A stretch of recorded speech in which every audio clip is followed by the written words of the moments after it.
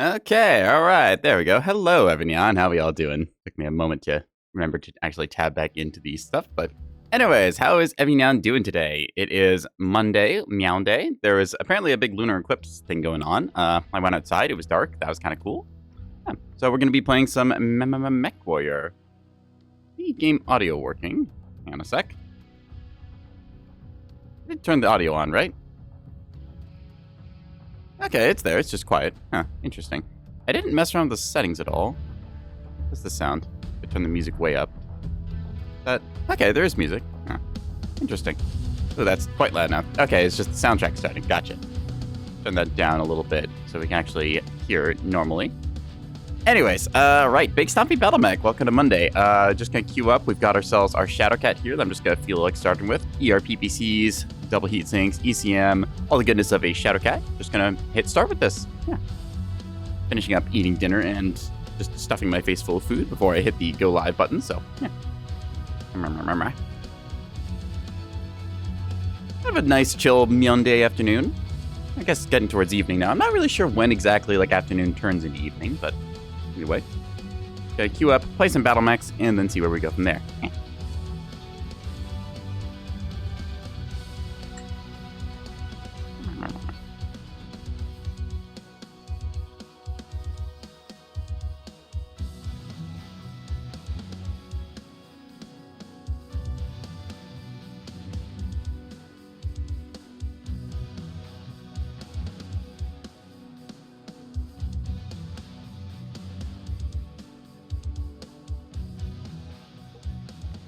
If the mic seems to go quiet randomly, it's because I'm cleaning off my plate, but yeah. Anyways, Meownday Online. Alright, just pull open. There we are. Okay. Let's go HPG Manifold Domination. That's a good way to start off tonight. Looks like everyone else has a similar idea. I wouldn't mind Emerald Vale or Canyon Network. Canyon Network pretty popular, but I do like HPG Manifold. Always reminds me of Escape Park. Kind of a fun map to have. It's also very good for our mech in particular because we can hop along the walls and use our extended range PPCs to really poke the enemy from afar and then rack up a lot of damage and value that way. Also, we can harass the enemy long-range snipers, which is always a good thing to do since they like to just kind of sit there idly racking up value, and you want to try and poke them and deny them anything that... Well, basically, you want to live rent-free in their head just by poking them every once in a while. Typically, they're not the best players either, because if you just poke them once or twice, then they get super paranoid, and then they're always wondering where that Shadowcat is, so we're going to be trying to do that.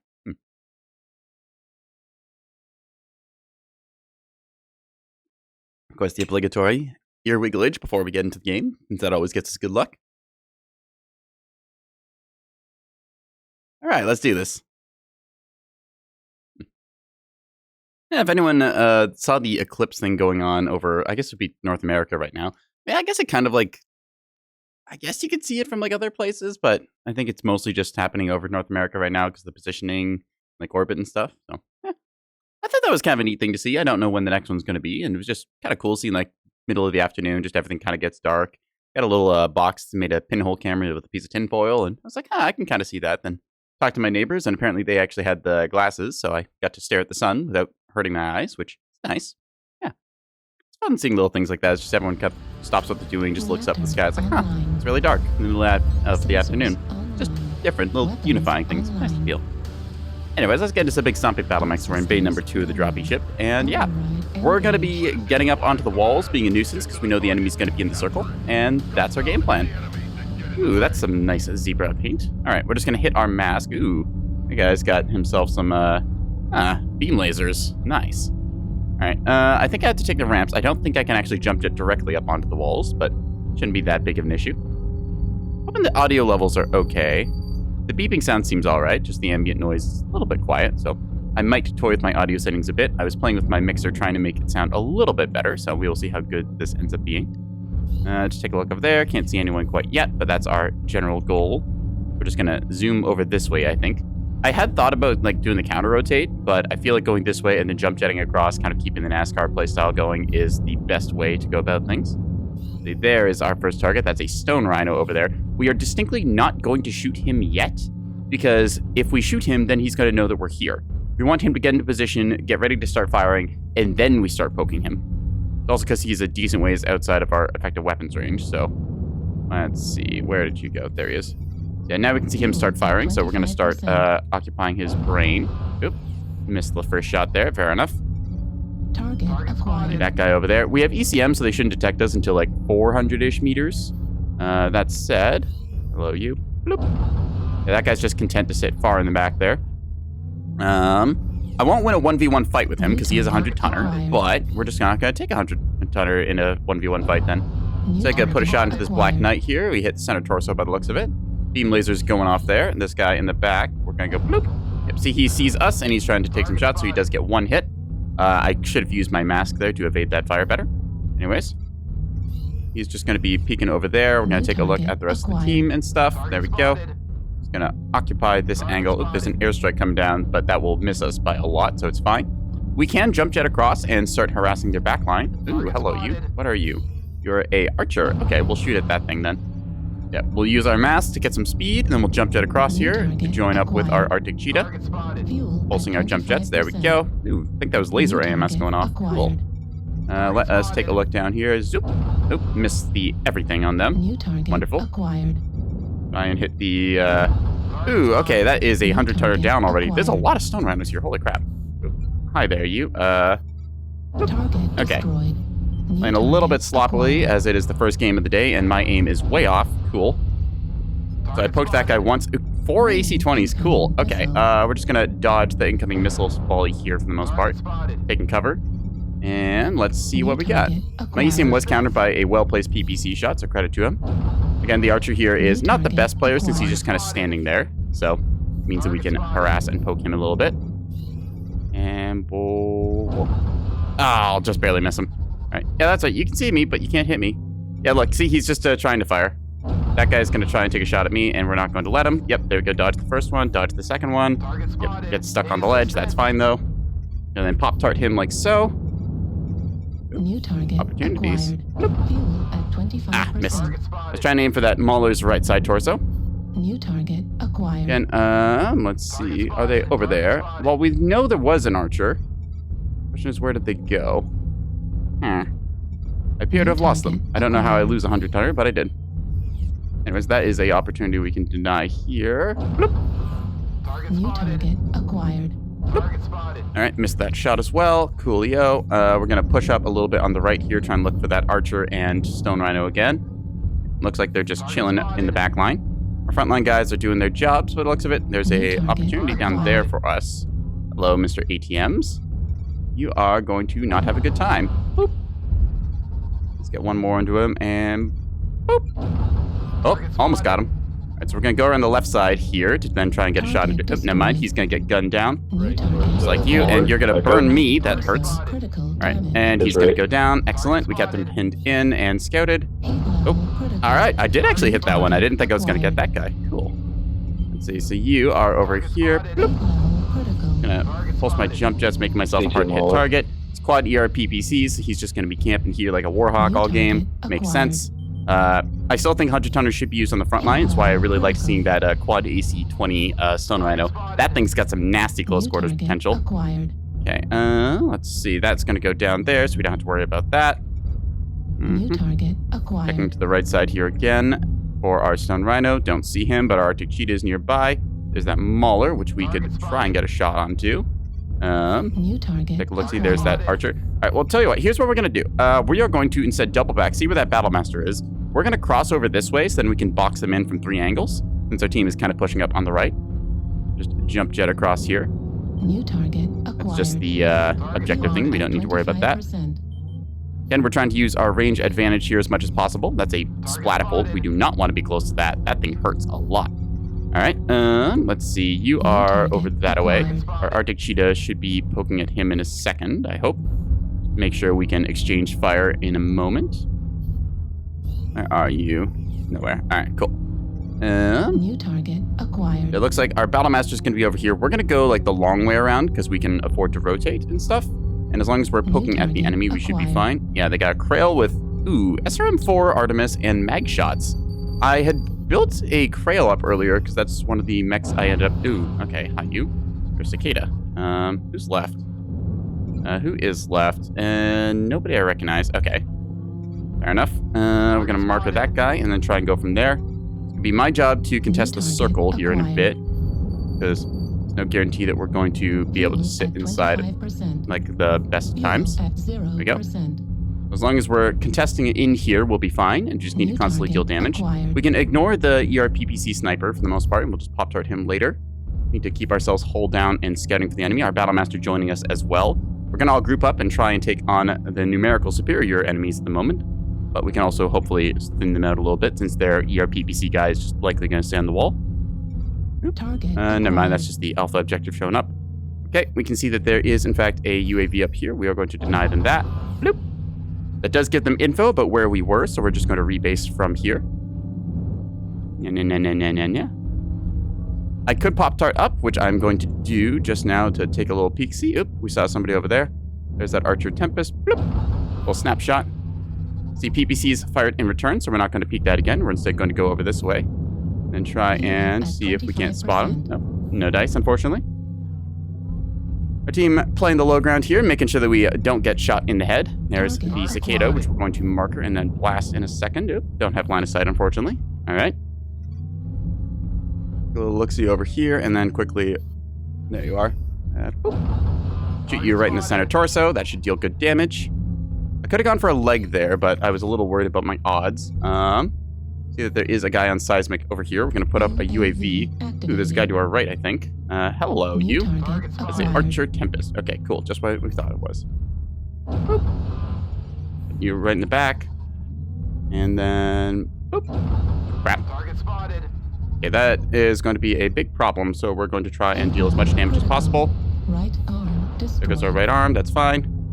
Didn't need it anyways. Ah, there's that thing we were worried about. Yee! Time to run.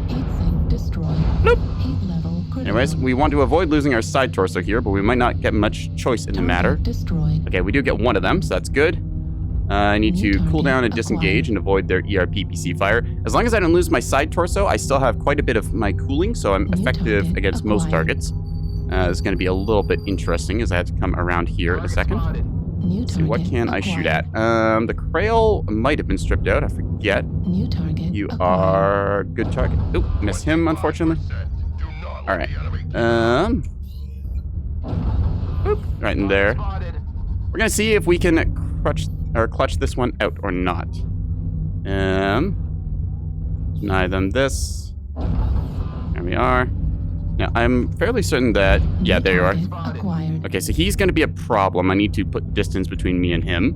I can see him briefly. I like my odds of getting one more kill, but I also don't want to be that guy to draw the match. Okay, that guy has ERPPCs, and he's going to be sniping there. So, let's hope that he can't see me. Trail's going to be right here. Yep. Bloop. Take a shot into him. Duck down here. Go for a second shot in a second. Where are you? At 25%. There you are. Bloop. All right. We're gonna pop-tart him once more. Fuel at 25%. Oh, never mind, not enough verticality. Cool. Nope, missed our shot. That's unfortunate. Okay, just need to duck down here before they get us. We peek up and fire a snapshot. There we go. Component destroyed. Excellent. Fortunately, we do lose half of our stuff, so just gonna need to quickly duck down here and then to go for a loop around. Hopefully the Krail will drop on top of us and we'll get the CT shot, and that'll be good. I don't think I can win this here, but I'm still gonna give it a good old college try. So, want to be respectful to the players and not waste too much of their time. Oop, okay, one of them chasing after me here. Where is that Krail at? Oh, there's... Oh, I managed to miss him directly in front of me. Very cool. That's a kill. Thank you. Popping a cool shot here. And then... What? Did that just go through him? I'm gonna go down, but I'm gonna stay vindicated. GG. I got two of them at least. I feel like that last shot went through him. I probably just flicked a little bit too far to the left, but yeah. That was a good run. I felt pretty good about that. I killed two heavies the last second. It's unfortunate their stone run was still so fresh. We should have harassed him more over the course of the game, but still felt pretty good about that one. Yeah. If I had just a little bit more health, probably could have survived longer there, but unfortunately lost the right side, and that really slowed me down. And also, I cooked myself quite a bit on that last run. So, I mean, hey, for the first game, we take that 500-ish damage. So, hey, I have done far worse with this thing. Let's give it another run, because my aim is still a little bit rusty right now, and we're just going to see if we can't get some more, I don't know, nice center torso shots. I was noticing that quite a few of those rounds I was kind of overcompensating for, and just, like, swung too far to the left or right. Oh well. It's warm up, we'll take it. I mean, hey, 540 damage, we got, what was it, 2-3 kills, I think, that game? That's not bad. A lot of our teammates softened them up first, so we just kind of had to secure the shot. I definitely could have survived longer after I killed the Krail if I hit the, one shot there instead of having to, stop and then CT him. But I just kind of decided that I wasn't going to make a difference to that game because the Stone Rhino, I know just by the numbers, I don't have enough health bar to, effectively trade against him. He'll get in a lucky shot or two against me before I'll be able to wear down all of his 100 tons of armor. So, yeah. Oh well. I'm going to eat a little bit more of my food here, so I'm just going to mute the mic.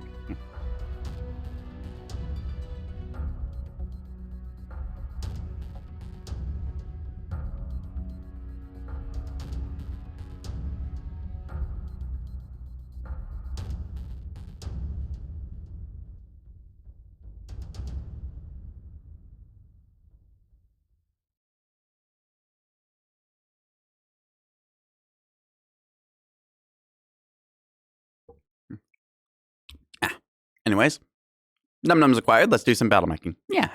All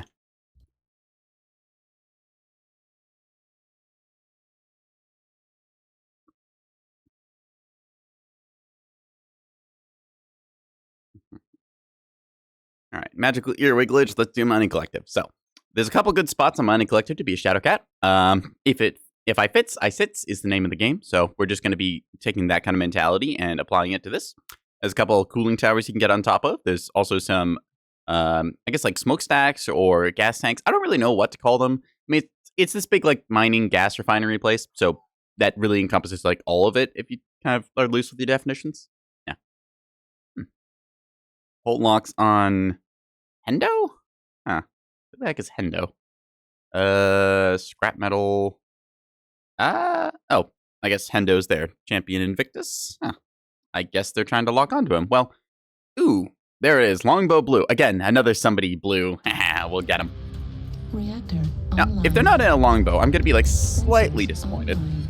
Weapons it's like when online. people see me outside of a Shadowcat mech when I've got Neko in the name. All systems It's funny because I'm really not, the best Shadowcat player. I just kind of know how to be a little gremlin, and that really suits me well for it. So, yeah. I'll just do some Shadowcat boying.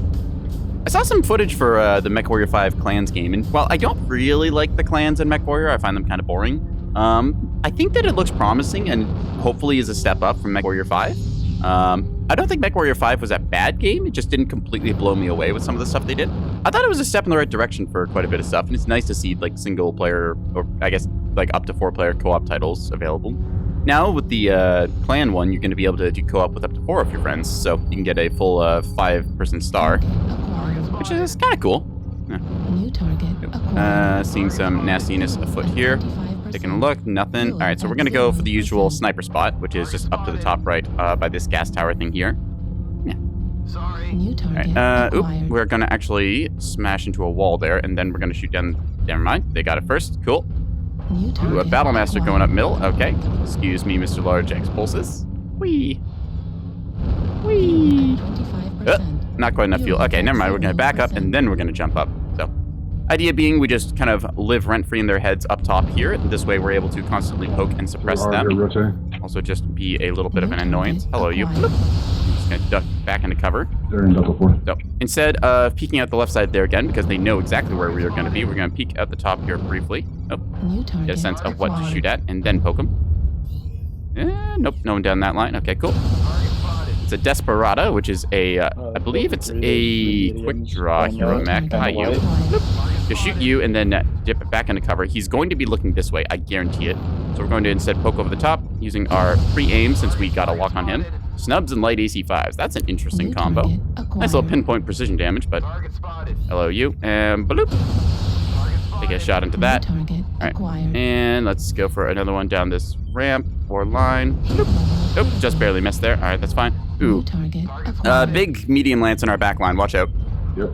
Call that to the friendly teammates. Oh, need to just cool down. A lot of vipers with a whole bunch of nastiness. Ugh. Okay, I'm gonna put a shot into you and cool down here as much as I can. Just standing still to maximize my cooling. Okay, you're just going to be pop-tarting here. Bloop. Take a shot into your center torso, make you think twice. That's right, buddy. I see you. He's gonna pop up again. I guarantee it. Just wait for it. New All right. target As for you, acquired. I've got a angle on you. No, you're actually a dead mech. Okay. Interesting. Hello, Mr. Scale Shot. If you want to just poke out again, falling down.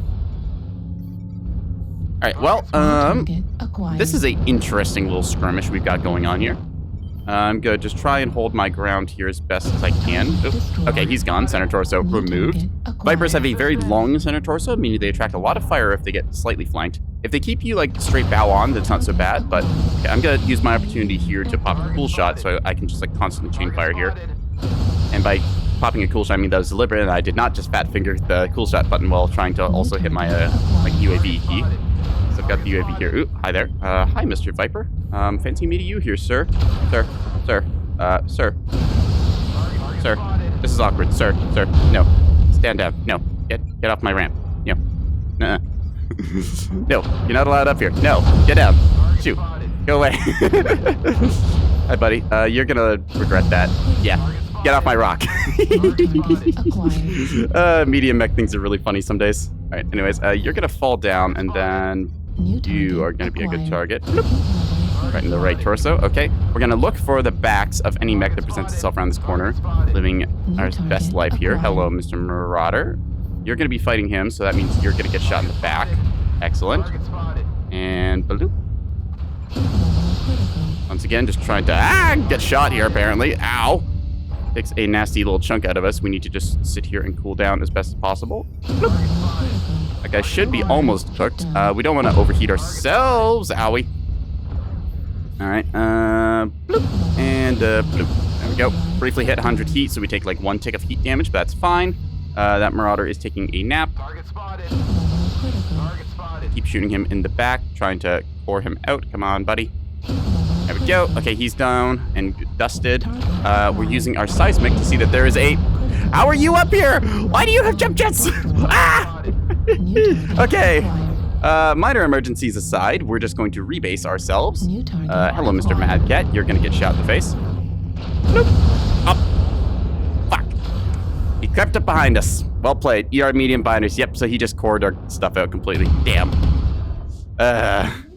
So we got Blackjack left with just ER mediums, and he's running cord, and a Marauder with ER peeps and a what's that, Silver Bullet Gauss. So I'm a little sad I missed that shot of the Mad Cat. I think that I was still dropping. I think I was still jump jetting, and that jitters my aim slightly, or it might have just been the projectile. I didn't quite properly lead it.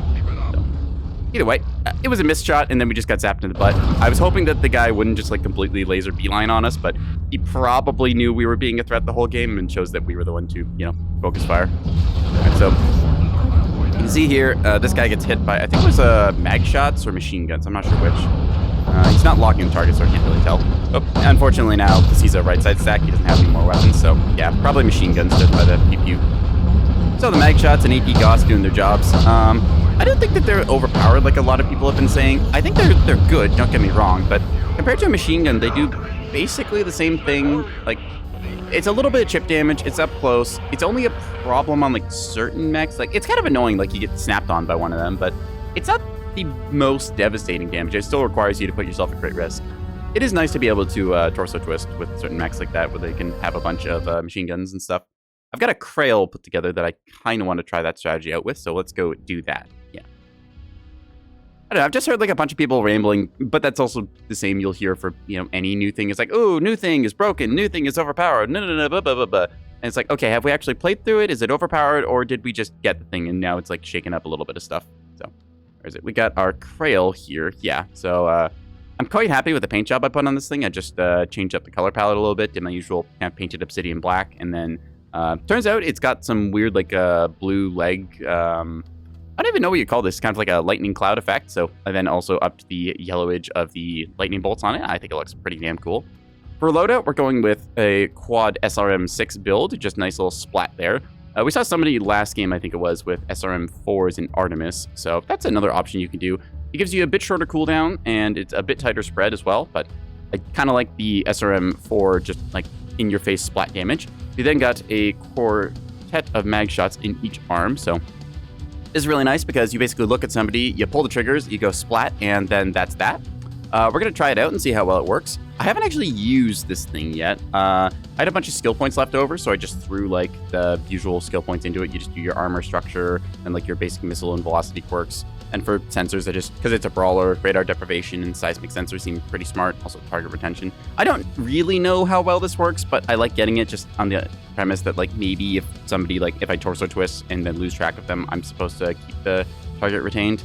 I think that's how it works. I could be wrong, but if I'm wrong, it's a 2 skill point investment. So whatever. We're just gonna actually wait. Hang on. Did I put cool shots in this? I don't think I put cool shots in it. I don't know if this needs cool shots, but we're gonna put cool shots in anyways because we've got a lot of them. I stocked up during the last sale, so I should have stocked up on UAVs. Oops. I stocked up on cool shots. I didn't stock up on UAVs.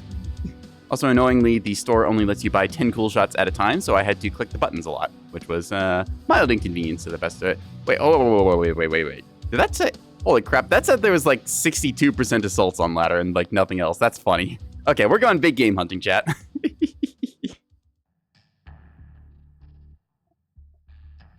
Yeah, the Krail, I didn't actually buy this one. I got it from the Lucky Charms event after opening, I think it was 250 of the little loot bags they give out with that, just by earning match score. So if you want to get a Krail or your choice of hero mech, I believe you can still do that right now. I don't have any premium time left over from Lucky Charms event, but you could get a bunch of premium time and mech bucks and stuff. I've got like 5,000 mech bucks, I think, that I didn't pay for, just free earned to my account. So very nice event to have on. Ooh, all right. Manifold or Bogchamp? I feel like I've got better brawling odds on Manifold, so we're going to vote for that. And Domination, again, King of the Hill, very nice to have. Not the Assault Mechs, it's funny. Yeah, exactly. Like, I'm here to hit the biggest glue eater on the planet, and that usually is Assault Mechs. Hibernal. Okay, well. Not a huge Hibernal fan. It's old Canyon Network with, like, a couple quirks, but that still doesn't make it very good. I personally have played enough Canyon Network and Hibernal to not really enjoy them that much.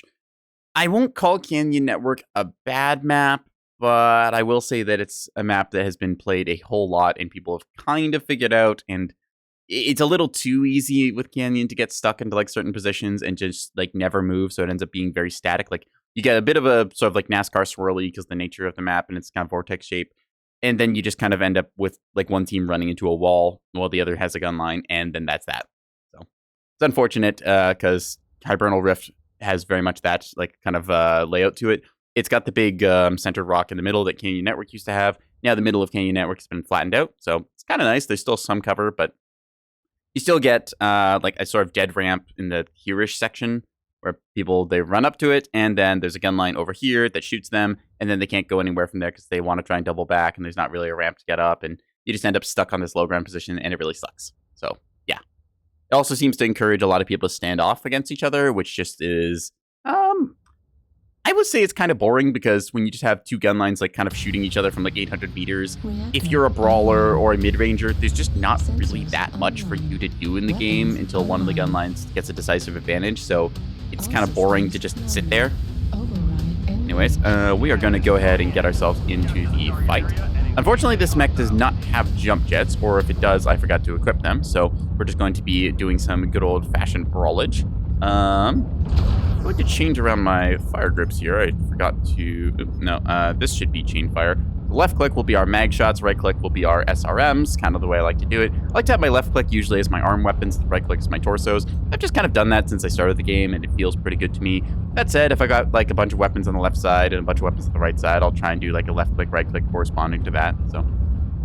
Now, I don't know why there's that like random little pink splotch here, but I notice this every time I walk by it. Is that like a weird untextured mark? Did somebody just spray paint that pink? What is the story on that pink splotch? Mysteries we'll never know. You don't think the Krail gets jump jets? Okay. Also, hey, Shiva, I thought I saw you in chat. How you doing? Nice to see you. Welcome to Nekowarrior stream. Yeah. All right. Let's see.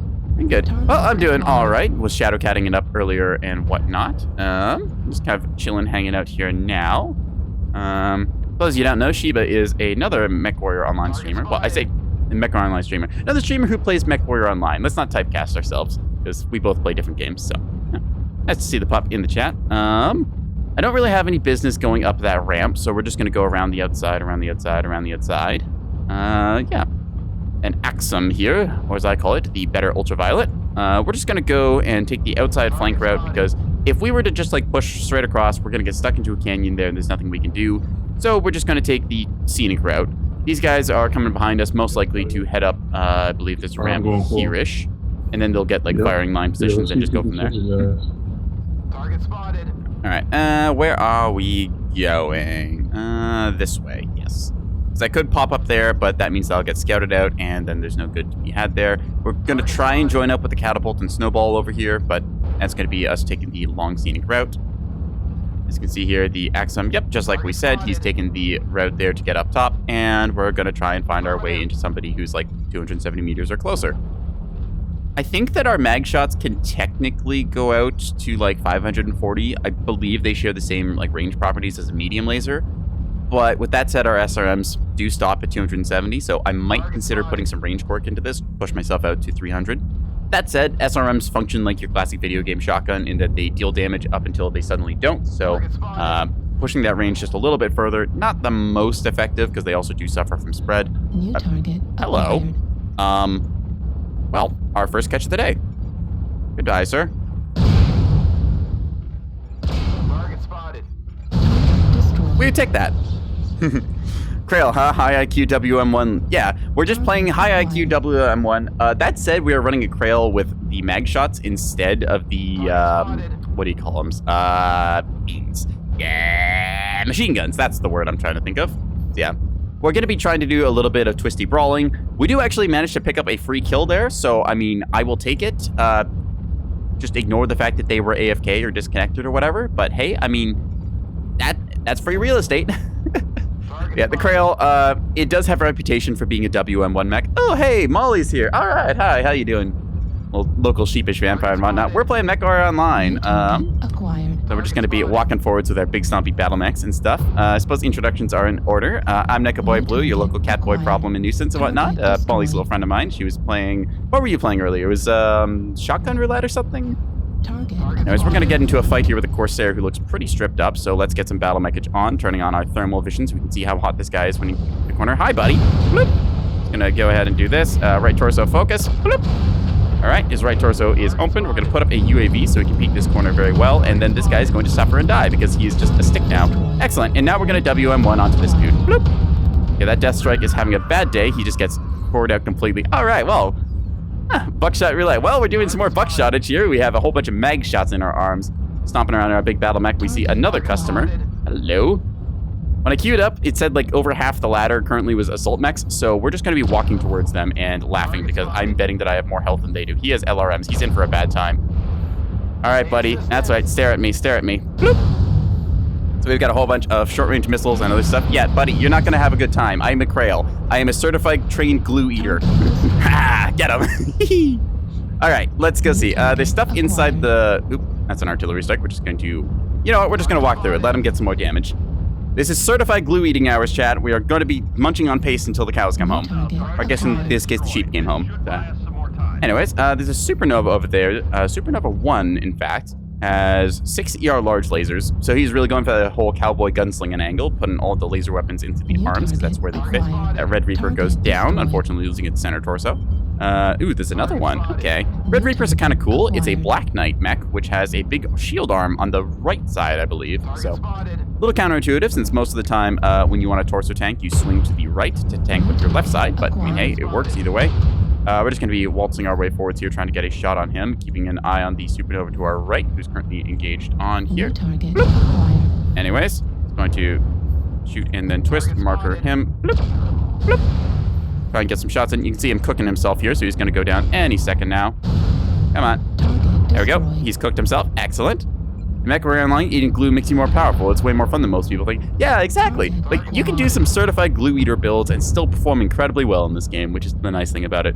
I won't say that, like, you shouldn't start practicing and getting better with certain different builds, but there's a certain like, enjoyable aspect to just turning your brain off, turning on your firepower, and then seeing just exactly how much paste you can stuff in your face. For this, for example. Observe. Sir, look at me. Sir, look at me. Sir, look at me. Sir, that's not how you use that. Sir, come back here. Sir. Critical. Target spotted. Target destroyed. All right, anyways, well, that's the taste of Elmer's in our mouth, and that guy is dead. He did not do what you're supposed to do with the Red Reaper, which is use your shield arm. Instead, he just stared at the enemy, and then got shot, and died. So, we're already off to a wonderful start tonight. This is the first time I'm actually using this mech's build, so, yeah. I'd like to talk to you about your Red Reaper's extended warranty, exactly. 688 damage, 1 kill, which we will attribute to just being that AFK guy in the background, so it doesn't really count. 2 KMDEs, solo kill. You know what? We take it. We saw a bunch of assault mechs. We took a leisurely scenic route around the map, and yeah, we're just gonna go from there.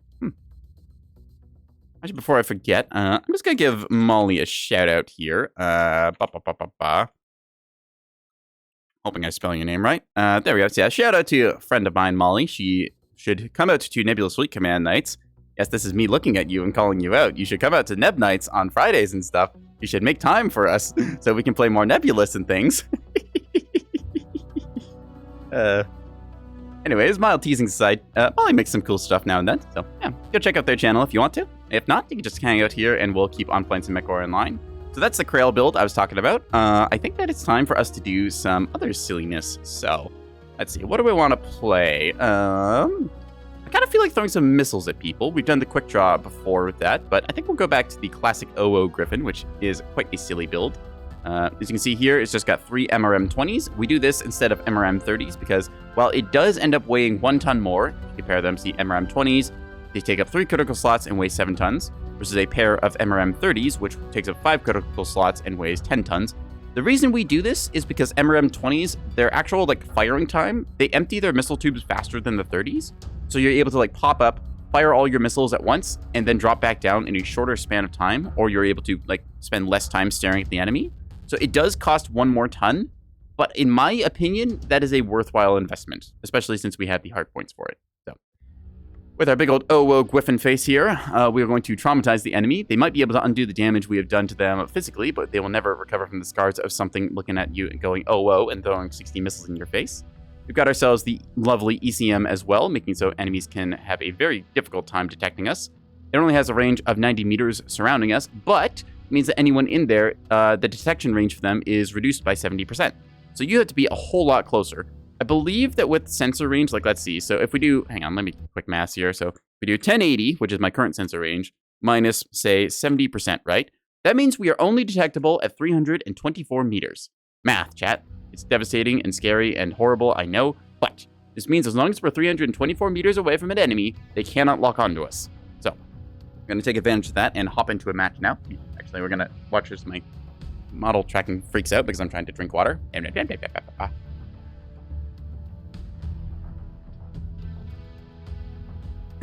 Anyways. Right, let's get into the match and stuff. So, if there is a build or something you guys would like to see me try and put together and play, just let me know. I own most mechs that I think see common play, and I have enough mech bucks and C-bills and stuff to pick up pretty much anything in the store. Hero mechs I hold off on purchasing usually because they're expensive and I can't get them for C-bills. Most of the stuff I like to pay for with C-bills because it's just kind of what I get from playing the game. Mechwarrior Online's a pretty fun title. It's also free to play if anyone wants to just pick it up and give it a try because you might like what you see. I myself, I like the creative aspects it lets me take on. I can choose how I want to customize my mechs both visually and for builds and stuff.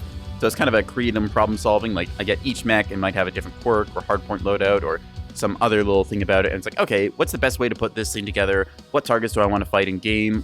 For example, you might not want to take a certain mech out against certain targets because, say, I'm trying to hit a really fast light mech. Well, the MRMs might not work so well because they fire in a slow stream and they have a lot of spread to them, so I'd have difficulty maybe hitting that light mech at range. On the other hand, if there's a big assault mech, then I can blast it with a whole bunch of MRMs and keep it blinded for a long time, so that it's not able to really bring its guns effectively onto other targets. So it's a little bit of creativity and building things your way that you want to play in the mech lab. And you take it out against other players and you try and match up, and then you also have to adapt to when part of your mech falls off. well, you can also try and make part of the enemy's mech fall off. It's like, okay, I'm going to like focus fire, say, your right torso, because there's a big autocannon there or something. So it's this nice little fun dynamic problem solver, and I really like it for that. I've sunk, I want to say like almost 1,900 hours into the game, which not all of that is, of course, going to be me playing. Some of it's me having it open in the background. Some of it's going to be me like messing around with the mech lab or exporting builds and stuff. But it's still one of those games that I would recommend to a friend.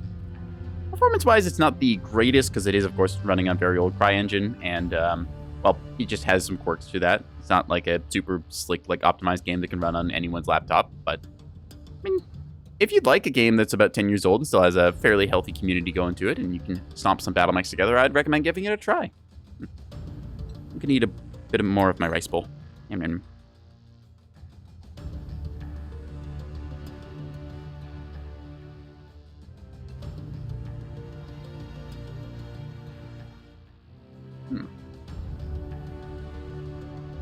Yum, yum, yum, yum, yum, yum, yum, yum. Alright, now we're going to do our little magical ear wiggles here, because apparently that makes me get a match faster, so we're going to do just some more of that, because it also makes it really cute.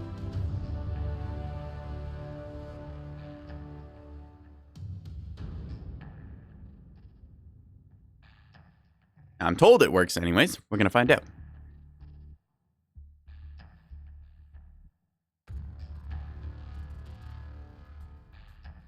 You can look how fluffy my ears are. You know, I should finally getting it around to like, what is it? It's a Twitching Integrated Throwing System, or TITS for short. I should get around to doing that so y'all can throw tuna cans and silly stuff at me. I've been told by a couple friends that they want to throw tuna cans at me, but they've not been able to, and I'm kind of keeping it that way just out of spite for them. Also out of laziness, because doing stuff is, you know, it takes effort. This is a real smooth brain stream right now. We're not thinking about complicated stuff. We're just thinking like, hey, I want to put some stuff on a mech, and I want to throw it at the enemy, and just, you know, maybe munch a little bit of Elmer's glue. This stream is not sponsored by Elmer's glue, but if they want to sponsor my pasty eating habit, then I guess they can. I'll just load up a Krill every time that they call me. All right, let's go to HPG Manifold if we can. We might be going to Sarah's Scrapyard instead. Kind of a toss-up between these two. It could change with a deciding vote. We've got a 3x multiplier, which is another really nice thing about Mechwarrior Online. I love this system where if you don't get the map or game mode you vote for, it increases your multiplier by 1. It means that even if you're always getting outvoted, you're still going to be building up a multiplier and eventually working towards what you want. So even if you are the type of player who's like, oh, well, I'm just going to always vote for the popular option, you just get what you want. And if you decide you always want to go for like the second place thing that people tend to like not vote for, you can still end up getting quite a bit of multiplier there, and eventually you'll end up pushing a map out. Yeah, it was a really good feature. Yeah, I wish more games had voting features like that. To me, it's just one of the like little things that Mechwarrior Online does that I think that would be so much better for a lot of titles. You just play that, and it's like, all right, cool. Everyone eventually gets what they want. And if you don't, you feel gratified. It's like, okay, my vote didn't go to waste. At least next time around, I'm going to get some stuff. Also, Sheba, I don't know if you're doing anything tonight, so I'm going to like stare at you intensely until you hop onto Mechwarrior Online, and then I drag you into this.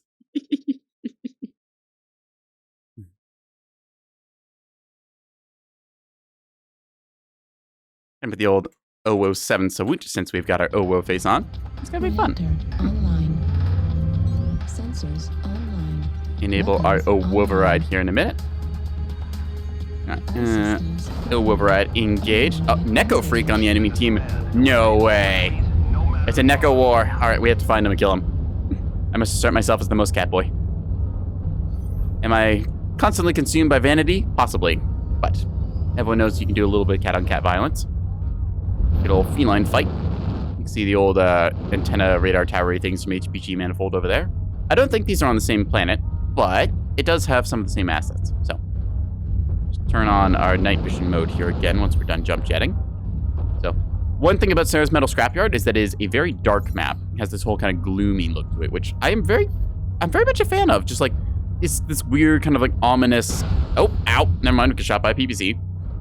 And cuts that thought off halfway through. But yeah, it's this weird kind of like ominous, slightly foggy. Like, where are the enemies? What's going to happen with that? And just, it's a very cool environment. That said, it is a little bit hard to see sometimes. Like, you have to actually turn on your night vision and thermals and stuff to actually see mechs with good contrast. So, can be a bit of an issue, but I mean, hey, it's a cool map. I like it. Fuel at 25%.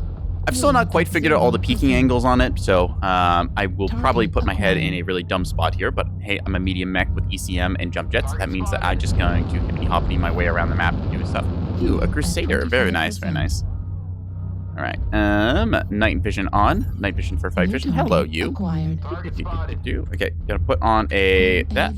Crank that gamma. Yeah, crank the gamma up. In this case, though, it's not going to help too much. Okay, a high roller. I think I can take you. Hi, buddy. Whoop. Yep, you've got X pulse and a silver bullet. Bloop. Okay, yep, that's fine. In this case, we are fairly decisively winning this, I think. Or I could get shot by my own team because I'm dumb. I should not have positioned myself there, but oh well. Anyways, we're just gonna jump jetty our way back up here, creating fire, bloop, hitting him with a whole bunch of missiles. All right, so we traded decently against him, but he gave us some in return. A blackjack over here. All right, Sorry. okay, let's jump jet up here and get some more shots in. Bloop. There we go. All right, he's got quite a bit of armor. I don't remember where the ballistic hardpoint is on the high roller, but we're gonna just take that side off. There we go. Yeah, so you're seeing us deal decisive damage there with our missiles, especially now that he's gotten his sides opened up. All of our missiles have a good chance of critting, since we have so many instances of damage. Owie. We're not gonna peek that again. All right, our Stormcrow has just gone in and committed, so respect to him. We got a blackjack with us here, an arrow, who has either got... Ooh, he's got a kill. Very nice. Our Stormcrow is doing work over there. We're going to try and provide help here. It's a...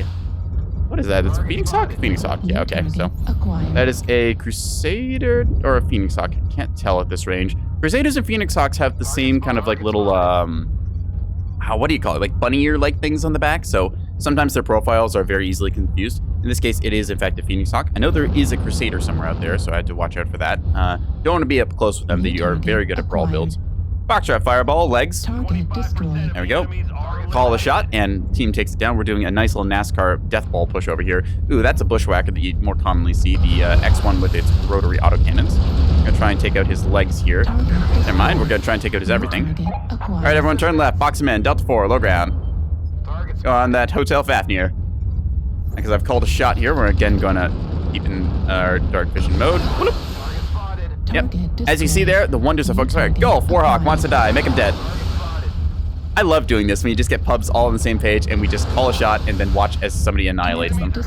Lovely. Gonna keep firing our missiles down. Now, unfortunately, they're a little bit out of range, so we have to push up forwards. See our team just doing some great high mobility gameplay here where we just jump on one target, smack them, jump on the next one, smack them. Nice little death ball. It's 6-0, so we are just pretty much good to hold W. All right, it's glue eating time, everyone. Let's get going. Smack that guy up pretty good. Trying for the crits on the CT. And bloop, hit a bunch of his right side, unfortunately. His arm tanking most of that. Come on, buddy. Okay, we hit the roof of the Thunderbolt there a little bit, but that's fine.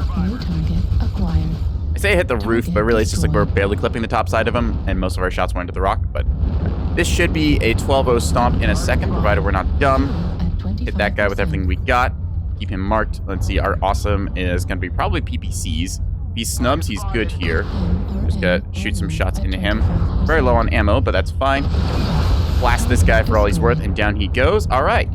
One left. Spread out and search for clues. Oh, that was Neko Freak. Ha! We are certified as the most Neko. All right, F3 apparently. Night vision on for fight vision. Don't see anyone. How about heat vision? Ooh, something over there. Sun spider apparently. Okay. I don't see a sun spider anywhere. Let's go see what we got. I also like Mechwarrior Online for its like different vision modes. I think that the heat vision and night vision stuff. Hi there, you. Found him. Echo 5, Fox 5. I think that the different vision modes make for a very interesting gameplay because you have the options of like if you're taking a whole bunch of shots in the face, you can switch to like your thermals and then kind of see through it. You can go for night vision. It's a very interesting option. Like you don't have to do it, but it being there makes for more interesting gameplay. So yeah, it's like you get better at swapping between the different modes, and it feels very sort of technical. Like you're a Mechwarrior, like switching between your different observation modes. And you have to try and be smart about your type of vision that you're seeing people with. Target acquired. I feel like that's depth. Ooh. ER PPCs and ER larges. That is a very long range build, which Suits the name of the Sunspider ambush. And down he goes, 12-0. GG to our team. Good job, soldier. All right. Okay, I think that is where we're going to take a break now, since we've been at this for about an hour, and I'd like to run 3 minutes of ads on the hour for our little intermission, so it's your opportunity to get yourself a snack, a drink, or something like that. Also keeps Twitch from yelling at us or interrupting anybody's goodness. So yeah. With that said, that was about, what was it, 700 damage dealt that game or so? I feel pretty happy with that. I do think that I should maybe give this thing like a little more ammo, because like 4 tons of MRM ammo is just not quite enough, but to do that, I'd probably have to go up a jump jet, and I don't really want to do that, so. Anyways, musings of builds aside, we're just going to go on our ad break now, so I will see you all in 3. Yeah.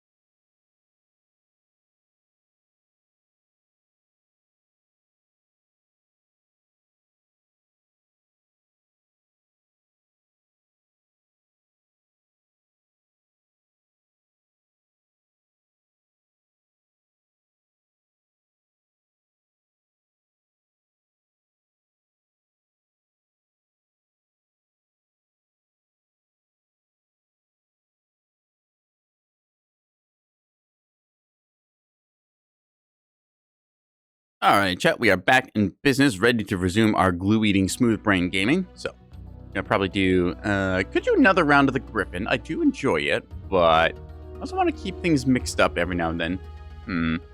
I haven't run a Bushwhacker for a little while. See, that's got velocity on it. Ooh, 50% velocity. Dang. They've done some reworks these for, cooldown, and the Splat one, which has a bunch of cooldown for missiles. Yep, you do 6 SRM6s on that. Very fun. Let's select our Bushwhacker here.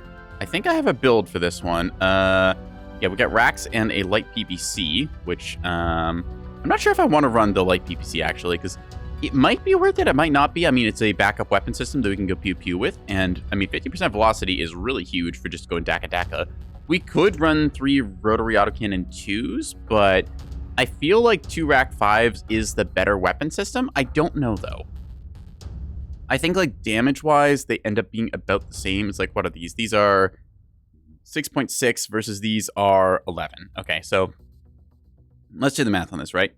So 3 rack 2s, that's 6.6 times 3, which I'm pretty sure is not more than 11 times 2, because that's like, is 6.6 times 3 more than 22? Let's find out.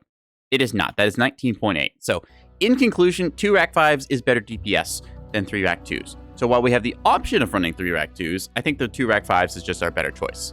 There's a difference of like slight amounts with like the optimal range and projectile speed. The spread is about the same. So yeah, heat per second. Again, this would generate like 6 heat per second, and this will generate 6.5 heat per second. So like there's a slight difference there, but I don't think it's going to be that huge.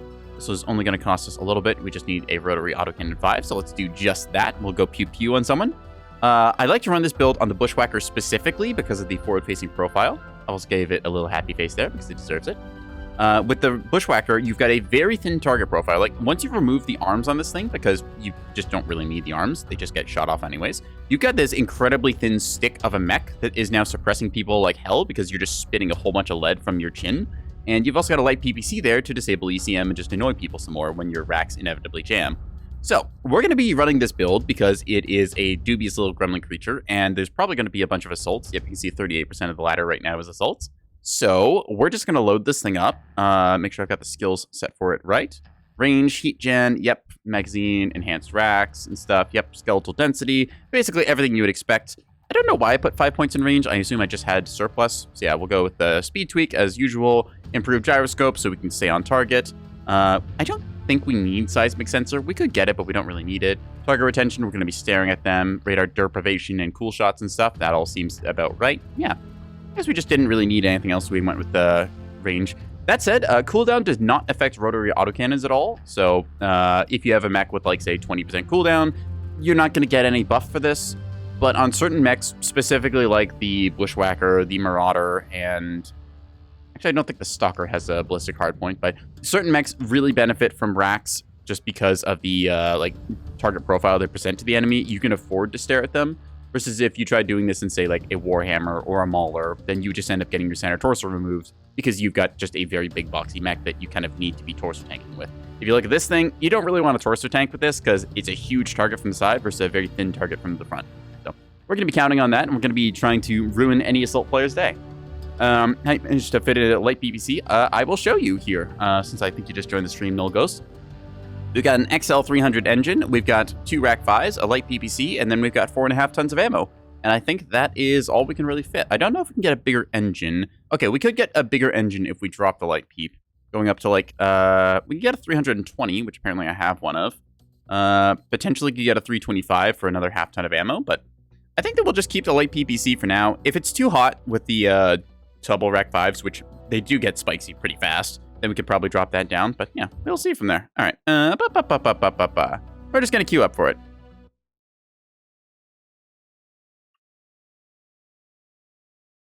All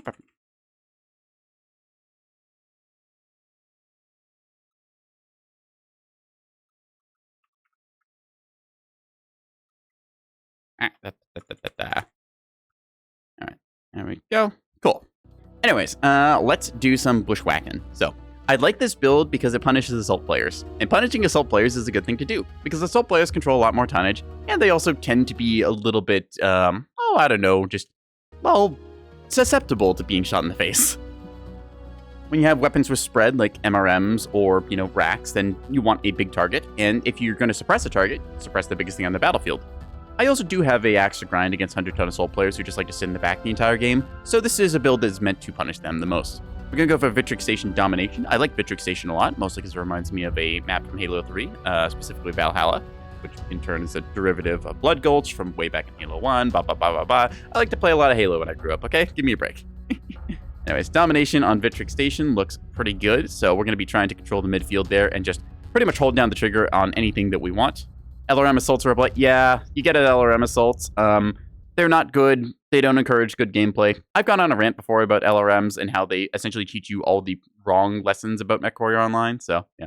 100-ton snipers deserve nothing. Yeah, I will say this. There is cases where like you have a good player who's doing 100-tonner, like sit on the wall and snipe things, and they can rack up a lot of damage. But most of the time, there's better ways to use a 100-tonner than sitting on a wall and trying to click on enemies. Like, if you're doing comp gameplay and you've got a whole coordinated team and like you've got some guys who are like forward and trying to like push the enemy back a little bit, just doing light skirmishing while your 100-ton gun line sets on the wall or in like a certain camping spot, that can work. But 99% of the time, there's a better use case for a 100-tonner than sitting on a wall. I am convinced that if like all the people who wanted to play like Super Warhawk Sniper Fest or, you know, like Ultraviolet, Daka Daka and that, but yeah. Nothing's a bit harsh. You have really slay out. Yeah, even it's like I've seen 100-tonners who sit on a wall and will rack up 1,000 damage, and they will still not end up winning the game because their armor is completely fresh at the end of the game, and they did not do their job of like cycling in to be the frontline tank. Yep, 80 to 85 tonners for snipers. Yep, that works pretty well. Warhawks and Awesomes, for example, they can sling PPCs pretty well. That said, I still think that if you're going to do sniper things, use a medium mech or at most a heavy. Medium mechs like the Shadowcat are very good at sniping. You can do on inner sphere side something like, say, I think it's like a Blackjack or a Cicada. Those work decently as PPC snipers. You don't really need to invest like 85 tons of metal just to sit on a wall and shoot. In fact, you're better off just like taking half that tonnage and then playing sniper, because that gives you like more tonnage on your team to put into the front line, which means that's the difference of you having like, say, a Centurion on the front line or an Atlas. And that's a pretty big difference. Hit him with that 007 salute. Yeah. Hunchback and Shadowhawk both have high ballistics. Use them to say, yeah, you can use a Hunchback. That said, I don't really think Hunchbacks make for very good snipers. Like, maybe the Hunchback 4P on the inner sphere side can do laser sniper. On the clan side, yep, absolutely. The Clanner Hunchback, that does a very good job at kind of mid-range or sniper gameplay. Shadowhawk has it's got an okay left torso, but again, I don't think that single ballistic is great for sniping in that. There's one Shadowhawk, I think it's the 2K, that has 3 energy hardpoints in left torso. That one works quite well for triple large pulse, so I like that as a mid-ranger build. Yeah. Shadowhawk is too all over the place. Yeah, the Shadowhawk has a like weird kind of mixture of weapon systems. Oop, okay, we're gonna need to just set our fire groups here real quick. We're gonna get up front, and then we're gonna shoot somebody in the face, and it's going to be good. Okay, okay. ER large laser 2K used to be meta defining. Yeah, that was a good device for like, I've got 3 large lasers in my left torso. I've got them high mounted. I can then zap people with. That works pretty well for it. I like it with large pulse lasers because, hi buddy. Okay, so we have to not stand here because that is a intense firing line, and our team is still moving up on the right side. So we're gonna just wait for them to get there. It is our goal to essentially help out our assaults when they are choosing to pick a fight. If we just stare at somebody, they're going to stare back at us, and then we don't have the opportunity to force their tank without taking a lot of our firepower offline. So you're just going to peek out here briefly again, check what that is. Yep, there you are. See the spread on our racks, but it's going to make them think twice as we just go for a little pew-pew. Oh, he's got a sword. That's nice. New target acquired. All right, let's see. Who is going to... Are you going to come over the rock? Please come over the rock. I want to shoot you in the face. Okay, he is a whole bunch of large and ER mediums. Cool. So that's that. We've got ourselves a... Yep, our Marauder is in the back doing Gauss ER large things. That is that mech's role. They're better at the peeking game here.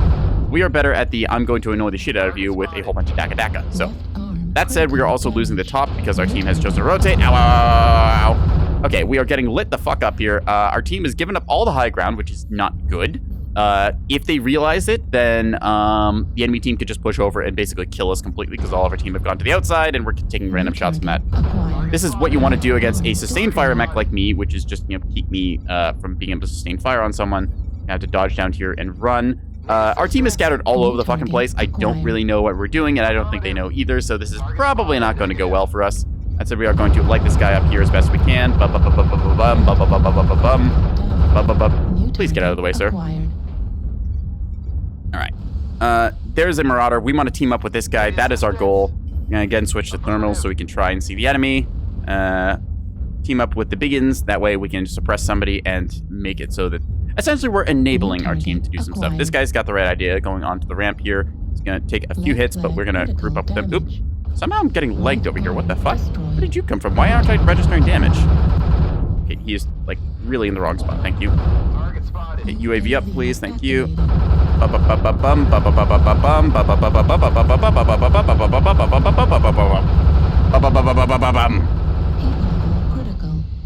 Unfortunately, Torso critical okay, if we lose our XL here, then we're Cannon toast, destroyed. but hey, whatever. Wait for our racks to unjam themselves. Okay, cool. Trying to hit this guy. Oop, unfortunately, we go down there. Yeah, so unfortunately, team kind of did a stupid rotate there. You want to contest that high ground because if you give the enemy high ground, it gives them all the opportunity on the map to drop down and pick battles as they choose. In this case, a bunch of us went to the outside instead of like going up mid as we should do in the first time on this map. So that's a little unfortunate. I could have tried to call a shot, but by the time that I realized what was happening, it was already too late. Oh. Goss peeps in the back line in a 100-tonner with Goss ER large lasers as we're getting rolled. Remember what we were saying about 100-tonners sitting in the back line sniping? Case in point here. Let's see, does this do damage? You do get damage. You can do this. Will it win you the game, though? I don't think it will. That's just my opinion. And we see him miss a shot there. I don't want to harp on individual players too much, but as you can see here, 3 to 8, we're getting rolled. Yep. So you can see we got an Incubus here with beam lasers, the machine guns trying its best. We've got Goss Peeps just hanging out in the back sniping. We got a Marauder. This is actually a respectable build for a Marauder of the Hag 30s and ER largest. It does run very hot, but it does a lot of damage, and you can still play like a bit more aggressive frontliner with it. So if they were playing like a bit more forwards, I find too often assault players end up kind of gravitating towards the back, trying to really use their range advantage. And everyone else on their team who wants to try and actually play the game and get up close and fight with stuff, they end up just getting floored. And then it's just assaults versus the world like we see here, where they just get jumped on and picked apart by things like the scale shot, who just, like, the scale shot here is doing its job. It's being a very annoying mobile skirmisher. It's completely clowning this guy as his team gets shot. And now we're left over here as we see the, we see the assault versus the world. Can this guy take on 8 enemy mechs?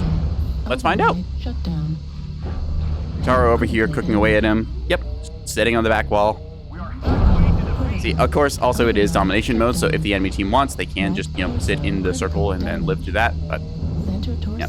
Like I said, can you get damage doing this playstyle? Yes. Will it win you the game? No. No, it will not. Unless the enemy team is incredibly stupid and sit in your line of fire for like 90% of the game and they're able to rack things up. And even then, just with the heat that you're going to generate from the ER weapons and stuff, it's not as efficient as using your assault's tonnage and like momentum to push a front line. So, in this case, we're going to just watch as he probably gets his center torso, yep, cooked out. So, there you go. And we'll take a look at post-game performance and how this goes. I suppose with a name like Goss Peeps, this is kind of what you expect, so maybe it's a meme account, I don't know. I feel like I've seen this name before, but sure. Alright, let's go see. So yeah, you see here, we did only a little damage. We did a little team damage when the mislinks ran in front of us. We took some damage, so we didn't really get a good showing here. Let's see, where's it? Yeah, Marauder, it gets 631 damage.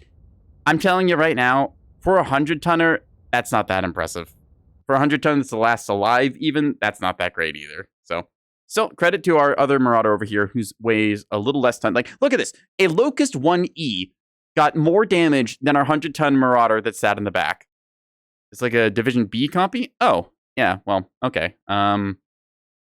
Is the CLCH clan comp stuff? It's like, I feel like if you're a comp player, then yeah, you could do this, but this is just not how Quick Play Mechwarrior Online is played. It's a more sort of aggressive, deathball-y, like trying to rotate on things versus the, hey, I'm gonna like sit in the back line. This is also gonna be me going on my soapbox and ranting about comp players. Comp players are the type who will try and optimize all of the fun out of a game to play it the most incredible, safe, rewarding way to get like maximize win rate. That's just the nature of competitive gaming in every sense, where they are looking for what is just literally just how do I make this game not fun and deliver me like the most percentage reward thing, and then they do exactly that. That's comp gameplay style. I am not knocking comp players here at being bad or anything. I'm just saying that as a competitive player, because I have been a competitive player, I've been in the comp scene for games before. There's a lot of 4-man stacks with benefits from snipers. Yeah, if you're doing like a 4-man gunline sniper and you're like dedicated to be like, yep, we're gonna set up on this location, high ground here, we're gonna control a bunch of the battlefield. That's an organized play versus Mechwarrior Online, where I think that if you just drop in, say like, where is it? Give me a 100-tonner assault I can take examples of. Is this the builds? Yeah, if you drop in like just pubs for like quick play and stuff, if you drop with like an AC-20 snub Marauder like this and you just play aggressive frontliner, I think that will get you better win rate and performance than trying to play like backline like camper sniper. Because I've seen a lot of what I would label as very good competitive players and stuff just do the backline sniper thing. And then they get mad and salty and complain because, well, people aren't playing the game the way I like to. It's like, no, dude, this is a different environment. This is not competitive like everyone sits on a gunline thing. No, this is pubs. This is quick play. We're going to show off some quick play assaulting. I think that like frontline assault is the way to play for things if you're going to use an assault. Otherwise, you're better off taking a medium or heavy mech. Yeah. Seen a lot of assaults who don't know how to twist. Yep. There's also the healthy amount of direwolf paste eaters who will just literally stare at you and get cored out. I will just straight up say it, a lot of bad players gravitate towards the big tonnage category because they think, oh, well, I'll have more health. This will make me more survivable and less risky. No, you're just painting a bigger target on yourself. You've got more armor, sure, but it doesn't change the fact that you're not torso twisting and you're not putting yourself in position. Yeah, that the single IQ digit direwell player is a very real thing. I hunt them for sport. It is delicious. I will get in my little like light mechs, I will run around, I will poke them, and they will chase after me even though I'm a 20-ton locust and there's no way in hell they are catching me. They also like to vote for Alpine Peaks because they enjoy standing on hills kilometers away from each other. So maybe it is just lore accurate direwolf players. I should have voted for Emerald Vale. I like Vale better than Canyon. Damn it. But yeah, like legitimately there's a stereotype attached to the direwolf chassis for a very good reason. Yeah. Do you like to bully dyers and pop decks? Yep. If you see a direwolf or a stone rhino, you know that player is most likely going to be sitting on a hilltop for most of the game, just chilling there, hanging out, maxing, relaxing, all cool. So just shoot them. They're not going to twist. They're just going to hang out there, and they're going to trust that their mech will carry them to victory. It's not a knock against the player exactly here. It is a knock against the playstyle. As a player, you can avoid doing this, and you can improve. So even if you are someone who doesn't think you're great at the game, and you're trying to like rely on direwolf health, you can improve and get better than that. You don't need to do this. So I always try and be like more encouraging because it's very easy to be negative and critical of things because, well, it's just easier to do that. It's like, oh, this thing is bad. This player does X thing wrong, blah, blah, blah, blah, blah. It's a lot harder to say like, hey, you're doing this. You could be doing this thing better. Try experimenting with this. Push outside your comfort zone. That's hard to do. That's why I try and be encouraging to people. Hit up with the old 007 Sawut here. Yeah. Pop-tarting direwolves? Yeah, exactly. That's another thing. I've seen plenty of people who go all forum warrior and they insist, oh, this thing is overpowered. Wow, this thing should be nerfed. Wow, I don't like this thing. It's like, no, this is just the counter to your playstyle. Like, this is an arena shooter. It exists with a game of counters. You've got light mechs who are going to go around and poke you, and that is what keeps you from just being the 100-tonner in the corner, sitting and waiting for anyone to enter into your like gun range. It's a counter game. The only problem is direwolves fund the game. Yep, that's the other thing too. Quite a few of what I will just label as not great players end up spending a lot of money on the game. So I'm not going to say that like they are bad. Are lights overpowered? I will say it's harder to hit a light than it is to hit a direwolf. I will say that also with certain latency things, like if you play on Oceanic servers, hitting lights, legitimately the week that we all had to play on Oceanic servers because the North America and Europe servers were messed up, lights were basically untouchable because of latency. It was kind of funny. It was also at one point in the game where lights could kind of outrun their hitbox, which was a weird thing to do with the network like issue. But yeah, are lights overpowered? I would say the lights are overpowered against bad players. Streak SRMs also exist for a reason though. So if you are really not enjoying light mechs in your games, just load up something with like 4 to 6 SRM 6s and then watch as they cease to exist. Yeah. Ping armor is, yeah, it is a difference of like ping armor being a thing. Like I play on very low latency, so I have a pretty good shot at hitting most mechs that come at me, but yeah. Lasers are also just really good. Yeah, it's like you do a combination of lasers, and if you want streak SRMs, or if you're a good shot, Gauss rifles, anything front-loaded, like with this mech that I'm in right now, I've got 3 snubs and AC-20, okay? I am here to click on somebody and remove a component. I have legged mechs with this before, or in the case of a light, I've sometimes just clicked on them and then removed their entire side torso, which kills them. So I am not too worried about light mechs. I respect that they are difficult to hit, and it does mean that like at low levels, you're going to have a little trouble with them.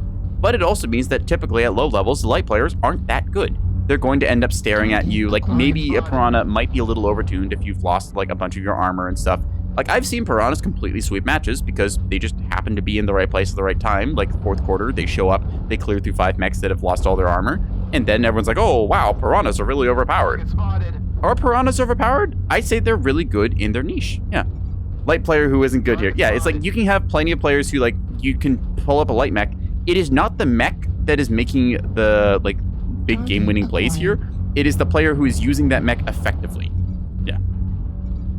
Yeah, lights are stronger if they've protected their HP. Yep. As a light mech, your job early game is just to kind of keep out of sight, just to scout things, let your front line engage. In a weird way, you're encouraged to kind of do nothing. So we're in kind of actually a bad spot here. That Marauder's going to push up here, which is not what I want to do. We see a bunch of lights and stuff over here in the Charlie 5 zone. It's a spider with an X-pulse laser. Interesting. I'm going to not go that way because I have a bad feeling about running into the gun line that typically says Delta 5. See where that Stone Rhino is? Yeah, CS top 25 qualifier. I don't know what that championship thing is, but it means that they have played enough to have a championship badge thing, and I've just not done that because I didn't really care for the tryhard side of Mechwarrior Online. I had bad experiences with the tryhard side of Mechwarrior Online. I will not call myself a good player because I fundamentally don't think that I do anything really too impressive. I just end up playing the game a whole bunch. Right, this is a center torso gun. But I will say that I've played enough to be experienced with the game. So I've just not really had a good experience with a bunch of people who claim that, yeah, I'm really good at the game. Yeah, I'm super competitive. Yeah, I know exactly what I'm doing. I find a lot of those types tend to get a big chip on their shoulder and a massive ego. And then they just also end up really hating the game. This is not just exclusive to Mechwarrior Online. I've met quite a few competitive players who are just not pleasant people to be around. Anyways, we're going to be doubling back here again. So we're unfortunately in the kind of case which Canadian Network tends to devolve into, where we're stuck on the low ground here waiting for the enemy to push into us since they have longer range. Our guys over there have done a really good job, so that crossover play they made was actually going great. So we're boxing them in on two fronts. That direwolf there is just staring at people. You're going to watch the center torso disappear in like 2 seconds. There's that Stone Rhino. Again, we're just trying to keep the enemy out of our range, because if they peek us, like they're going to hear. I'm going to thermal you, bloop. Ah, he ducked down just the last second. So we're just waiting until somebody comes over and peeks us like this guy does. Bye, buddy. See what I mean? Lights aren't that overpowered. You just can click on them and they die. Anyways, let's see if the spider peeks here. I'll read your chat messages in a second once I've clicked on this dude, assuming he peeks. Nope, he's not going to. Okay, very cool. It's like you play a bubble kit fox, so a good bit of your tonnage is built towards safety. Yeah, bubble kit foxes are nice. You get ECM, you get, it's not chaff, what's it called? AMS.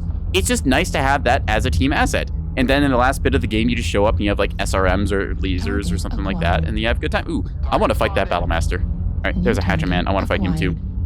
I made a bit of sympathy for the angry compy because, you know, logical conclusion of why you're sitting in the back 100 ton. Yeah, I think that it's just you're using the wrong tool for the environment, because literally comp play and quick play are two different things, and like what works in one does not really work in the other. So I'm not going to chase after that squirrel. I know where he is. I'm not going to bother with that. I'm just going to go look for somebody I can click on with my snubs and AC-20. Who is in snubbing range? I'm just kind of chilling this game, honestly. Like, I'm not really pushing or pressuring anywhere. Like, I was holding back the enemy there. I killed a piranha, but I've still not paid for my tonnage bill. So I'm gonna go ahead and do it now. Hello, buddy. All right, you know what we're gonna do? We're just gonna walk at that Stone Rhino and see what happens. I am fresh. He is not. He has hags and large poles. I have snubs and AC-20. I'm gonna go on him. Is it gonna end well? No. Am I probably suiciding here? Most likely, but I'm just gonna peek up this hill because I have jump jets. It's very nice to have. We're gonna click on his center torso and then see where we go from there. Oh, he's moved back. Okay, so in this case, we're actually gonna take the smart move. See, that's a good play there. That's a medium mech that's in the right spot to snipe. Excuse me, sir. Don't mind me. Target destroyed. Oh, well, somebody just went down. Very cool. I think that was the Stone Rhino. I think. Charlie Stone Rhino, I want to say. Yeah, okay. Oop, this is a little awkward spot here. Don't mind me. We're going to be playing the close range game here with our jump jets. Hello, buddies. Where are you at? What the? Where are they? There you are. Hi, bud. Wop, wop. Wop, wop. Just walking our fire back and forth. Wop, wop. There we go. All right, so that's a hunt. Night Star. Right. Okay. There's a, I want to say it's a Timberwolf over there. Hi, bud. Oop. Almost tore his side torso off. Okay, this is getting rather annoying. Ow. We're in a bad spot right here, but our team should hopefully be with us shortly, and then we'll be able to get out of it. Gonna jump jet up here, Pop Tart. Hi, bud. Unfortunately, don't get a very good shot into him, but still, making it work. There's that Stone Rhino as well over there. Right flank could be good. That Stone Rhino is killable, assuming he peeks up here, which I think he's going to. Yeah, looks like it. Come on, buddy. You. Boop. Ow. My head. Ow. My face. Ow. You. Ah. Boop. Damn it. Unfortunately, I got focus fired there. I stay in the same spot too long, and this is also the problem with Canadian Network. There's certain spots like this where you just kind of get stuck, and it's really hard to rotate out of. Time for market research. When compies complain, what do you all hear them complain about? Usually the like token complaints you get for pub play is NASCAR or complaining like, oh, people aren't like focus firing or nobody's being aggressive, blah blah blah. So it's like it's a lot of it of just like complaint of like people aren't playing the way that I want people to play. That's most of it. Or they'll say, oh, you guys just like should sit back here. You should just know what I'm trying to do. Honestly, if a comp player like were to say just start making a call in public games, like I didn't make any calls this game. That's partially my own fault. That's why I'm not really complaining about the outcome of this game. Like if you actually care about winning and you want to do that, the best thing you can do is just try and make a little organization, be a little encouraging. Literally so many people get toxic and angry and yell at their team calling them idiots and stuff. It's like, dude, these people are on your team. Like if you want to get a win, lead them. Don't degrade them. It's why as soon as you hear somebody start bitching in team chat and stuff, you just immediately tune them out because you don't give a damn what they have to say. They're not going to be constructive. They're just going to be salty because people aren't playing the way that they want them to. However, if you try and be encouraging, also, holy crap, that Cougar did a lot. Look at that. 864 damage. Hell yeah. All right. Well, credit to that Cougar. Yeah, that was a game where I never really got the engagements I wanted just because of the like positioning and stuff. I was hoping to get a close range brawl, and I just never did. So that's a bit of my own detriment there. I like playing brawlers. This one's pretty fun, although in this case, I just never end up getting my like position right. Yeah, 800 damage in a Cougar. Where is it? Cougar. Oop, that's not the right tab. Select max, light max. Where are they? I think I have a Cougar somewhere. No, I've got Kit Fox. What tonnage is a Cougar? Cougars are, drumroll please, 35 tons. Yeah, 800 damage in a Cougar. Just racking up safe damage over the course of the game. Yeah, it's a 35 tonner. Same as a Wolfhound. Like, this is what I'm saying. You can make very meaningful contributions to your team without taking a 100 tonner out. In fact, I would say that my ass being a 100 tonner that game, I think I was a detriment because I was trying to play for close range brawling and it just didn't really favor it there. Yeah. I feel like either it's a Cougar or the Kit Fox. I can't remember which, but one of them has like a weird center torso hitbox where it like goes across the entire top. I don't think it's the Cougar. I think it's the Kit Fox. Let's take a look. I don't play too many light mechs. I think it's actually my least played category. I've been meaning to get around to getting better at that. Is it the Kit Fox? No, it's not the Kit Fox. It's the Adder. Yeah, it's the Adder. The Adder's got a weird, like, take a look at this thing in the Mech Labs camo spec. It's like, apparently, like, the whole top side here is, like, center torso or something. That's, yeah. It's just got a weird kind of, like, roof hitbox thing. I don't think, like, the Clan Light Mechs are bad, because Clan Tech is also really good. Like, you can just put 2 ER large lasers on pretty much anything and call it a day. But, yeah. Again, I like playing more mobile mechs. I feel like 100 tonners, this might be a bit of a hot take, but I don't actually think that 100 tonners are that good in the game. Like, the biggest assault mech I usually really like playing is about 80 tons or so. I think that, like, really you can get by with just using mediums as, like, your kind of frontline or heavy tonnage investment. If you're going for an assault mech, you just get to be, like, you're so large and clunky and just massive of a target. It's like, in terms of weapon systems you can bring, sure, you can do some stuff, like, weapon systems-wise, like, where is it? Inner Sphere mechs. Like, on the Corsair? Where is it? Yeah, the Corsair and stuff. Like, on the Corsair 7A, you can do silly builds like this, where I've got 3 AMS, Silver Bullet Gauss Rifles, and Heavy Peeps. I literally don't have the tonnage to do this on a lighter mech, but most of the time, the big mechs, like for, you know, say 100-tonner category and stuff, they're not really contributing too much. Heavier clan lights or more medium-like? Yeah, that too. Axum and Warlord not doing anything for you. I don't own an Axum or a Warlord. I'm a little opinionated about the Axum because I think it is just a power creep better direwolf, and I also was opinionated about the Stone Rhino. I do not think that we needed the Stone Rhino. Okay, I would much rather have seen a different mech than another Clan 100-tonner with like really good high amount hardpoints and stuff that is just going to sit on a wall for like the entire game. Let me just actually hang on a sec. Where is it? So I just have to tab out and get a build code here. Let's see, can I do this? Yep, okay. Stop loadout here. I just need to do a quick trick here. So, because I can't actually show it in game unless I do this, I'm just going to import a build code here to show it off. Yeah, so this is the Axum Assault, which is a premium right now. It has a ridiculous paint job. I've never actually seen this thing with stock colors. Yeah, Stone Rhino also did be power creep. Yeah, in my opinion, the Stone Rhino is pure power creep. It's just a better brawler than a bunch of already existing 100-tonners. It's a better long-range sniper because, I mean, just, like, look at these hard points. Your cockpit is here. Your hard points are up here. Like, everything is basically in line with your cockpit or better. It's got these huge shield arms that are just perfect for Mekowarrior Online. Like, you just tank random chunks of fire to your side here. Like, this is basically every, like, quick play stomper's dream. This is the mech you want because you just cram this thing full of, like, well, literally, just like the stock loadout it's got is a bunch of ultra autocannon 2s. You just run this thing as is. You don't even really need to make that much of a difference. Like, maybe you'll trim some of the ammo off because you don't want to go explosion, or you, like, move all this to one arm or something. But, like, to me, anyways, this is just a better direwolf. Like, it's a direwolf that comes with endo steel. You've got these hard points here. Also, if you compare this to a Kodiak, this is a better Kodiak. Like, the Kodiak 3 has nothing on this. It's got 2 hard points in each side torso. This thing has 8. It's like, why would you not want to take this?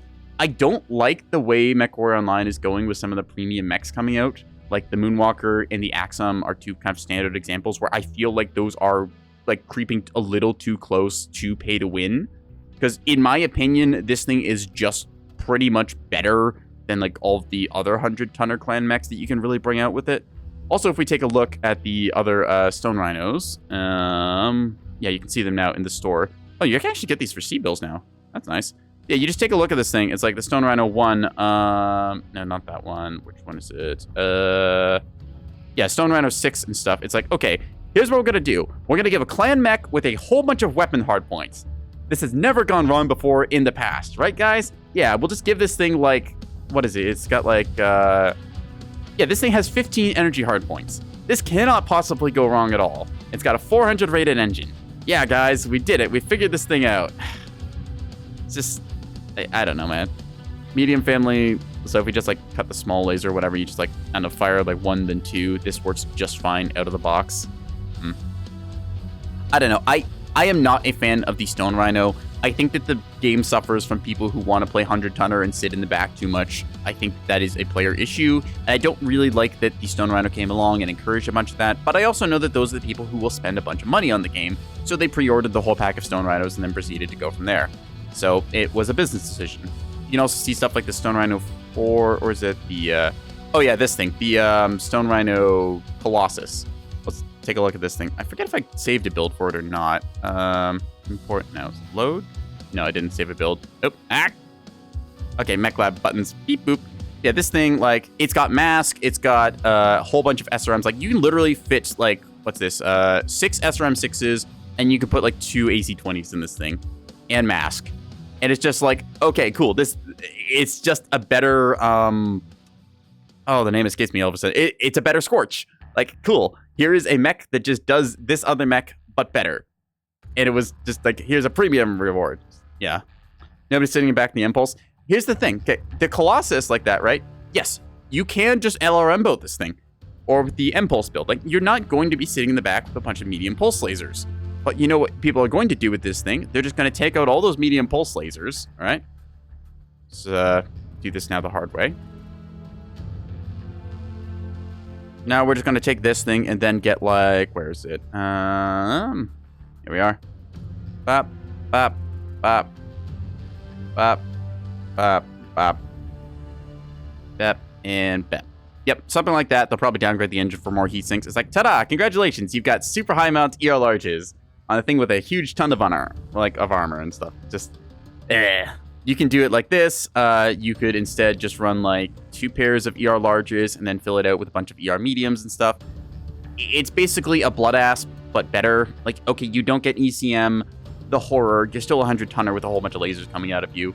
I don't like the Stone Rhino because to me, it just feels like power creep. That is my opinion on the mech, and I also don't like the typical player who gravitates towards the 100-tonner category for that. So, not wanting to dwell on negatives too much because, again, I think the P negative is too easy. We're going to dwell a little more on the positives and try and do some silliness. We're going to use the new silver bullet Gosses and heavy PPCs, along with a little bit of AMS Umbrella in our lovely little Corsair 7A, which we painted up all pirate style because I think the Corsair 7A is an interesting mech.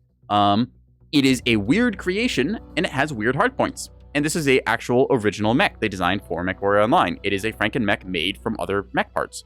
I think this one is kind of cool. Yeah. As always, give more lights, the Wasp Stinger. Yeah, that was another thing I was talking about. Like, I want to see some of the like classic battle mech stuff. Like, I think that we should get more of the sort of original 3025 package things. Wasp and Stinger, I would love to see those in the game. But of course, light mechs don't sell as well as assaults.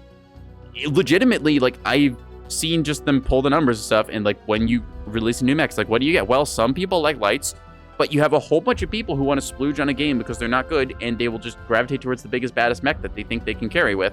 And in some cases, it works. Looking at you, Moonwalker, who released in a broken, overpowered state. Yeah. Corsairs have soul, they just lack convergence. Yeah, a little bit of that. Like, the arm mounts and weapons and stuff, they're kind of all over the place. I like this one because the heavy PPCs and the left torso are grouped together, and that's very nice. Convergence doesn't matter for, like, your energy weapons as much, like, because you've mostly got lasers there. It does matter for PPCs, but we've got the two pairings that we need here. The ballistic hard points, they struggle a little bit. Like, I've run this thing with Ultra 10s on the arms, and that does kind of suck, trying to get those to both, like, converge on the right target. With the Silver Goss, it's not as big of an issue, but yeah. Right. Corsairs are a cool design, love the front. Yeah, it's like, this is a cool, interesting design. It's not clan tech, which is another big specific thing, because, like I said, there's more people who gravitate towards the 100-tonner backline camper on clan side than there is people who do that on Inner Sphere, just because of the difference in the weapon systems. Is it lore accurate for clanners to want to sit in a 100-tonner on a hill opposite somebody like a kilometer away and shoot at them with large lasers and stuff? Sure. Okay, it is. Does that make for fun gameplay? Not really, no. Corsairs, Sunspiders, and Roughnecks are all great despite dubious honesty. Yeah, Roughnecks and stuff, like, it's a converted industrial mech from what I remember. I think the Roughneck is interesting. It's also one of the most survivable mechs in the game, which is kind of weird considering, like, it's supposed to be a converted industrial mech, if I remember the lore right, and then the thing just happens to have, like, the best armor and structure quirks. Like, for its tonnage at 65 tons, that thing is a complete brick. Like, it is tough to bring down. And Sunspiders make for very nice weapons platforms. Like, you can run 4 Ultra 2s. If you get the Hero Mech, you can do a kind of funny build where you put, like, 4 ER larges in the arms, and then that works really well for sniping. Yeah. Roughneck. Yeah, I like the Roughneck, too. It lives up to its name. This thing looks like it is meant to, you know, fell trees in a forest or be working in, like, some big, like, I don't know, future space oil field or something. It's this, like, tough-looking thing. It is a nicely designed mech. I like the sort of Mechwarrior Online originals they've put on. I respect when a game can, like, still contribute to the source media, but when they add on something that's like, yep, here's a supplement. Does this exist outside of our space? Maybe, maybe not. I like it when it's well done and it doesn't feel tacked on. It's like, this is something that they've got clear respect for the source media with, and they want to add more stuff to. Yeah. Power Loader really gets in the feels. Yeah, stuff like that. All right, let's hit him with that 007 salute and go from there. Yeah. Now, our goal with this mech is to try and blast people from kind of medium range. I could, with my heavy PPCs and Silver Goss, try and sit in the back line and rack up a whole bunch of damage. But again, I don't think that is how I should be using this mech. If I'm playing a big tonner, like if I'm playing a big mech with high tonnage and a lot of armor, I want to be using that to soak up damage. If I have armor and ammunition by the end of a game, I have done something wrong because I have not effectively utilized my resources.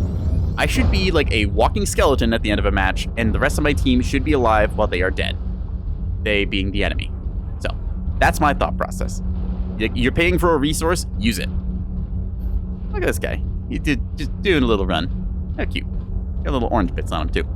Anyways. We got silver bullets, we got heavy peeps, and we've got a plan. Plan is to be about like 600 meters just because that's our ideal damage range. We're going for kind of a mid-range brawl build. I say mid-range brawl because essentially we are going to start brawling with this thing. We just need to not get too close so we don't get annihilated by, like, you know, SRMs and the like. But we're going to be on the front line. We're going to be trading shots. We're going to be leading a lance. That's the plan I have with this thing. I could play it safely and go up here because, again, I've got tools to snipe with. I don't think that will make me win, though. See this guy up here with a Piranha. He's just chilling. I forget the Piranha A is the energy loadout, but it's one of those. Let's see. Thunderbolts, hail shots. Yep, nice little bit of stuff. I kind of want to go on the right side here to come around the corner and take a look, because if we go through mid, that limits our options, since we can, unfortunately, not get out thanks to lacking jump jets.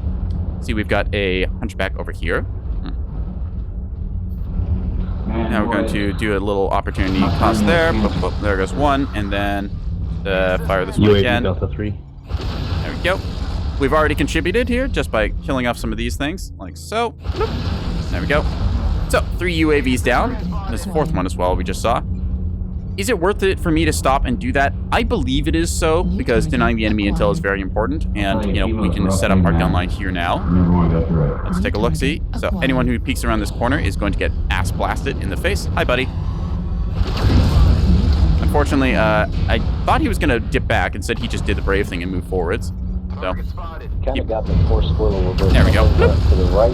Gonna tank some shots here, wiggling myself back and forth to split damage. There's the RD strike I was expecting to come down soonish. Yeah. That's actually missing our chosen peak point, so we're going to go here. Anyways, charge up our guns, just manage our sight line. Nope, I managed to miss all of them there. Wonderful. All right, you can see there's a big push here. So yeah, we're going to stay here. We're going to hold our sight line, prevent them from rotating through. They won't go through that smoke, so we can clearly move over now. Trying to push on the right side here. Oop, that's smoke we don't want to stand in, so we're going to reverse as well. Yeah. Let's go. See here. Nope, nobody there. Again, we're managing our engagement range. We're keeping the enemy suppressed from this angle, like this. Oop. I was thinking of shooting against that guy, but I was worried one of my teammates would shoot in front of me. So, didn't want to hit an ally by accident. That would be very bad. Again, we're just managing this line. I'm expecting this guy. Bloop. There we go. Take a little on the right torso. That's fine. See all that smoke drop as well at our feet, so we're just going to have to tank through this hit. See if it's an airstrike or an arty. It's an arty. Okay, so we'll take a little bit of chip damage here. That's fine. I'm going to go for the engage here either way. Switch over to thermal so we can see clearly. Bloop. Take the hit and then tank it. There we go. Again, we're just holding the line here. We are being a stable frontline piece that the enemy is going to have to deal with and rotate over. This guy would love to push through the middle here and then jump on my team, but he cannot. He's also going to get shot in the back for it. Suck it, nerd. Now we see our team is moving around the right side because we have anchored here well. We're going to try and get a crossfire shot into the middle here.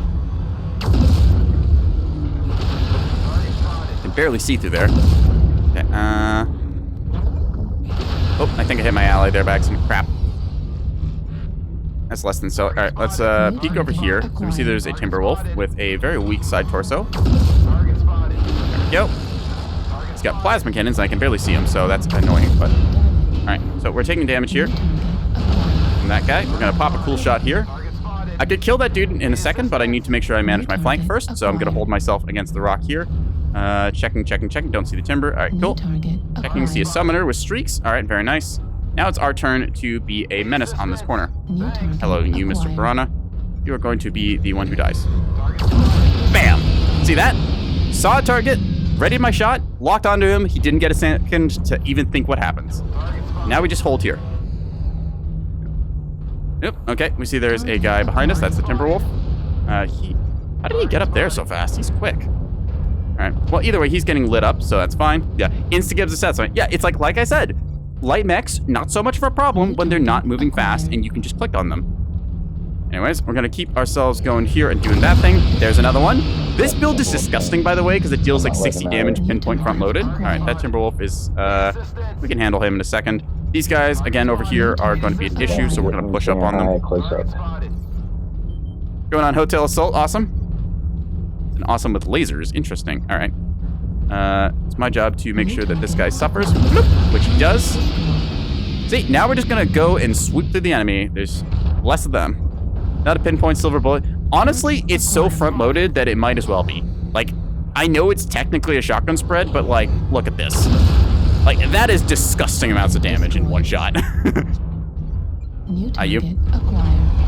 Hello, Mr. Direwolf. Where have you been all game? Come on, peek around this corner, buddy. I know you wanna. Come on, please. Peek me, buddy. Come on. Don't jump up. No. I want to shoot you. Come here.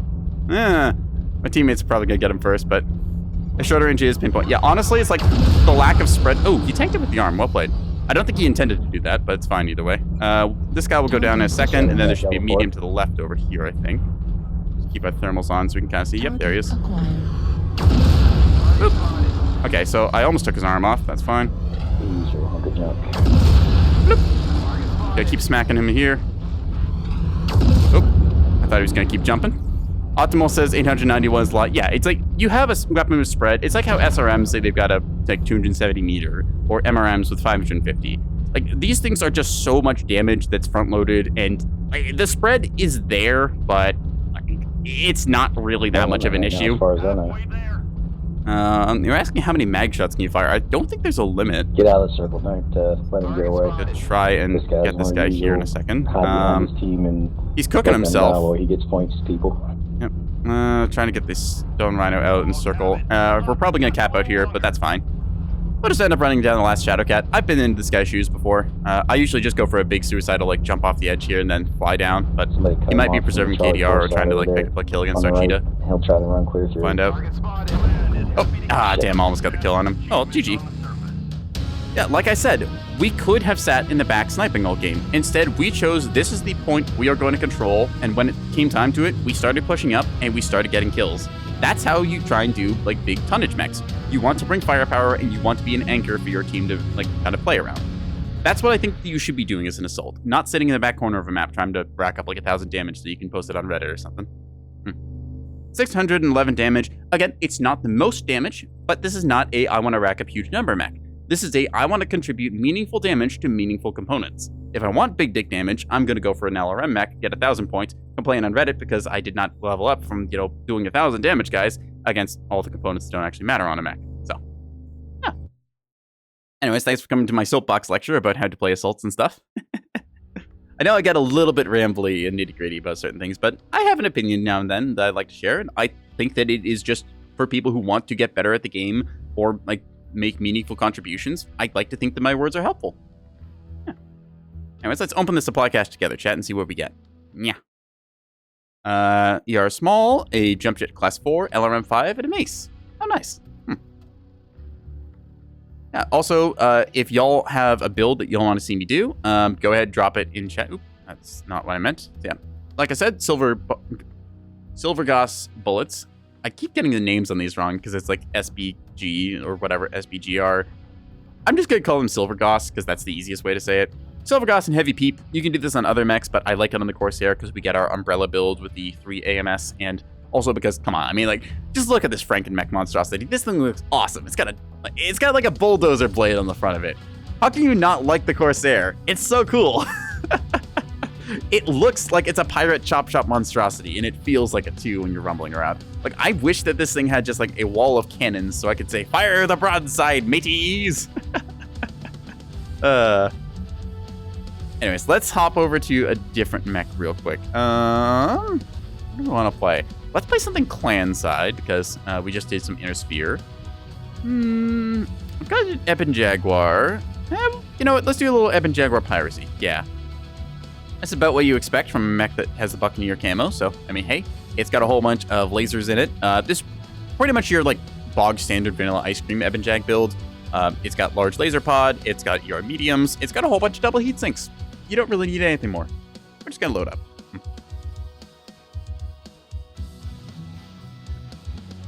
I feel like my voice is trying to crack like every 5 seconds here. Need to drink more water.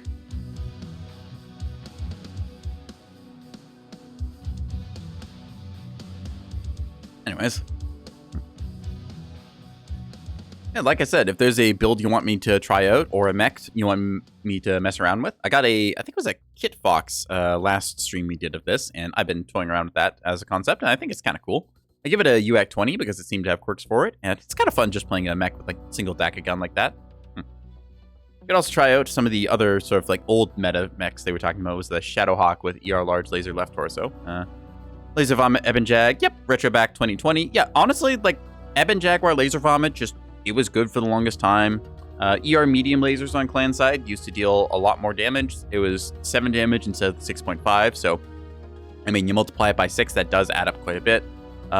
There's some heat changes made. Large Pulse used to be really weird, where they did like full damage out to 600 meters, and then they did like nothing at 800, which is kind of an interesting damage curve fall off, so they were really strong at that range bracket.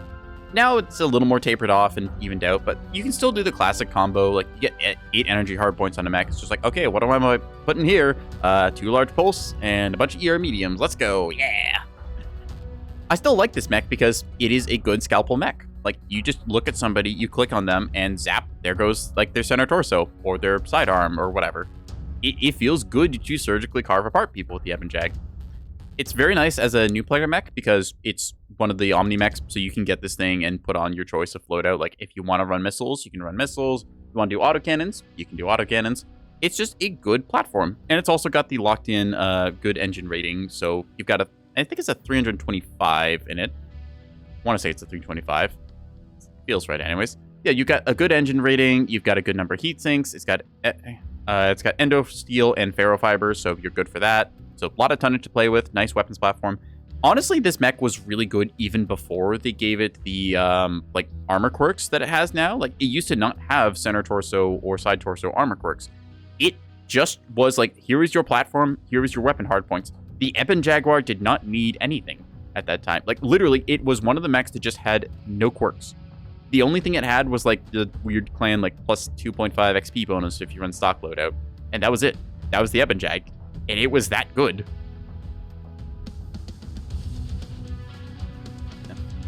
As far as, like, learning mechs and stuff, I say Ebon Jaguar is a good way to learn Laser Vomit. You've got other builds, like just, something with a big AC-20 is a good way to learn projectiles and stuff.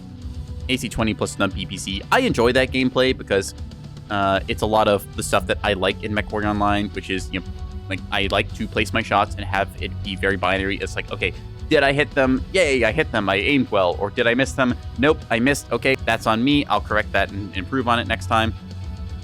It also encourages torso twisting versus some of the new weapon systems. Like, I'm not a big fan of beam lasers or the X-Pulse lasers because, like, they just encourage a playstyle of stare at the enemy mech and try and hold down the trigger and hope that you don't get carved apart. When in reality, Mechwarrior Online is played with torso twisting. Like, that is one of the big defining things for it.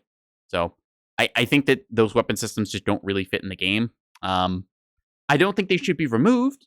Like, I like to have more stuff in the arsenal. It's just, most of the time, players will put them on mechs that really do not benefit them. Like, I've seen so many Atlases with, like, 4 X-Pulse lasers for some reason.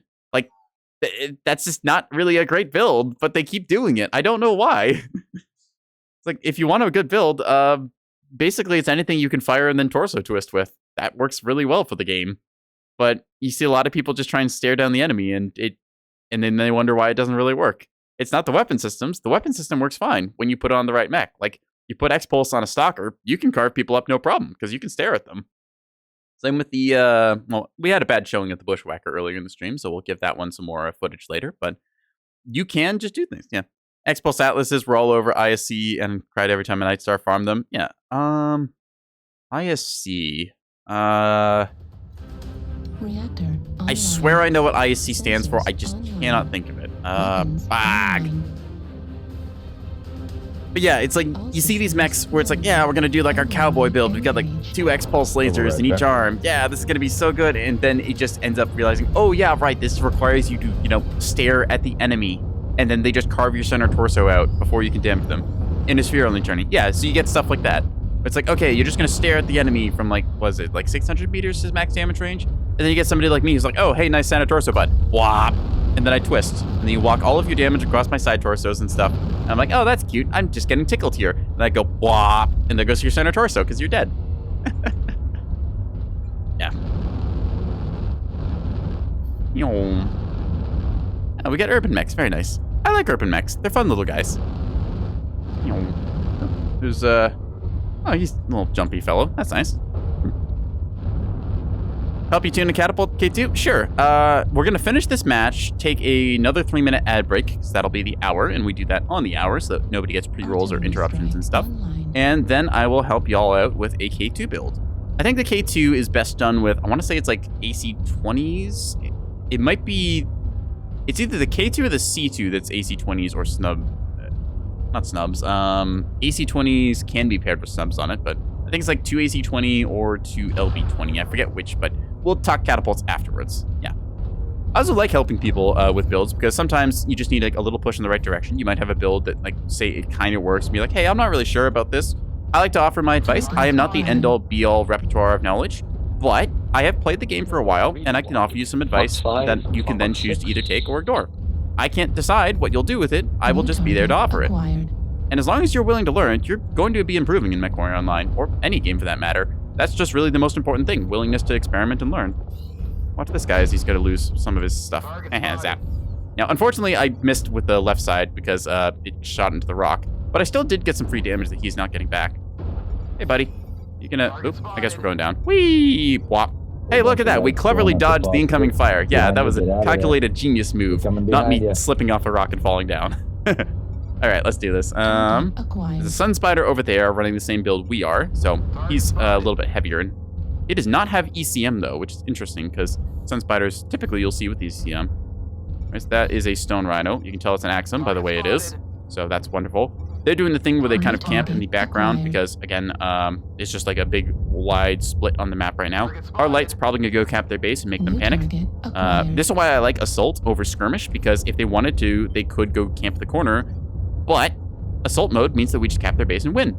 So, New target. they're also kind of like weirdly split up right. What is that Vindicator build? Snubs, MRM 10, and ER small. In your firing line on Death Valley. That's an interesting one. Huh, okay. Well, we could just rely on them getting impatient. They're going to try and push out Death Valley, which is the low ground area, which is like the Fox 6, Fox 7, and then like Echo 7 top there. It's called Death Valley because you go there and die. Target acquired. All right, we're going to mark this guy as best we can. That is a... What was that thing? Did not get a good sight of it. Anyways, that Vindicator is playing very aggressively, which it does not really want to be doing because it's only a 45-tonner. Anyways, they're locked into the low ground here and are about to have a very bad time, so... A lot of targets coming up the Fox 7 area. Take this guy. Hi, buddy. Zap. That catapult has overheated himself and is going to be paying for it in a second. Oh, dear God, that is a lot of missiles. Ah! Acquired. Okay, so we are not going to be peeking that sight line. Thank you very, very much. Pew pew. Artillery strike. There we go. Got that dead. New target acquired. Hi, Mr. Viper. You're going to get zapped. There goes your side torso, and you have landed poorly. Focus Gulf Viper. Kill that thing dead. Zap, zap, zap, zap, zap. And we're going to be denying them intel here in a second. Just going zap, zap. There we are. Now, anyone who wants to peek over, we are going to surgically remove. Instead of peeking into the low ground where they all get shots on us, we're just going to wait until they put themselves in a poor spot. Again, killing UAVs and stuff here. There we go. Keeping them dead. Oh, hi, you. You are a problem, zap. All right, so they've got large lasers. I want to say that is a Blood Asp with all the missiles. I could be wrong, but I did see a big mech over there firing a lot of missiles. So, oop, we're walking into somebody here. Ah, sorry, Mr. Nigeria. All right, that spider is out of our range. We're just going to be set up on this ground here. As soon as they peek over, they die. What is shooting us? Is it that? I can't tell, actually. Yeah, it's got to be that Blood Asp, right? I think. It looks like it's the spot for it anyways. They got their spider they're spotting for him, which is kind of annoying. We're just giving up a little ground here. Give up a little ground, group up, Echo 6. Bait him out of the hole. They've got a big guy up on the ledge, so let's just not give him a line of fire. Target spotted. Target spotted. I'm just taking some unnecessary damage here from that spider. That ER large slowly adding up over time as he's just kind of pecking away at me. Target spotted. Got an Axum way in the back. Lord of NASCAR indeed. There you go. Acquired. Spiders galore. That guy will have better weapons range than I do, and I don't want to let you... Yeah, okay, it is a, what do you call it? A Blood Asp with missiles. Rather annoying. They're slowly cleaving through us because we've literally just sat here and gotten shot. They're just on spider. Acquired. Zap you a little bit. Pew pew. Them down low, Echo 7. I was trying to play my ranges here and not having a great time. Our lights should be trying to counter their lights, ideally.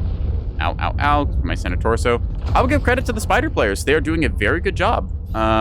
They are being in little annoying spots that are hard for us to get to, and they are racking up a lot of damage. Okay, can't quite hit that guy. That Axum is holding that angle well. Again, our Niger's kind of stuck over there. That Kid Fox, dubious squirrel. Let's see if he peeks us or not. Don't want to peek here. Yep, again, we're letting ourselves get free damage.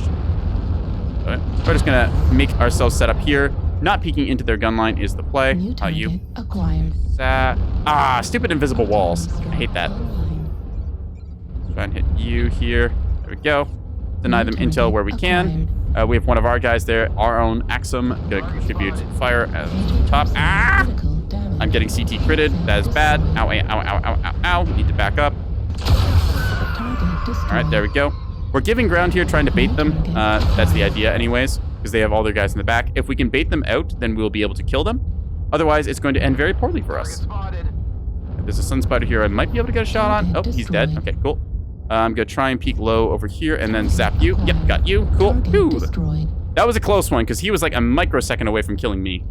Now we just need to make sure that we hold our ground here. All right. Oop. There he goes. Target destroyed. All right, got him. Phew. Heat level critical. Our Axum is still alive. Yep, he's trying to hit us there with the laser. Fortunately, Timberwolf does not have ECM, so that's going to be a problem. I am basically a walking stick, so yeah. Well, okay, maybe not a stick, but I am running cord right now, and that is going to be very unfortunate if I die. I need to also snooze the ads for a quick second here. Oop, accidentally tab back in. I don't want ads to start in the middle of this, because this is a very interesting game all of a sudden. We need to drop down here to group up with our team, because I need to contribute my fire as much as possible. Skirmishers here doing their best. Yeah, 3 of you are cherry red CT open. Let's see if I... Target destroyed. Okay, we got him, so that's that. Watch backside, maybe from backside. See if I can't get one good shot in. Backside. Come on, buddy. Artillery strike activated. Ooh, okay. Move, you can't all Managed to get damage on him. Target spotted. Need to try and zap this guy. Target Alright, he's destroyed. gone. Cool. Argus is down. Should just be, what's it, a blood ass left with missiles? Blood ass Backside. Fox 6. From Fox 6, yes. Yeah, Fox Wolfhound, I'm completely cherry red CT. Can you take the hit for me? One have LRM, I think. Or maybe... Alright, just go around the corner. I'll follow you after. Target acquired.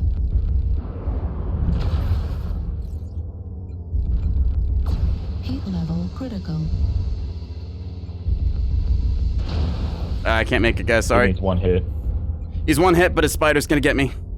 Yeah, I'm gonna try for it, boys. go for it.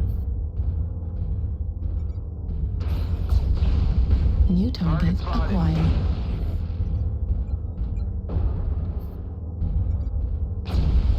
Heat level critical. Ah, he got my nose. That's right. Good try, boys. Ooh, damn. Torso twist like that. Yeah, it's hard to hide the nose of this thing. Sticks out so much. It makes me Yeah. sad.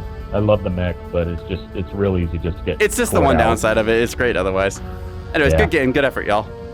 We Yeah, made a couple of we did. misplays there.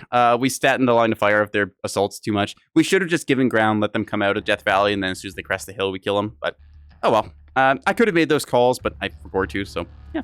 Anyways, like I said, we're going to do our 3-minute break. Then we're going to come back and look at Catapult K2s. I see that build code Nil Ghost posted. And yeah, we're going to do a little review of that. See if we can come up with some ideas on how to play catapults. And it'll be good. So y'all can just take your 3-minute break now. So go get your little snacks and drinks and stuff. And we'll be back.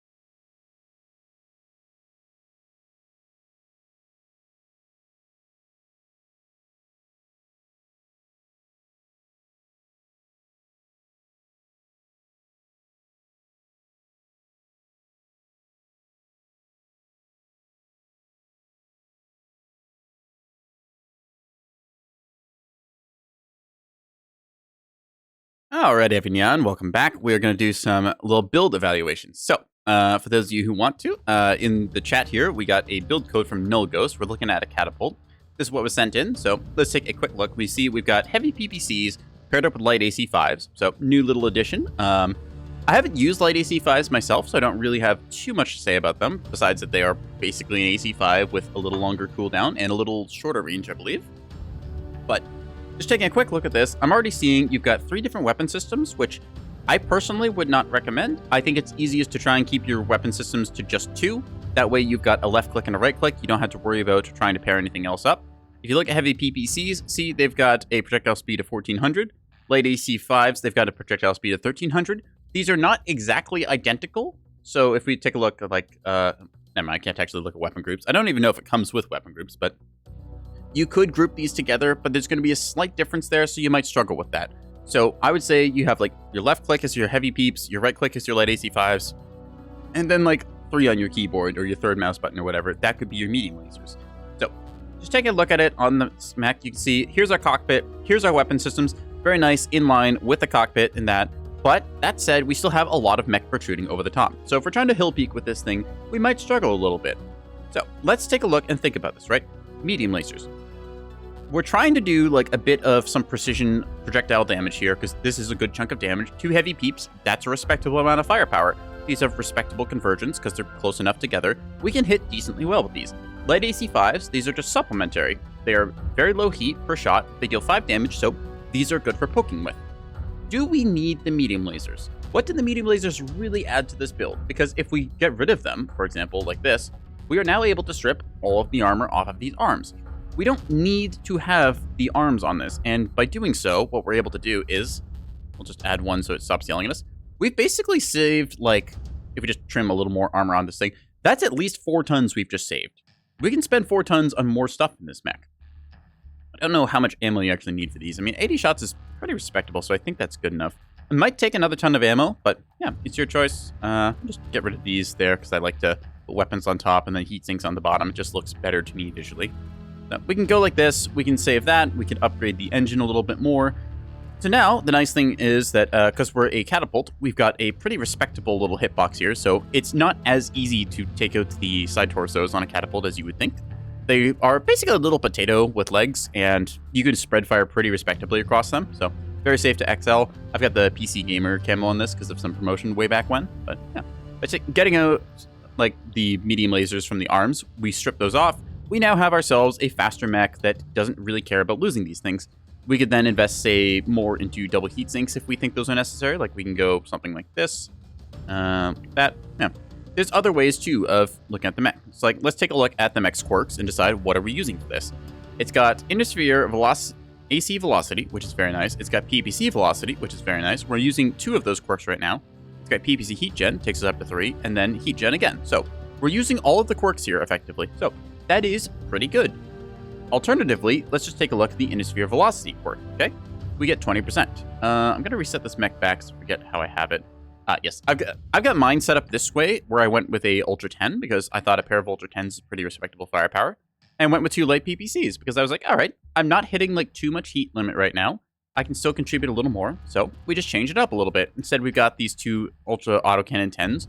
Is this essentially a build that we could run on the Bushwhacker? Also, yes. This thing doesn't have any Ultra Autocannon Jam quirks, it just happens to have Indosphere Velocity, which I believe is on these. No, I don't think it actually is. Is it just standard? Indosphere AC Velocity. Alright, let's check and make sure that is the case. Because that's a 20% bonus, and I don't think that's reflected here. No, that does not appear to be. So, if we take a look, where is it? Like AC 10s. Yeah, those have huge velocity bonus compared to like the Ultra 10s, which have much less. Alright. 400 damage worth of ammo is a bit sparse. Yeah, well, it also depends on like how long you'll end up shooting your guns. A lot of it goes by feel. Usually it's best to take a little too much ammo, and then if you find yourself constantly with ammo left at the end of a match, you can just walk it back. Ideally, like I said, at the end of a match, you want to have no armor and no ammo. That means you have used all of your resources effectively. Okay. So, in this case, though, with Ultra 10s, I don't think this would be the build for it either. And this is going to be kind of funny to do, but we're going to go to a light engine. We're going to get rid of all this crap. If if I'm going to be real with you, what I think is best for this mech, AC-20s with an extra 20% ballistic velocity, this is a good build right here. We're going to take this thing with some AC-20 ammo, like so. I think we only need like 4 tons, but we have enough for 5, so we'll probably do that. Unfortunately, we cannot get ourselves a jump jet, which is a little bit unfortunate, but hey, whatever. We could ditch the double heatsink center torso, but I think it's fine to have. I think this is how we'll do this. How much does this cost? We'll need a light 280, but you know what? I've got 43 million C-bills. I don't want to rip a light 280 out of another mech. I think we're going to go through with that. It's 5 tons of ammo, wasn't it? Yeah, we got 5 tons of ammo here. I think you can get away with 4 using the ammo quirk on the AC-20s and stuff. So if I was going to run it, this is how I do it. Guns are nicely in line here. I get a big velocity buff. Because I'm not using any other weapons on this mech, I can actually afford to fire 2 AC-20s at once. Does it generate ghost heat? Yeah, but you can do it at least 2 times before you're hitting 100%. And once you hit like 80% heat with these things after double clicking, actually, you know what? Why am I describing this? I'm just going to go show y'all. Let's go to Crimson Straight. Yeah, 5 tons of ammo. This should be enough on like dual AC-20. Like you can take out the light engine's internal heatsink and get it yourself a 6 ton if you want, but this keeps all the ammo in the legs and the head, which is nice. So just hit our override here and just show you what I'm talking about once we boot up. Yeah, let's see. The lovely Atlas that is always over here, our best test subject. Watch this. Bam. See that? Very nice high velocity. And bam. Again, we're proccing ghost heat right now. It's not doing anything. Like, it's giving us a little bit of overheat, but we can live with this. This is perfectly fine. I mean, look at that. Just like, we are consistently able to fire 2 of these, and it's not a big deal. Actually, this is a really good build. It's like, I'm just constantly firing here. Like, how many was that? That was like, what, 5, 6 shots? And we're still not overheated. Now we overheat, and we don't even take damage. Like, you can run dual AC-20 on the Catapult K2, no problem. And that's a really high velocity. Oh, you're confused? Oh, yeah, 400 damage. Yeah, I think that was when we were looking at, like, 2 light AC-5s. Because they had, like, 80 shots a piece or something. We're just going to save this as our 2 AC-20 build, because apparently I already have one, but I just want to make sure I double check. Did they? I want to say they toned down, like, the amount of heat 2 AC-20s generates. Let me go check the, like, site here just for 1 second. I have to tab out and check my ghost heat table. Thanks to nav-alpha.com. You can check these things yourself. Where is it? AC-20 group. Come here. You're somewhere. All right, so firing 2 AC-20s apparently will generate 9.6 additional ghost heat. Okay. As we saw there, like, if I'm using other energy weapons, that kind of sucks. Because I've only got 2 AC-20s. This is not that bad. If I was going to run a Catapult K2, this is probably how I'd do it. Just big old AC-20 throwing. Like, you've got that velocity quirk, you might as well use it. Alternatively, we could go back to, like, where was it? You could do, like, 2 LB-10s and snub PPCs. These are just other builds I've saved. So this is nice if you want to do, like, a little bit of, like, combine your shotguns and your PPCs. Just get you a little bit close quarters heat damage using your snubs and stuff, because you want weapons that use up your entire heat bar, because otherwise it's a resource you're not making use of.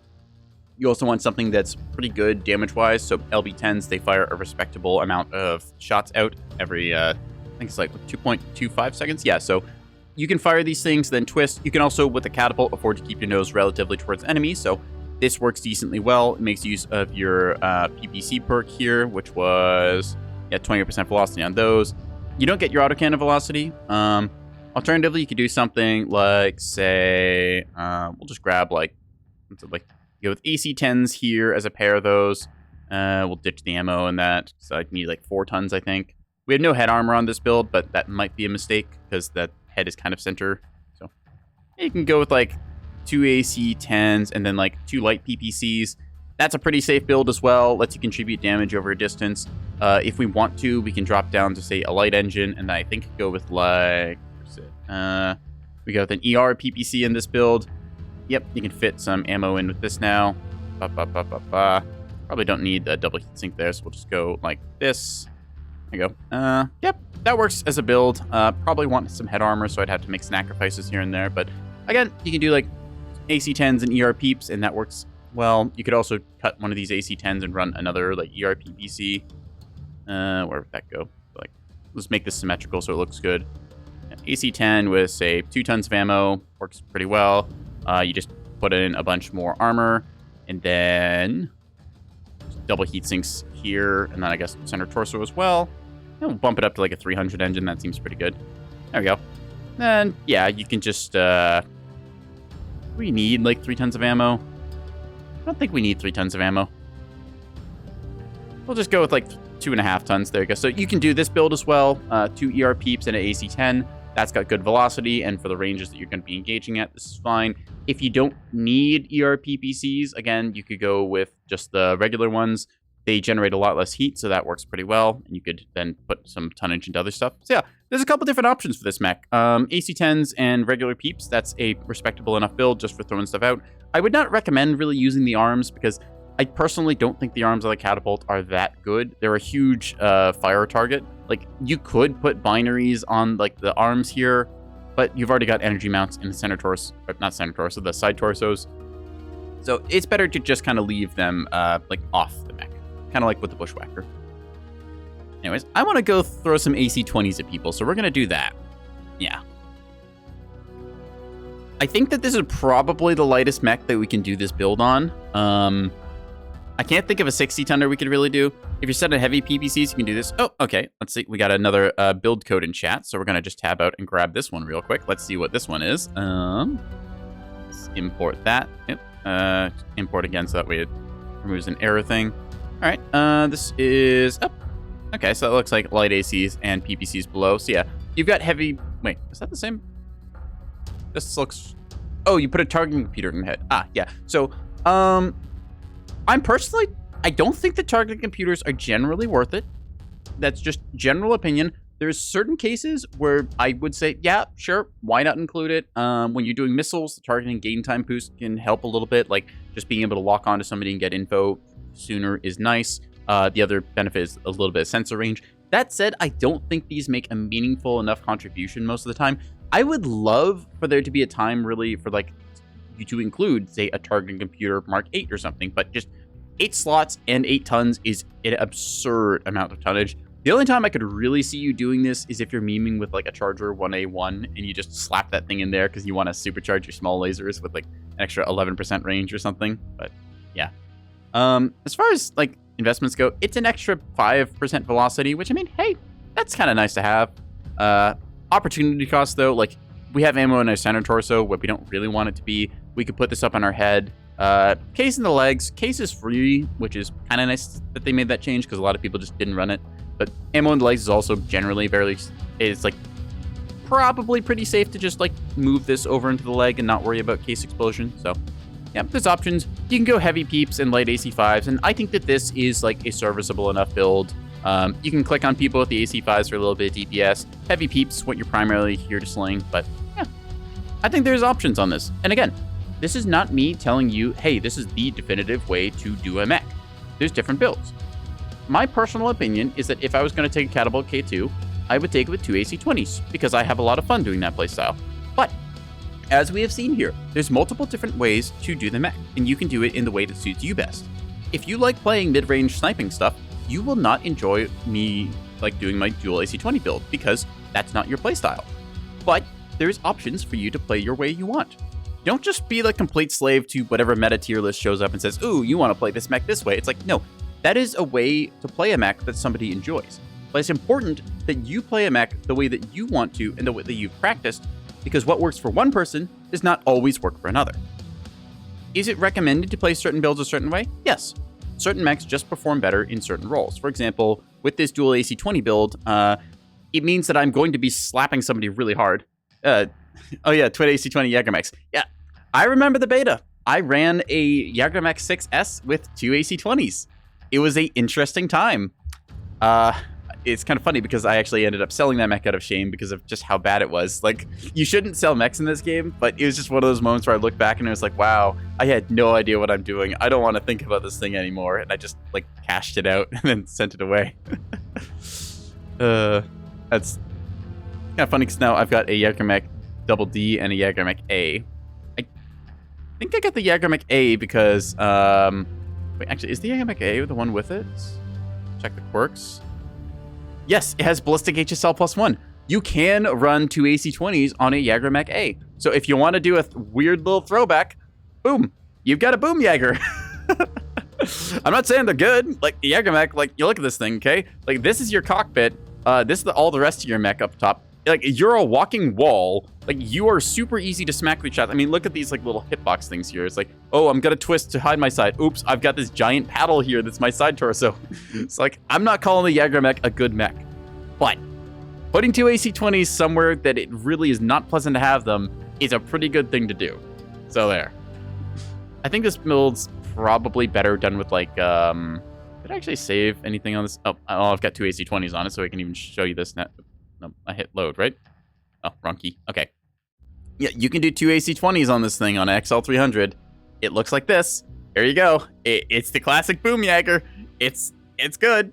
You can do boom hammers as well, where you just get a warhammer and two AC-20s in the side torsos. It might not be the best mech, but it's a funny mech. Anyways, I think that probably a better way of doing this. Let's just strip this thing's armor out. Strip its armor out. We'll strip its weapons off. I think probably for the Jaeger Mech 6A, as long as we're looking at it, I've not really dealt with Thunderbolts that much. I don't think Thunderbolts are that good. They suffer the same problems that LRMs do, so yeah. I think probably if you're going to do this, something like SRM 6s and snubs is the way to go. We'll give it a light engines probably for the best. Light 280 seems good. Yeah, dedicate like 4 tons of ammo for the SRMs. That should be enough. These gets extra ammo. Actually, wow, this thing gets double ammo. Right, because it's got the ammunition quirk thing, which is, yeah, the ammo is like super stacked on it, so we don't even need to do that much. We can. And this thing has actually got some potential. Hold on a minute here, chat. Let's put 300 in this thing. Okay, so that gets us pretty good there. We'll go with at least 2 internal heat sinks. We have slots on this. Can we go Pharaoh? We can go Pharaoh. We can get another double heatsink on that. And then, like, if we just strip out, like, a little more here. I can't get another double heatsink, unfortunately. But if we just trim the legs down a little more. I mean, that's like 6 tons worth of ammo right there. That's pretty good. I'm not saying you should run this thing, but, like, if you were to, 2 snub PPCs and 4 SRM6s, that's a nasty little splat build. Does this thing get jump jets? I don't think it does, right? No, it doesn't get jump jets, but... So, that's interesting. You don't really see this, so we're just going to save that build as, like, call this thing, like, what's it, like, 4 SRM6, and then, like... I'll do my 2 snubs first, because there's way more. I try and do my things, like, categorized by, like, what weighs the most to the left. Just my naming conventions that I do with. Anyways, let's go back to the catapults we were talking about. The catapult K2 over here. It's not as wonderfully painted as the other ones, which I've turned into hideous monstrosities, as you can see there, but still having a good time with it. Let's take the boom pult out for a little bit. It's got its 2 little funny eyes on here because I thought it was cool, and we're going to keep it that way. So yeah, we're just going to go throw 2 AC-20s at someone and see what happens. I think that objectively speaking, you should pair an AC-20 with 2 snub PPCs, and that's a little better performance because it uses up your heat bar, snubs do a little more damage. That said, just having the option to throw 2 AC-20s sometimes is fun. I feel like Emerald Veil will do us the best, and it seems like everyone else agrees too.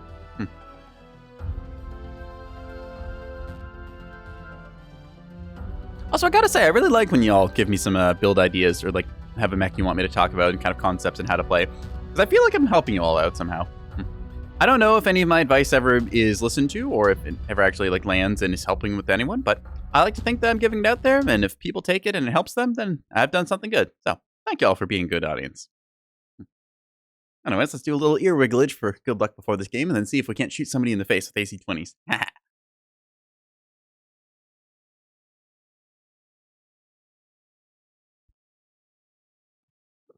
Now, big sippy for good luck.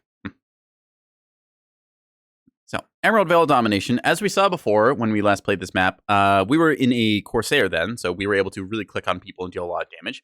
We do not have the same 60 damage fuck you in particular of the Corsair, but we do have a 40 damage you really don't want to be staring at me left and right click. So, that's what we're going to be trying to work with. Will it work every time? Probably not. Will it work one time and somebody's going to have a really bad memory from us? That's what I'm banking on. Because last time a piranha came around the corner and just got removed from existence, I was cackling the rest of the match. And I want to relive that experience. So, we're going to go for that.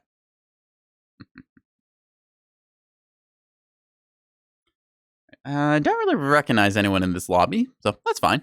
I don't really remember everyone's name in the game, but I'm pretty sure I played with most people on the ladder at least once or twice.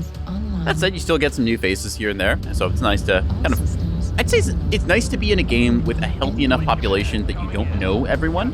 It just makes it feel good to see like new faces or new players or anything else like that, because it means that people are still trying out the game or coming back or taking a break or stuff. It just shows that there's a healthy environment to the game. It's good. Oh, this one guy says going left no matter what. All right. What is he in? He's in an Atlas. Well, okay. I guess he's got a plan. Yeah. I mean, that's fine for us. Like, we go over here and we play kind of around the area we did last time. We can be a really big stick that the enemy has to then, you know, just dislodge in the mud. Let's go see it. Yeah. And like this, you get an Atlas. He's got a plan. He's dedicated. He's going to do it. Crashing the NASCAR, no survivors. Yeah, exactly. The enemy wants the NASCAR. They're going to run face first into us. Let's bring it. Nope. We see we've already got a light mech here, a spider. Ow. And we're already getting shot at. It's always fun. It's a Phoenix Hawk there with light peeps. In this case, you see our right arm took a little damage there. Can't actually see it, but just take my word for it by the paper doll in the bottom left. Yeah. All right. Let's take a look around here. So you are a target. And you are a target. I don't want to poke that because that's a Krail. I want that guy to get closer, and then I want to remove him because he's got arm. Who puts thunderbolts on a Krail? That should be a war crime. Get out of here. No. Mag shots? Okay, I agree with the mag shots, but the thunderbolts? Come on. No, no, no, no, no. Buddy, this is a glue eater build. You are not allowed to do that. Okay, we're going to cross over here and try to shoot him. Oop, unfortunately missed our snapshot there. We were moving just the wrong angle. That said, I don't think I can get up here without jump jets. We're going to try, though. Maybe. Just a little too steep? Question mark? No. Hi, buddy. New target acquired. Oh, we hit his legs. Critical I didn't expect to be able to get up this. You can see that Atlas doing his thing. Is the Atlas going in is the question. Nope, he's just dropping back down, so he's a little smart. Ah, Atlas coming on us. Ah! Okay, so they have a UAV here. UAV over at 4, thank you. Ooh, hello, you. Sir, you're about to have a bad time. Hi, buddy. Nice side torso, pal. No. Boop. Nice center torso, pal. You want to see me do it again? Uh-huh. How's that large X-Pulse working out for you, bud? So you don't have a center torso anymore. That's why I don't think you should run X-Pulse lasers. Because people like me do that to you. All right, who's around this corner? I want to shoot him. He's too far away. Damn. All right. You, on the other hand. Okay, so there's a UAV. Never mind. The Night Star there. I might go try and decapitate him because he is missing his head armor, and I do have precision weapons. If I get this headshot, it's going to be really good. Gotta be a jerk here and cut him off. All right, just gonna push aggressively to the midfield here. Come on, buddy. Hey, bud. I got the headshot. Let's go, chat. Clip it and send it. Goodbye, Night Star. Wee-hee. We are in business. I can't believe he just stood there and took it. Ooh, a Victor. I need to assert AC-20 dominance. You, buddy, look at me. Oh, Haley, thank you for the follow. Woohoo! We are having a good time in this match as I am getting shot to shit, actually. I need to get out of here. Whee! Okay, I don't want to put my back to him because I have AC-20s as well. Excuse me, Mr. Victor. Meow there. Meow to you, too. Acquired. All right. Hello, Mr. Krail. You're about to have a very bad time in a second. Coming from below, 5-4 as well. Taking out his arm, trying to deny those mag shots. How is Nya? I am doing good. Nya low. Ow. I cannot see. Okay, UAV time. This is a lot on this corner. This is not going to end well, but either way, that will not stop us from being silly. Okay, that Mad Cat, we need to focus the arm on him. Dirty Strike is keeping them pushed back for a second here. Need to be like this, and one to the back. Left, right punch, PPCs and stuff. Hello, Mr. Krail. Oh, I almost killed him. All right, we're going to get one more into him. Never mind, we're good. Oh, man, we are having a blast this game. Yeah. This is why I like AC-20s. We're just going to push them, and they're going to die. Yeah, you have ATMs. I don't care, sir. I have AC-20s. Boop. Take his side torso out there. There we go. All right, yeah. We are having a blast. This is a great game. Thank you, whoever told me to play a Catapult K2, because this has been fun. We managed to headshot a Night Star. We managed to take out a Black Knight. Who the heck has ECM around? You. Show me that. Nope, never mind. They're dead. Last one's a light mech, Kilo Locust. Let's see if we can't go click on a Locust. Good game in time. Night vision for fight vision. Nope, can't see him. He's gonna turn around the side here, I think. Bloop. Got him! Oh, this felt good. Once again, a 20-tonner gets disintegrated by front-loaded damage. Yippee! Oh, that's a good one, chat. Yeah, shout out to, who was it, Null Ghost, who said play Catapult? Yeah, 491 damage. Yep. Bad Atlas, who said, I've got a plan, I'm gonna push left. It worked. We did well. Haha!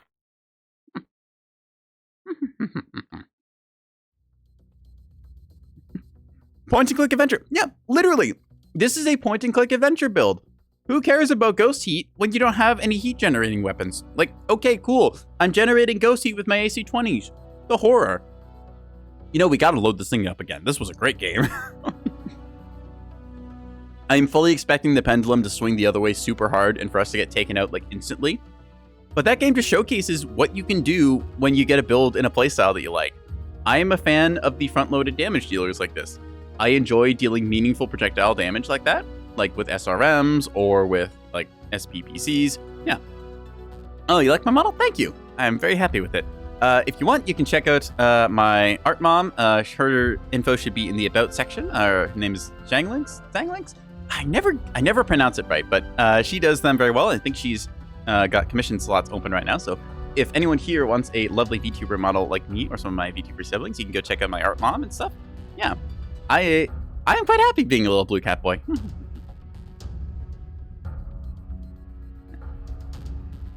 Anyways, we're gonna do some more Meownday online and keep going with this. So, yeah. You'd love to crochet it. You know what, Haley? I will give you credit. I have never had anyone tell me that they want to crochet my model. That is the first, and you know what? I'm perfectly happy for it. In fact, I'm gonna just do a quick little thingy here as I just tap out. So, yes, here is me. Yep. Here's me with my long little grabby paws and stuff. So, yeah. I guess I am small and crochetable. Actually, I'm a very long cat boy, but that's besides the point. Yeah. You've already crocheted 586 VTubers out of yarn. Wow. That's really kind of cool, actually. Huh. I will admit, I deliberately designed my model so that it's kind of simple, so that if I wanted to do drawings or emotes or stuff, that it'd be very easy to make that. But, I mean, hey, if you want to crochet someone, yeah, absolutely crochet me. That's a very flattering thing. Yeah. I hope that I joined the collection of crocheted little stuffs and things. Yeah. This is such a good stream. Just I got to have a lovely game with AC20s. You'll get on it. All right, yeah, great. Don't feel compelled or anything to do it. Like strictly on your own time at your own rate. That's your thing. But yeah, that is a cool thing to see. Like this is why I love streaming. You get interesting little moments. Like we get times where we get somebody who's like, "Hey, I want to crochet your thing." I'm like, "That's cool." We are meeting new interesting people. We get to play some fun Mechwarrior games. We get to come up with some interesting builds, talk about some of the dynamics of the game and different play styles. This is what makes streaming enjoyable, and I hope that you all are having a good time too. Now, we just need to wiggle our ears and hopefully get a game.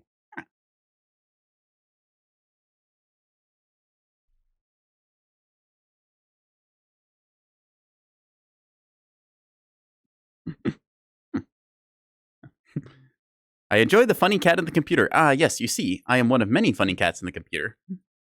See, the internet is actually just a big social construct thing designed so that more people spend time looking at cats. These cats just didn't get enough attention beforehand, so really. Makes you smile when you makes people smile. Yeah, see, there you go. You go out, you do a good thing, you feel good about it. It's nice. Let's go for Viridian Bogchamp with Domination Mode. Yeah. Enjoying my... I mean, like, today I am a cat in a catapult. This is a good thing to be. It's bugging me ever so slightly. I changed my model size slightly there, as y'all saw, and it's like just not quite lined up with how it used to be. I should set some like toggles and stuff, so like if I wanted to go like center of the screen, that'd be really easy for me to shift over. I've got a couple of them that's like taking in like certain expressions and stuff, but I need to do a little more tech stuff with it. I'm just not quite faffed about with that side of things. But anyways, Canyon Network Domination. All right, so we're gonna do some King of the Hill with a big old canyon. I unfortunately do not have jump jets in this mech. That is the one thing that I don't like about this variant. It does not have jump jets.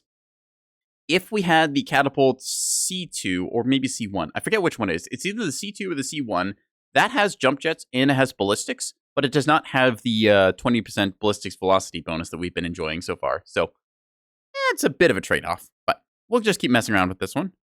Hit up the chat with the old 007 Sawut, and yeah, go from there. We're fighting against the mighty Swamp-Ass Mark II. Again, I do love some of the names you see in this game. It's just like, oh, well, that's like a lovely title to call yourself. Good luck, have fun, die with honor. Yeah, all right. Scale shot enjoyer. Scale shot enjoyer. Oh boy. All right. See, counter. I was thinking about maybe getting the scale shot, but like, I'm not a huge fan of the Vipers to begin with. Like, is the scale shot good? Yeah, it's a good skirmisher. It's got a bunch of missiles and stuff, and it does its job pretty well. But I'm just not like, I don't know. I'm just not like huge on the Vipers. I think that like their hitboxes and stuff, like to put in perspective how the scale shot changed things, right? The Viper was kind of a meme beforehand. Like it had so many jump jets you could fly to the moon with it, but its hitbox, like you just had the giant center torso nose on it that made it so you really couldn't like get away with twisting basically at all. You could do some things like put a bunch of machine guns and small pulse lasers on it and try and like cook somebody, but you would never see them. And then the scale shot comes out, and it's like, oh my god, this is the only mech you see in a game for like the week or two that it had come out. And then eventually they get around to nerfing it, which, again, deservedly so, because the scale shot was overtuned as hell.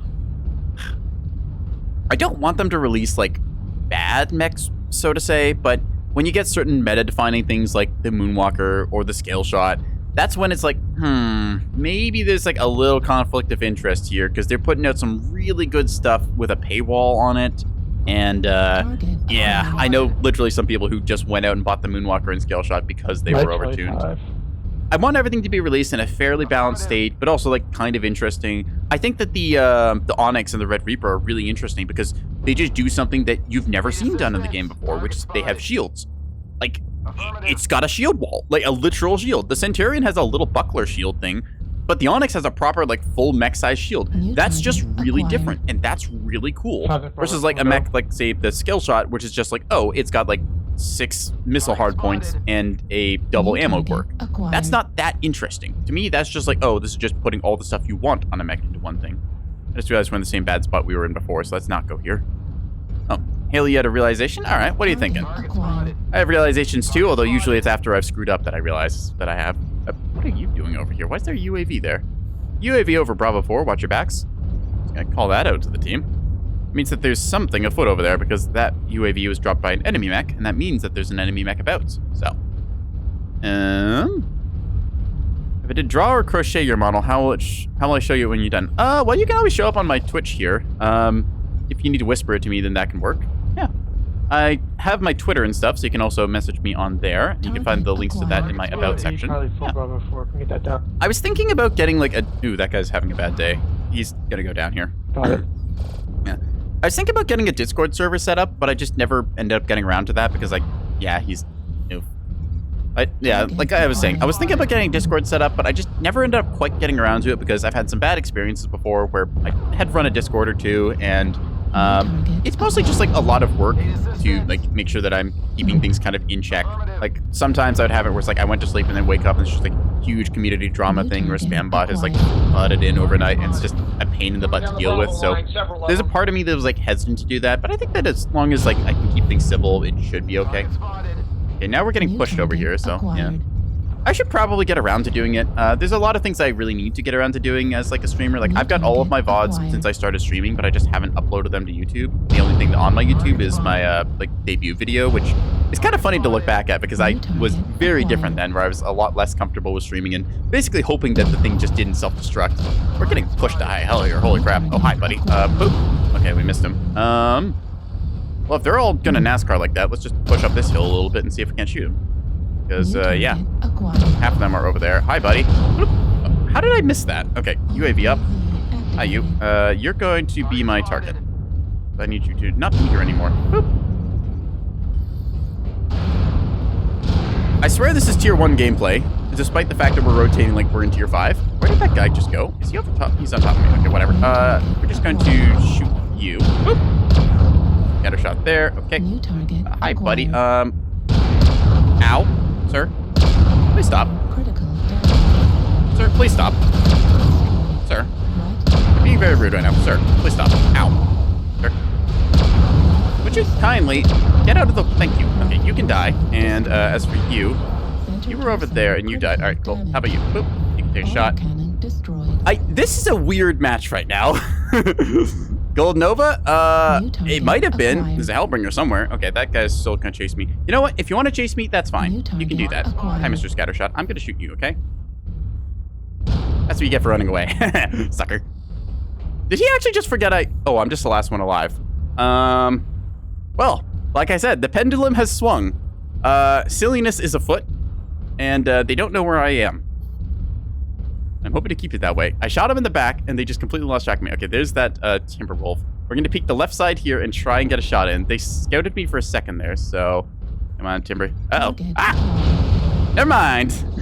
Anyways, 3 to 12, there's the other shoe dropping, as we get a really good match, and then a really not good match. So, you know what? I'll give them a GG. They'd fought well. Fair enough. Anyways...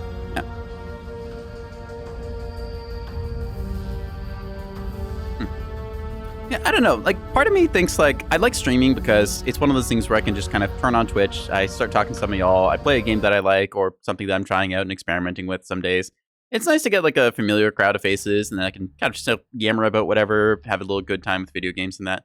But I really do need to get around to taking, like, another couple steps, like, improving stuff, like getting a Discord and my YouTube uploads and stuff done.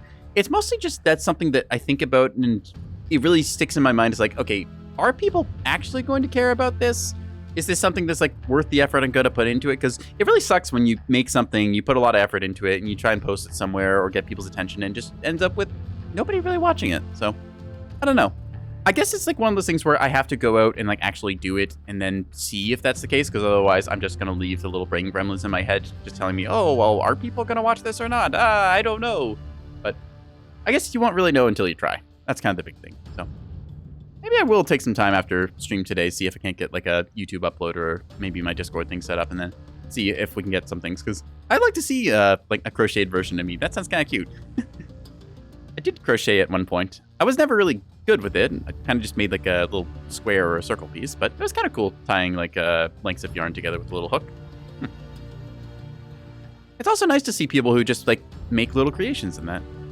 Algorithm is inscrutable, best not to worry, but yeah, that's the other thing. It's like, there is a meta to playing the algorithm. Like, if you really want to do that, like, you can go out and do the thing that, like, it's like YouTube Shorts or, like, super engaging there's, like, a whole thing about, like, how to play the YouTube and Twitch algorithm. It's like, you need to have shorts, and then you need to get, like, a certain amount of, like, chat interactions, or, like, basically you're playing to the algorithm instead of making the content you kind of want to. And in a way, you can really tell. Like, if you just open like a incognito or in private tab, like something with no search history, no cookies, no nothing, and just go to YouTube or Twitch and just see what it gives you. That's essentially what their algorithms are trying to promote to anyone. So, could you play that way? Like, sure, you might be able to get like the classic YouTube thumbnail where it's like, oh wow, like we got like guy's face zoomed in really big. It's like we went and spent like $10,000 on, I don't know, like barbecue in Aruba or something, and you get like all these clickbait videos where it's like, oh, streamers said what? There's a ton of like ways you can play the algorithm for that, but it makes me think, do you want to do that because you want to be popular, or do you want to like make a creation and then have it succeed because people like it? It's two different things. Yeah. Default YouTube recommends hurt your emotional. Yep. Like I said, it's that kind of thing where it's like like make the stuff you want to do. In a certain way, they are forcing small creators such as myself to essentially play the algorithm game to try and get any recognition. And then once you've got like some steady viewership, you can kind of take it the way you want. But just getting past that initial hump, it's really hard to get noticed as like a small streamer, because there's a lot of small streamers out there who have like 1 or 2 viewers. I know my streams don't have the most. I mean, like, we've got a couple people here today, and you know, all chatting and being nice and that, and I enjoy that. But it's not like I'm, you know, Mr. like 1 million subscriber racking in like all the views in the world and stuff. So it's kind of hard as like a small streamer, because it's very rewarding when you get people who are entertained and talking to you, and you kind of get a feedback loop. But getting that initial start, starting stuff has always been the hardest. Yeah. Sitting in your Twitch mansion. Ah, yes, I am a cat boy sitting in my cardboard Twitch mansion. Ignore the fact that everything is kind of held together by duct tape and spit. Yeah, it's why I like talking to a bunch of other small streamers and creators, because there's quite a few people out there who they like making stuff, just they're very small and they need a little bit of promotion, recognition, and approval. And it can go a long way. It's like making a meaningful impact is the big thing you can measure. Like, if you want to help out somebody a lot, just saying, hey, I like your stuff, or hey, I like your model. Like, in this case today, just like brand new thing. Like, hey, I like your model, I want to crochet it. That is something I've never heard before. That feels really good to hear. Yeah.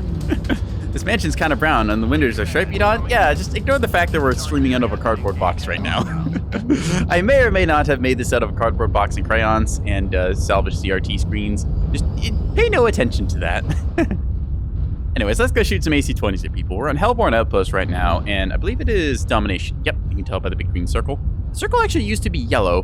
They changed it to green, I think, so it's a little more visible. Because on certain maps, like, I think it was Tourmaline, it was a little hard to see sometimes. Yeah, we'll go stand in the magical green circle, we'll try and shoot some AC-20s at people, and we'll have a good time. So that's what we're here for. There's a little hatchet man doing a fly. This is also why I kind of wish that, like, I don't know, if they ever make, like, another Mechwarrior Online game, which they might, like, the IP is there, they could eventually, like, do a rebrand thing. Mechwarrior Online would probably go the way of the dodo in that case, and they'd make, like, Mechwarrior Online 2 or something. I would like to see it on a new engine with just some changes, like making it so melee combat's a thing, because melee combat's part of Battletech. Mechwarrior 5 has it, and it's really interesting to see people beat the snot out of each other. I don't think Mechwarrior Online is bad because of the, like, tech limitations of it, but I just think it'd be kind of cool to see it a little more accurate to, like, what you see in Battletech, like seeing Warhammers with actual arms instead of just, you know, putting all the weapons into the side torsos. Like, you could actually have them kind of true to tabletop and see how that plays in an arena shooter. I think that'd be cool. You can see the circle on Caustic. Ah, yeah, right. I'll be honest, I don't really like new Caustic Valley. I've tried it a couple times. It's okay. I kind of liked the old Caustic Valley volcano. Hi, buddy. Are you gonna peek me again? Please peek me again. Oh, you're not? Okay, I'm gonna line up on you, and you're gonna have a very bad time here, sir. Or your buddy will. Okay, that's gonna hit the rock. Never mind. I could pop a UAV here, but I don't think I need to. That's the guy. Cool. Ooh, mag shots and stuff to our left. Very nice. I peek this corner. This is exactly the kind of terrain we want to be in. We're pretty low to the ground. We are, like, there's a bunch of hills around. We can peek our head out. We can fire a bunch of shots into people. Okay, that should be a guy right over this hill. You can see his tag laser, but I can't see him, unfortunately. I was worried that would happen. They shot me on the left there. Okay, that's a charger. You. Hi, buddy. Boop. Oh, yeah, we almost cored that guy right out. And that's a powerhouse, too. That is not a light mech. That guy has a lot of structure and health. All right, let's go peek up on this little route here and see. Hi, buddy. That is a UAV that we want to drop there. We should be able to see them. Yep, there we go. Line up another shot here in a second. Bloop. Got back up now. They take out our arm, but that's okay. Careful with ATMs and stuff. Hi, Mr. Axum. Or that's not an Axum. How much rear armor does that guy have? I just shot 2 AC-20s in him and he didn't even blink. Like, what is that? That is insane. Okay, we're gonna peek the right side this time because we peeked the left twice and they got wise to our shenanigans. Like, y'all saw that, right? Like, I hit that guy with 2 AC-20s and, like, it just... Yeah. What is this stone rider? Actually, you know, I didn't even take a look at his loadout. What is he? Beam lasers, micro small pulse. What is that build? Yeah, like, I think that I hit him, but it either he has the most rear armor I have ever seen, or maybe the registration just got weird. I don't know. We are taking a lot of damage here, so we should be a little more careful. They've gotten wise to our shenanigans. It might have been we just hit the hitbox weird, and that was actually a front hit, but I'm pretty sure I shot him in the back, and he did not take, like, any structure damage. So that means he has at least 20 armor. Hi, bud. Okay, that's a problem. Gonna boop you. Gonna switch over to thermal again so I can see better. Then, boop. Nope, miss him slightly. I got a brief glimpse at his paper doll, but not enough to go off of, so we're gonna have to go off this. Boop. I think I hit him in the back. That was maybe a hip shot. Trying to hit him there, and he was twisted, so unfortunately couldn't get a great shot. Let's see, what is down over there? There's guys on the side there that I don't want to peek, so we're gonna try and take this onto the angle over here. Hi, Mr. Blight. Ow, that's my face. Okay, so there goes our right torso armor. That Hellbringer was waiting for us. I mean, it was probably he was trying to hit our Vindicator over here, who's been playing peekaboo, but still. Powerhouse is not in arc. Okay, cool. Our Fafnir is going to be a target of opportunity. Bloop. I think we hit the Timberwolf there, actually. Let's just reverse over this away and get a little shot in here. Bloop. Okay, I think I got him there. Checking to our right, nothing. Very cool. Hello, Mr. Hellbringer. Bloop. And there's going to be that Fafnir that we talked about. Uh-oh. Getting shot on the right side. Okay, go drop down here. I'm worried that Ah! Ow! Critical damage. I was gonna say, I'm worried that that Fafnir is gonna peek around the corner, but we're just gonna try and shoot into this, Okay, his right torso is super weak. We can kill that, I think. Oh dear. Oh no. Things have gone bad. Time to run! Ah! Oh dear. Ah! Running! Okay, yep. That was what I was worried about. I thought to myself, like, we don't really have anything to stop a Fafnir over here. What if he comes around the corner? And then he did. Unfortunately, it looks like our team's kind of getting rolled. I think we got forced into the low ground. Yeah, seeing our Hatchet Man down here. Our Vindicator, credit to... Oh, hey, this is that weird Vindicator we saw before. It's got snubs, a mag shot, MRM-10, and a small laser. It's just kind of a weird everything bagel build. Like, you just got a little bit of stuff that kind of doesn't work together. We're seeing a classic archer here with LRM-20s, just like doing his whole indirect fire thing. That said, it's also just staring at this mech and getting cooks. You don't hate it? Yeah, I think it's odd, but like I kind of understand what they're going for with it. Like, you've got a snub PPC, a mag shot, and an MRM-10. You can fire all of those at once. It's a bit strange to see, but like it can do damage. We're seeing the archer just get tore up, so... Unfortunately, it's just down to this Hatchet Man now, who's just ER medium and a rack 5, which is not really much to go off. And, well, there he goes, taking a little... Oh, that was an interesting thing. Like, his torso, like, disconnected from his legs there. Look at that. I didn't know you could dismember mechs like that. Huh. I have never seen a mech fall apart like that. That's strange. Still, we did 591 damage, which I'm pretty happy with. Pilot skill rating, go Burr. All right. We take those. It wasn't a win, granted, but we made some people have a lot of damage taken. We saw some interesting things. It was kind of a weird map, and we did okay. Again, I'm not really torn up over whether I win or lose. If I really want to win, I'm going to put in the effort, start doing comms, organize people, say, hey guys, here's the plan. We're going to go to this place. I'm going to be playing a little more tryhardy in that style, just really going for the wins. Right now, just kind of chilling, relaxing, having fun, playing some mechs, experimenting with different ideas, and just enjoying myself. I think that's good. Let's see, what do we want to play instead? Well, we were just playing the catapult a bit, and I think we got in 3 games with that, so now's a good time as ever to change it up and get some new variety. Could go back to the OWO Griffin, which is an idea. I didn't get a good chance to do the Bushwhacker justice, though, so we're going to go with the Rack 5s and the light PPC build to just try to suppress some big assault mechs and see if we can't get a few kills with that. Yeah. That'll be the plan.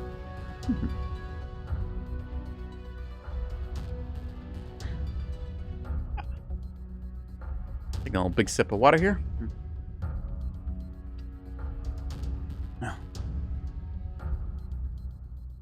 Going back to what I was talking about for the, kind of like idea of content creation and stuff. One thing that is a quote that I forget who said it to me, but it always stuck with me. It's the sense that things get better when you make them better. If you end up just waiting for things to happen, you're going to be largely disappointed a lot of the time because ultimately you are the one who kind of has control. This whole saying is like, oh, you're the one in control of your own destiny and that. But like, in actuality, you're the one who controls when things change. If you want something to be better, the first step is going out and trying to make it better for yourself. If you want to improve at something, you're going to have to take some time and effort and put that into it. If you want to make good content to be recognized, you're going to have to put the time and effort into making good content and practicing. Is your first creation going to work? No, it's going to be okay. You're going to try, you're going to fail a few things, you're going to say, oh, I wish I'd done this better. And then you can try again. And there's nothing saying you can't go back and try something again. Like, let's see, it's your first attempt at editing a video. You put it up, it's okay. It gets like, I don't know, 10 views or something. But that's still 10 people who took the time to think, I'll check this out. And maybe you'll get better. Maybe you'll look at that footage and think, there's a better way I can present this. So you go back, you give it another edit, you give it another try. And it ends up working out for you eventually. It's important to just essentially go out and try. That's what I think about it. Like, you just need to try and make something better. Because you won't make it better the first time. But if you keep trying, you will. Anyways, besides me going on motivational speaker there, it's just kind of me talking about like both video creation stuff, me kind of doing streamer thing, and also anyone who wants to like pick up Mechwarrior online. Like even if you're not very good at it, you're just like, oh well, I'm stuck in tier 5. I don't really know what to do. Just keep trying. Just take a moment to look, say, okay, what did I do well? What did I do wrong? And what can I improve? That's the big 3 things you look at. You just quantify your results and then go from there. Anyways, I'm gonna do my little magical ear wiggle because I want to get a game and shoot people in the face with racks because that's a lot more fun.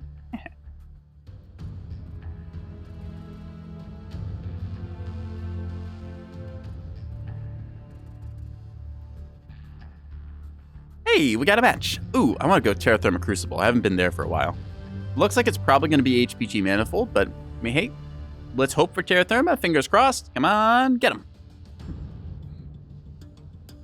All right, HPG Conquest. We can manage this.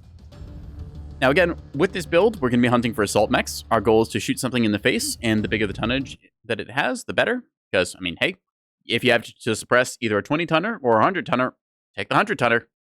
Negates the most damage. That said, if we do see a 20-ton light mech, we are absolutely going to shred it, because we can. Probably won't kill it, but we're still going to shoot the crap out of it. So there. There's also conquest mode, so we will have to pay attention to the points eventually. That said, most of the time you can get away with ignoring them and typically play this as skirmish, but once that kind of like goes into, say, the 3rd or 4th quarter of the game, that's when you have to start going out and like looking at the points. Oh. Danger Noodle Vivo. That's an interesting title. For those of you who don't know, I actually do have a Danger Noodle myself. She's a little corn snake. Her name is Maisie, and I like her a lot. She lives in a tank next to my computer, and I think she's doing a droop right now. Yep, she's just hanging off her little perch, so that's cute. Alright, let's see if we can't get some more matches in. Death by Cuddles and Clockwork Magpie, I think we saw before. Ooh, Executor Prime got that piranha going. Okay, so we got 2 piranhas. That's gonna be spicy if we can suppress some stuff. Yeah, snakes. I like snakes. They're one of the best huggable animals because they hug back really well. But that said, she is a little bit ticklish when she tries to crawl into my shirt because like she does a little tongue blah blah blah blah blah, blah flick thing, and that really tickles when it's like on your elbow and stuff. So she does like to sit inside my hoodie though, which is kind of cozy.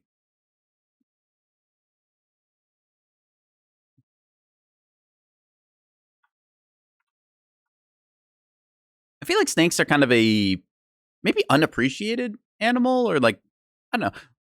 The people who like snakes, they're like, yeah, snakes are friendly. They're cozy and stuff.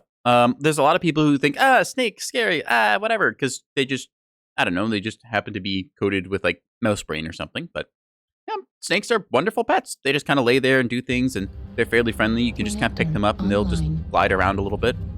Sensors online. I'm Weapons trying to convince some of my online. friends who are very scared of snakes that they are friendly. Systems They're like, oh no, what if she bites me? I'm like, engaged. she won't bite you. Like, I have held her for years now. She doesn't do that. It's like, unless you are like literally just a oversized mouse, I don't think you're in any threat. Yeah. They're a fun animal. Do corn snakes have teeth? Yes, they have little fangs. They're not venomous, so you don't have to worry about anything like that. But they do have teeth because they just need to hold on to prey in some way. Yeah. You know.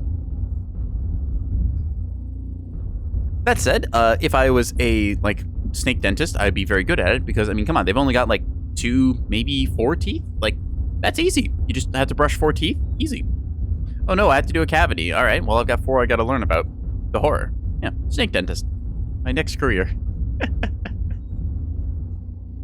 we're gonna drop down here, taking a little leg damage, but that's fine. We probably won't lose. Yeah, that's just like a little bit of chip damage. That's fine. Test data with me. Kobold was saying something. Didn't hear what they said, but all right. Taking a look around, not seeing much here. Yeah, ask your local snack owners if like they want to show their pets and stuff, and like see if you can't pick them up because they are very fun to hold. They get a little bit squirmy sometimes when they warm up, and so they'll like maybe do a bit of climbing and stuff, but they're a very friendly animal. Target spotted. You know, Scale shot. a scale shot with a flamer. All right, we're gonna check the basement real quick here Me too. because I wanted to drop down and like hop over that way, and that scale shot could be a threat. Oh, Probably not gonna get a shot on him, but if we do, switch to thermals real quick. Hi, buddies. Okay, cool. Bam, bam, bam, bam, bam, bam, bam, bam, bam. Oh, you want to look at me? Okay, buddy, you can look at me. Yeah, look at me. Guess what? Your X-pulse lasers ain't nothing. Come here, you. Yeah, I can take you all on. Let's go. Target spotted. This is what I like about Rax. Sometimes he can just be silly, hold down the button, and win. Get down here in data. All right, so they've got a whole like light and medium lance that wants to beat this corner, and we're just going to proceed to hold down the trigger on him. Nice beam laser, bud. I win. Ah, that's a big one. Trying to cover his retreat. Alright. Oh, my legs are getting tore up here. I need to stop Burning. burning. Basement part of people. Okay, that's actually a marauder now that I just actually get the time to look at him. My turn. How about you? You want some? I don't know if I'm dealing meaningful damage, but I'm sure having a blast here. Target acquired. Alright, as for you, feathering the trigger right now, but it's fine.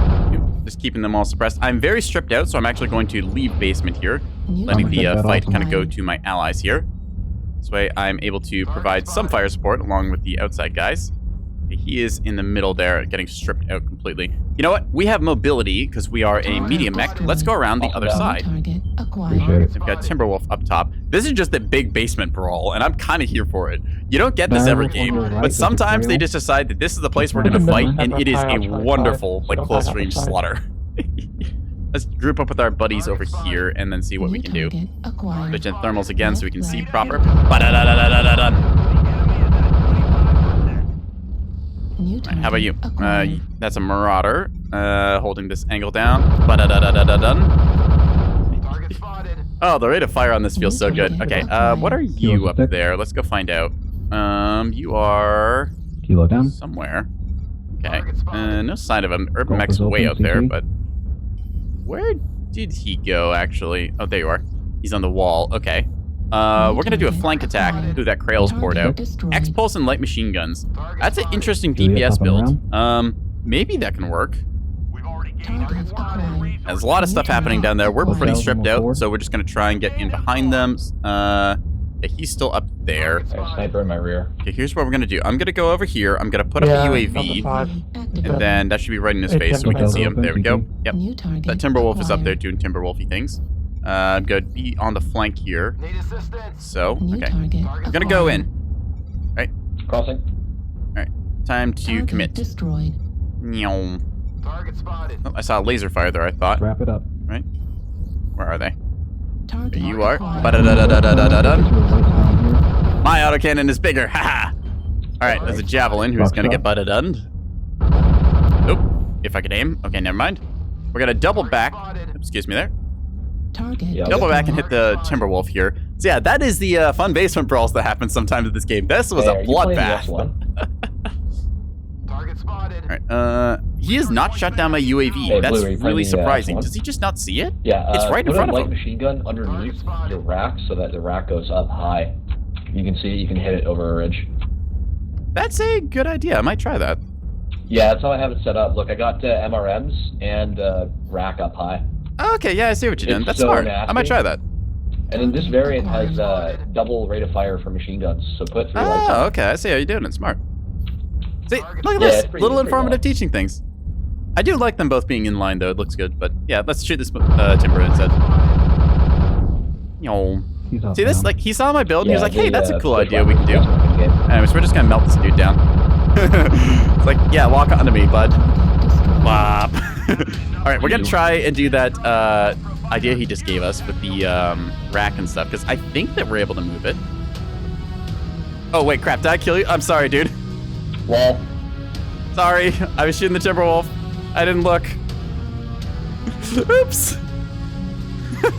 Call street noob. Yep, you know what? That's deserved. I just kind of look at the timber. I'm like, oh yeah, that's the Timberwolf. He needs to die. I may have just held down the trigger and cored him out. I swear I was hitting the Timberwolf. I might have just accidentally sprayed over and hit him instead. Oops. I had thermals on. I didn't see him. That is kind of a funny moment. So let's just ignore that I did that. Anyways, let's see if we can make this work. Take out some of our rack ammo. We'll add on like a, what was it, a light machine gun or something? Yeah, we'll do a light machine gun because we have a lot of those apparently. Rack 5s. Oh, I overpenned. Okay, so I did just go through them. Oops. Yeah, you can do this. Look, you can get the rotary autocannon up top. We're gonna try that. That's gonna be a little different. Anyways, save that as our build. We're not going to bother with machine gun ammo because we don't actually need it. I never would have thought to do that because, like, I thought that it overrided and pushed it to the bottom part here, but I guess it doesn't. So that's kind of cool.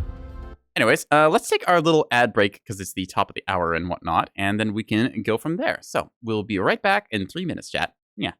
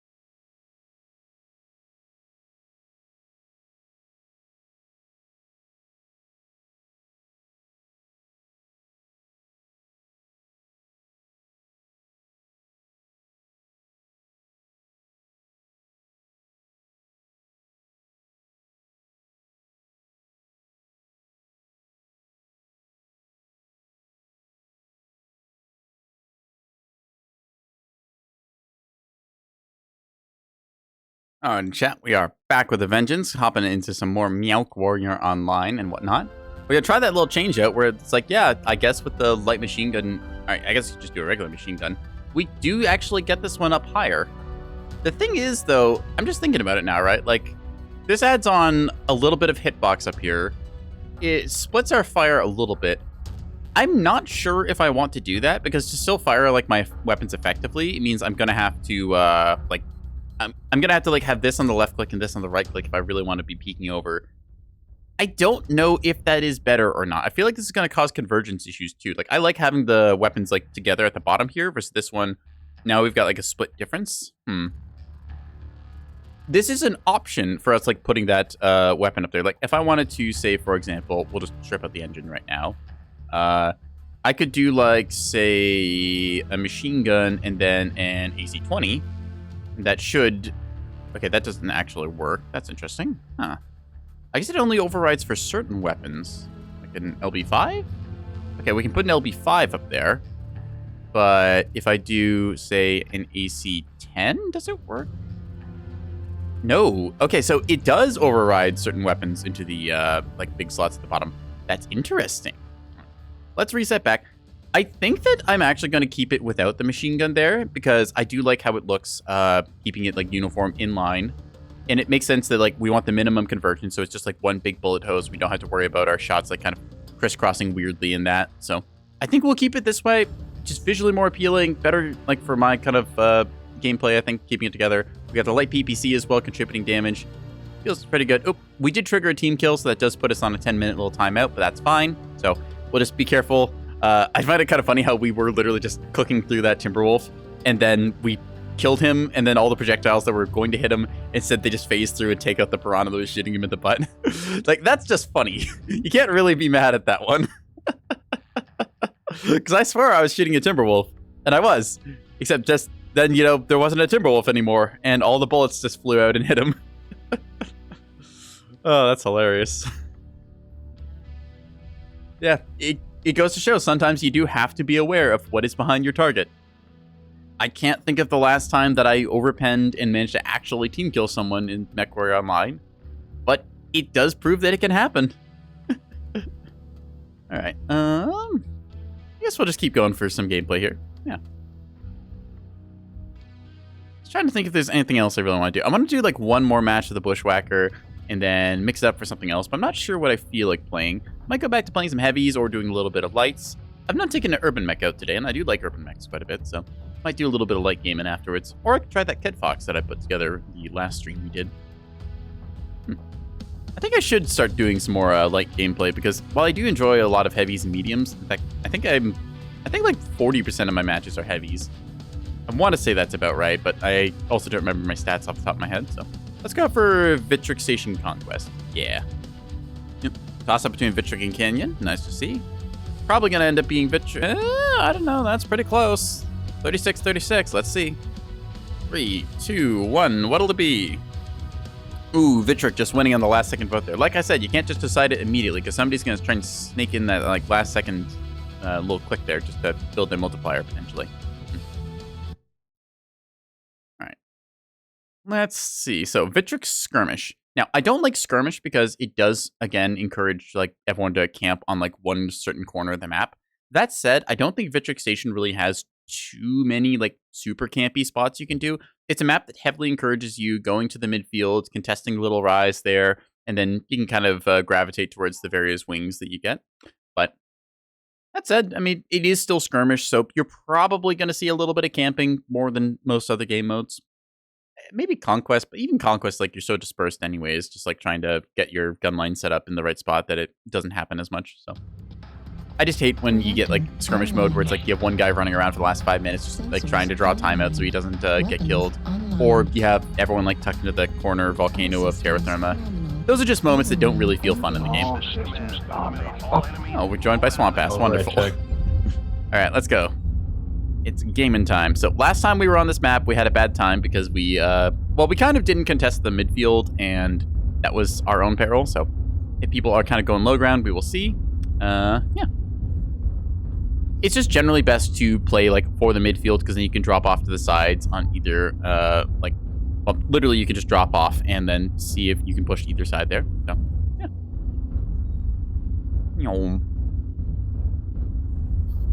Take a look over here, see if there's anything to see, which I don't think there is. We are also very fast. This thing has been speed tweaked to run at 95 even, which is quite satisfying to look at. Oh, there's a PPC into our arm. That's fine. That is irrelevant damage.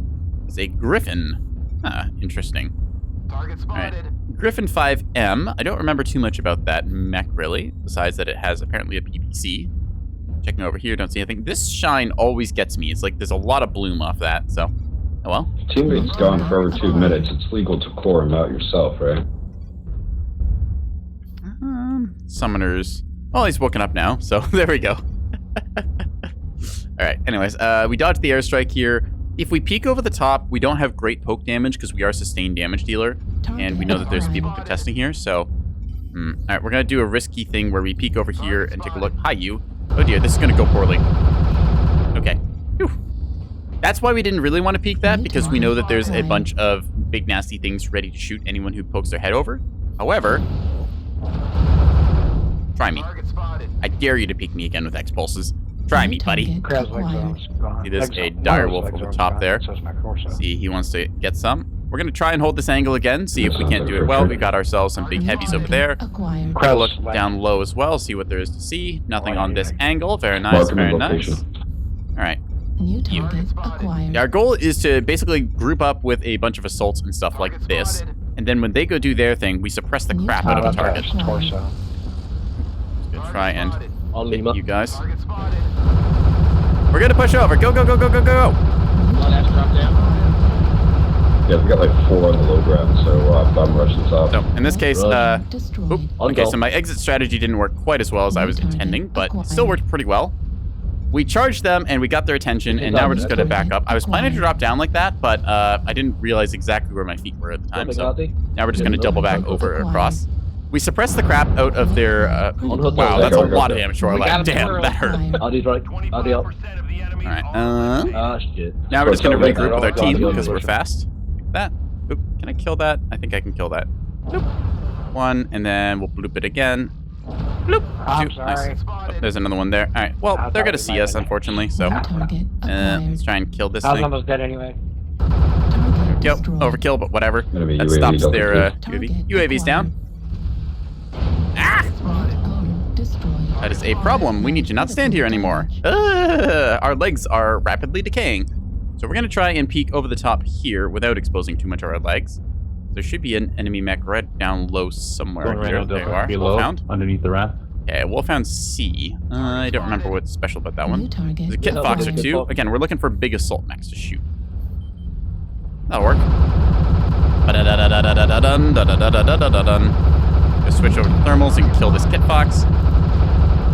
Bam, bam, bam, bam, bam, bam, bam. There we go. We got him. Yeah, when the enemy stands under like sustained fire with this thing, it destroys them.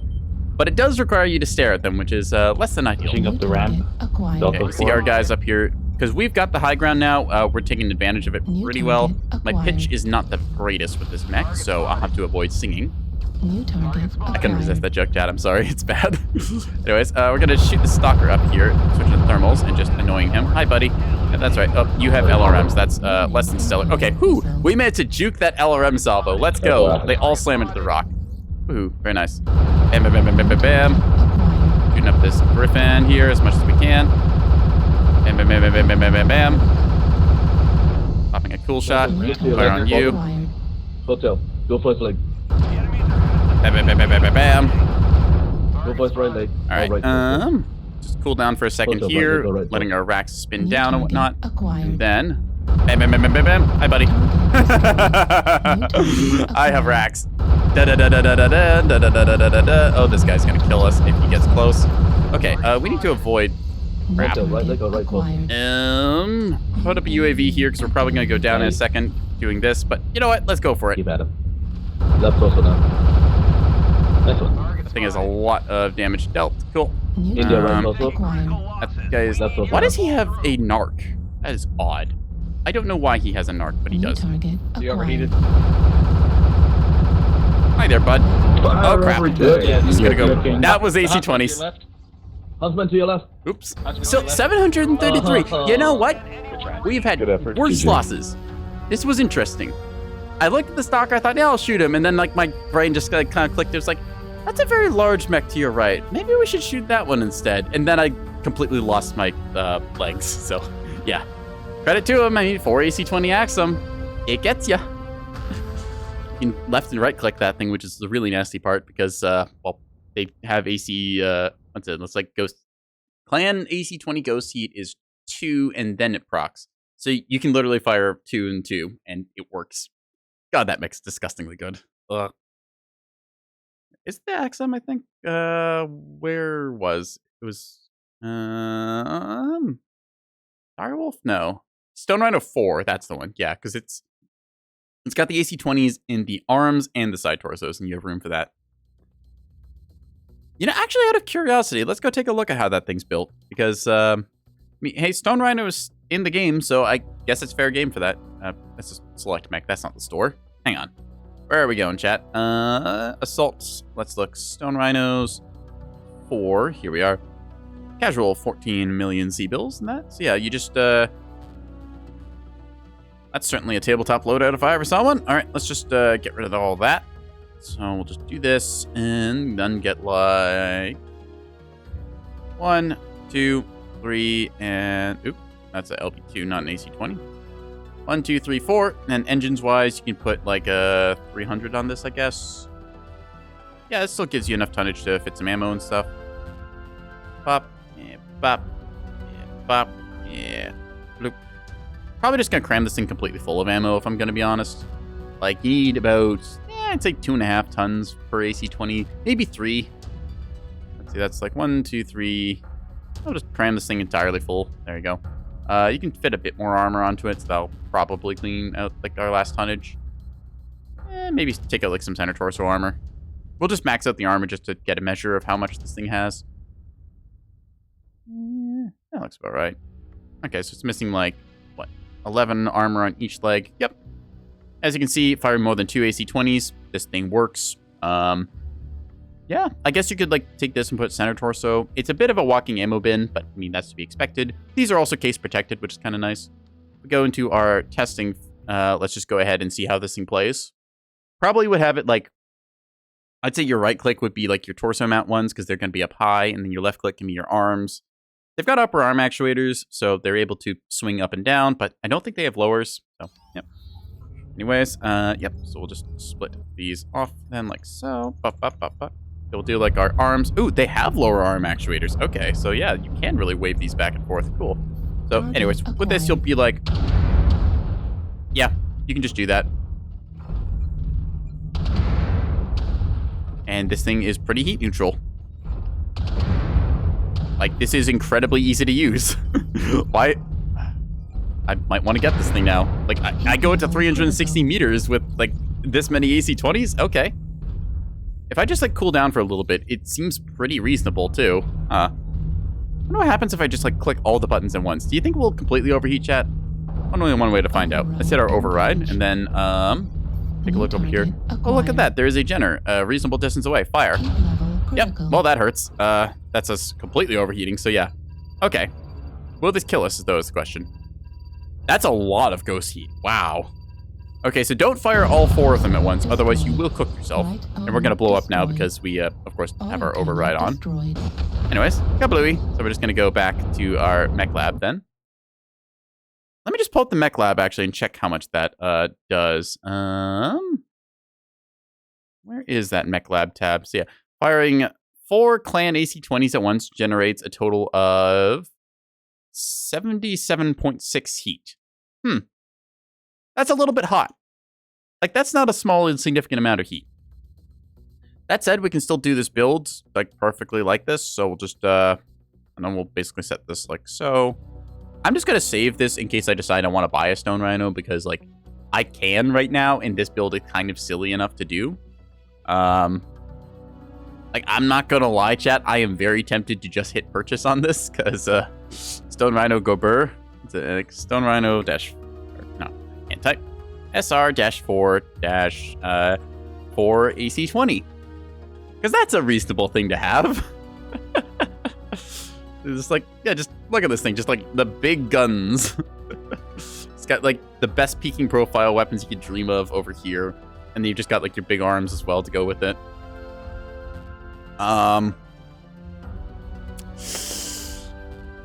You know what, chat? I'm not gonna lie, I'm like, that's real tempting. Like, even if we just like strip it out, right? That's still got like missile mounts on here as well, and energies. Like, if we wanted to, we could do like Gauss ER large. This just seems like a, yeah, like why would I not buy this mech? That's a good question. Why would I not? I guess we'll just add it to the cart. There we go. Purchase cart. Congratulations, we've inherited a Stone Rhino. We saw somebody have a cool build with it. Now we're going to go use exactly that said build. Let us load up loadouts. Selecting the mech. Clan mechs owned. Where's our Stone Rhino? Here we go. We're just going to load up that exact build that we had selected there because, I mean, hey, why not? We don't even have to buy the engine. Very nice. Looks sick. Yeah, it's like we have got 4 AC20s because that's a sane and reasonable thing for people to do. Yeah. Camo, we want this thing not to be the green that it is. It's kind of weird how it's got like it's almost like paintbrush streaks on it. That's interesting. Huh. Okay, we'll do, I guess we'll just do like this to like get a sense of where the paint color areas are. We'll do like red, white, and then, I don't know, blue. This is what it looks like for paint zones. I don't really see a good pattern that I could do with this, so we're going to be lazy and paint it black. There we go. Yippee. We've got our black rhino. As opposed to the white rhino. Are black rhinos extinct? I think white rhinos are extinct. I don't think black rhinos are. I don't know enough about rhinoceroses to really have like too much to say on the matter, but I think they're kind of interesting little tank puppies. Yeah. God, I love mech. Yes, I too love mech. Yes, mech is good. All right, we're just gonna get, I guess, mag capacity, velocity, and then we'll put structure into it because, you know, why not? I guess like cool shots and stuff. I don't think we really need anything else. Just take a bunch of skill points here, like the base amount like this. We'll use a bunch of our general XP because this is like minimum investment stuff. There we go. Yep. We only really need the like ammo quirks and stuff just to make it sort of viable.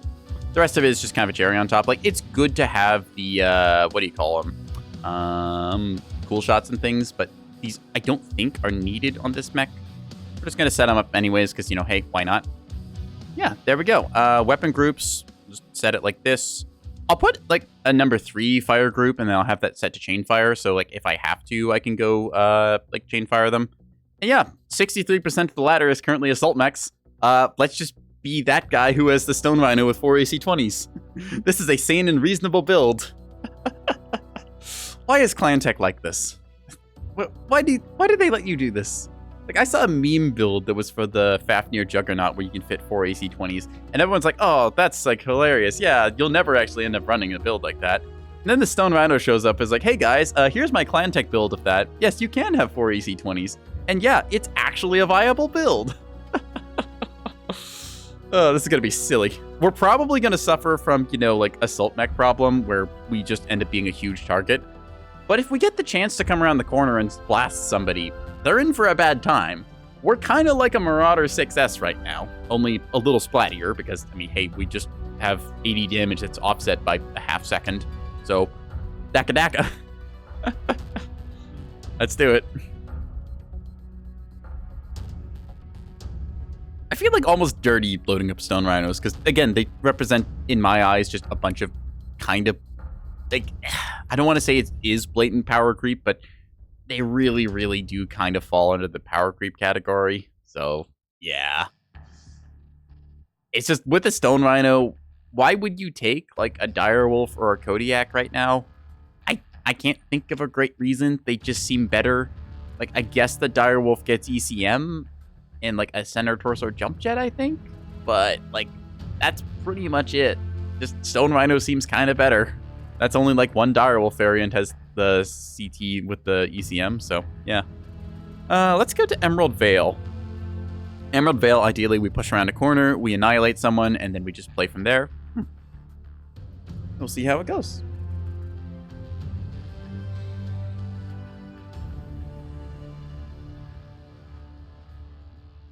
Now, given this is the first time I'm driving one of these things in, like, an actual game, we're probably going to skill issue ourselves, because I'm not the best, like, assault player, and also 100-tonners, I feel, suffer from the, oh god, that's a really big mech, everyone shoot that guy syndrome. So, I don't really have a good name for it, but you get what I'm saying. Still, 360 meters is our maximum damage range, and anything that gets that close is going to have a bad time. So, I mean, let's just basically play mid-range skirmish like you would with an ER medium build or something. We don't have the, like, absolute front-loaded pinpoint damage you get with the Inner Sphere AC-20s, which are very nice for that, because you just lob a 20 damage shell at somebody and they do not enjoy that. But we have, like, 4 barrels that each deal 20 damage.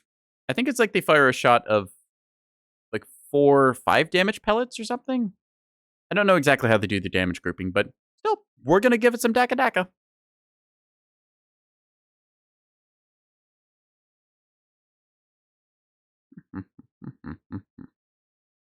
We're joined by 9ball and Bud Light on our team. Well, that doesn't sound like quite a few cheap sports bars I've been to, then I don't know what is. All right, facing off against, yes, Mechwarrior. Tis I, the vanilla ice cream of names. Who am I kidding? I painted my mech all black because I wasn't feeling creative. I can't really knock their name. Hit him with the old oh 7 salute. Yeah. We're just waiting for Connect to connect. I'm smart and I'm good at puns. Yeah, we'll give this a good show, and if it ends up being good, we might drop with it a few more times, because, I mean, like, if you're gonna meme mech, you might as well meme mech.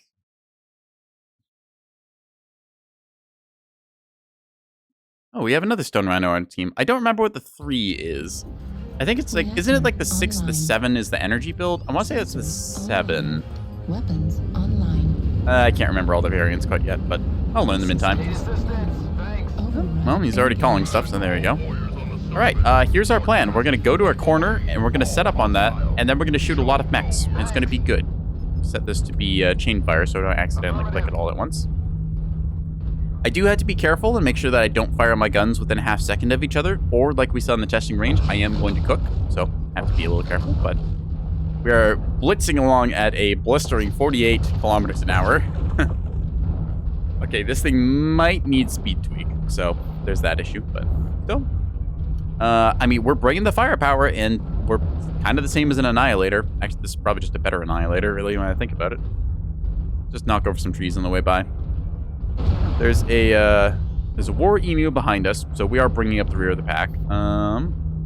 That's a Stone Rhino 3 over there that's moving pretty quick. Okay, so they are a little bit faster than us, but that's okay.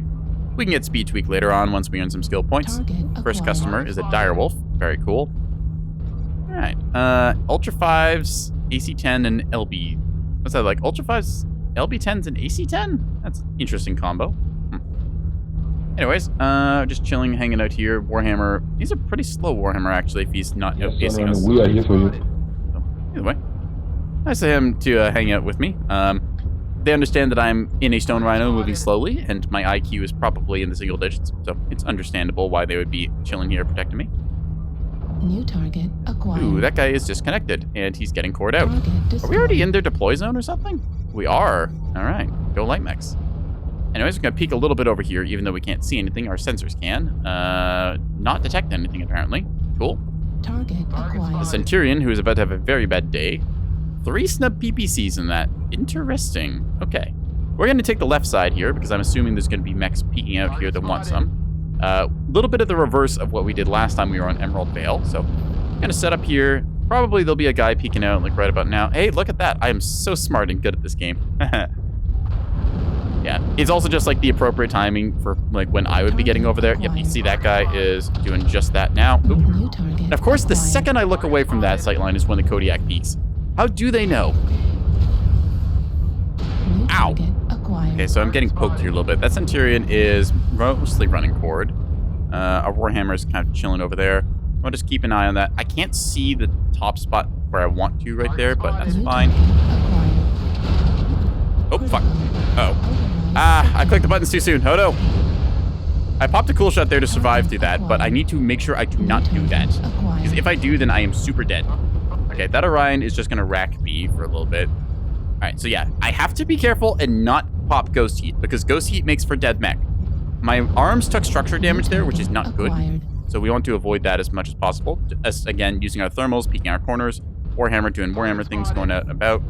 All right, the midfield is going to be risky, because if we push up into there, they could crossfire us, but I don't see any of them, so it seems like a pretty safe kill. All right, our team's going to go over here. I am big tonnage, so I have right of way.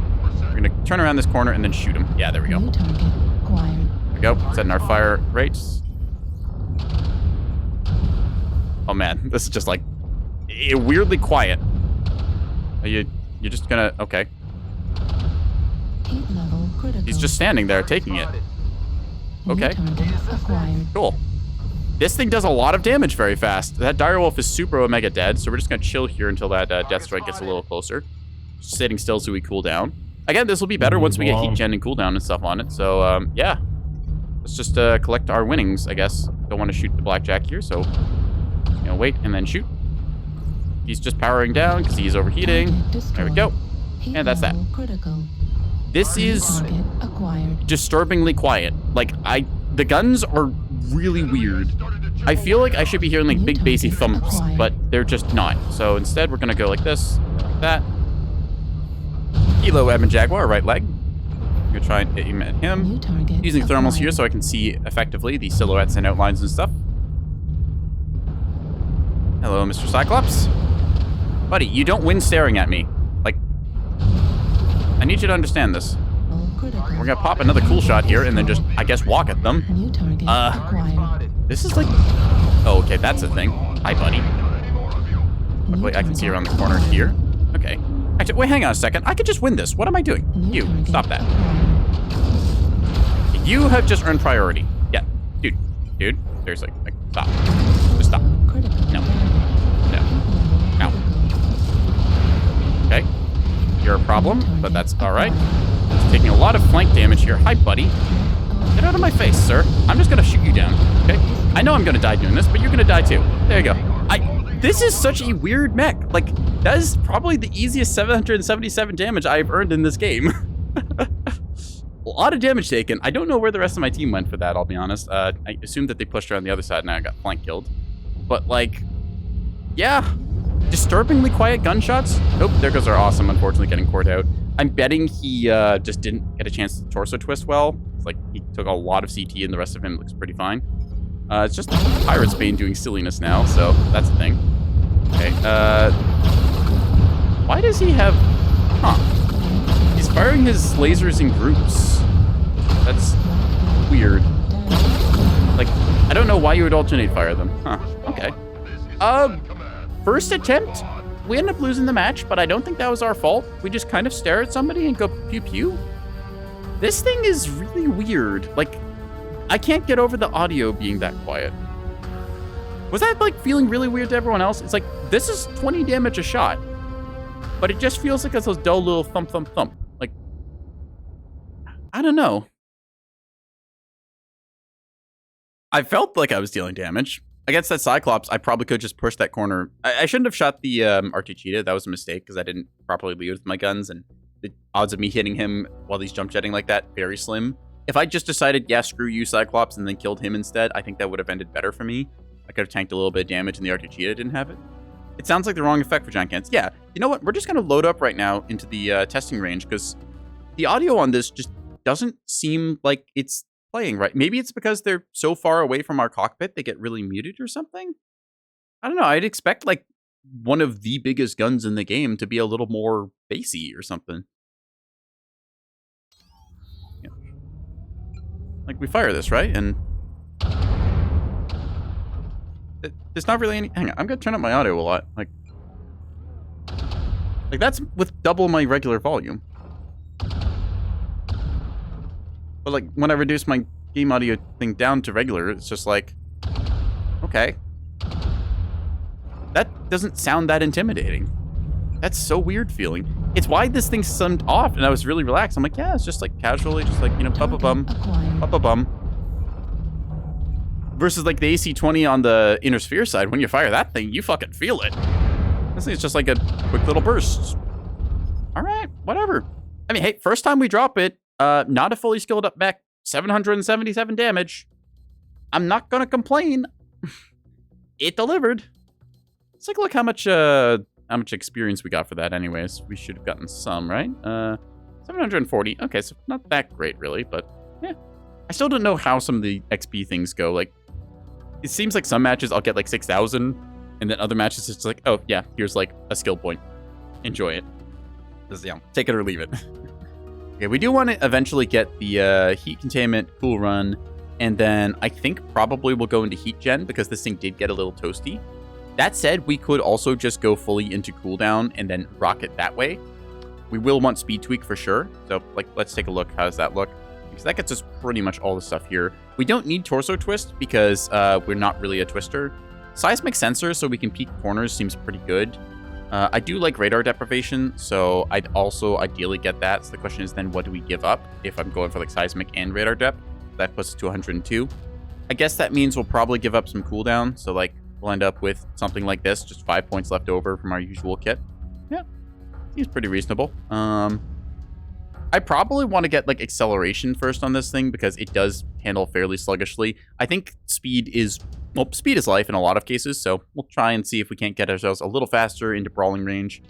Again, it's got a shitload of armor everywhere. It just feels fairly easy to use. Like, with this thing's torsos, like, yeah, you can kind of tell where the center and side torsos are, but if you just wiggle this thing, like, a little bit, it'll splash damage across them, kind of like a Marauder. And, yeah, I don't really have too much to say. Literally, there is no one playing heavy mechs right now. Y'all seeing this, right? Like, there is actually no heavy mechs on the ladder. Okay, now there's 20%, but just for a brief moment there was literally no one queued up in a heavy mech. That is a sight I've never seen. This is really a night of firsts for a lot of things, huh? Alright, well, let's load up again and see if we can't get a better match with this thing. Because we did pretty well last game. We just ended up, I think it was our team kind of split off. Like, we had a really good right side push, and then we kind of bled out into the middle section, and then I think we split off too much, and the enemy capitalized on it. Feed in detail and all that. I think it was like the second last one alive, where they just cleaned everyone else out.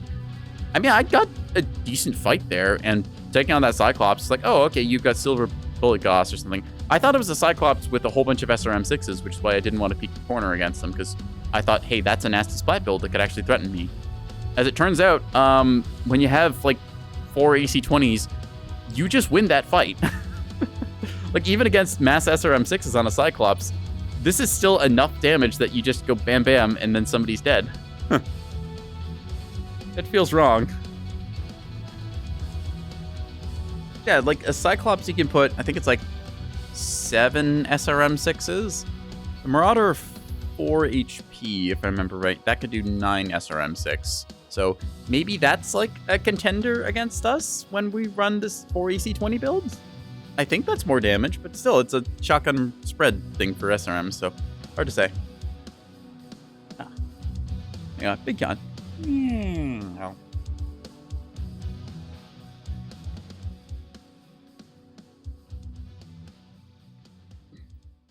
All right. A little bit of ear wigglage to get a good game. And we'll see if we can't just, AC-20 our way to victory.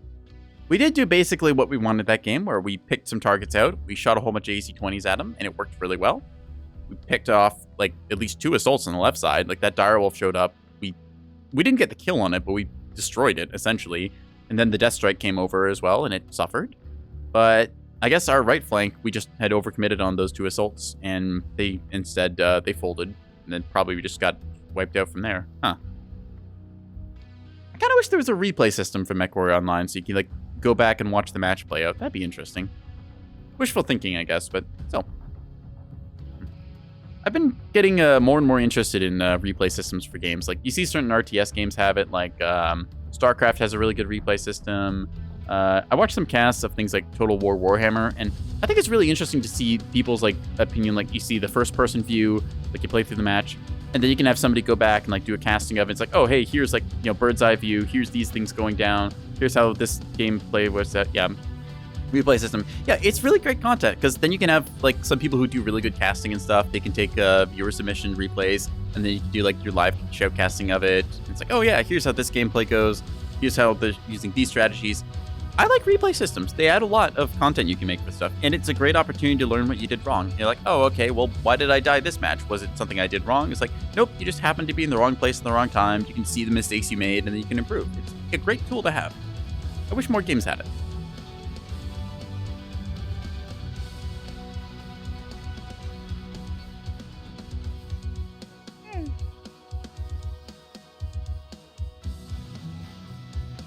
Starting to get a little bit sleepy here as I'm suddenly just yawning all of a sudden.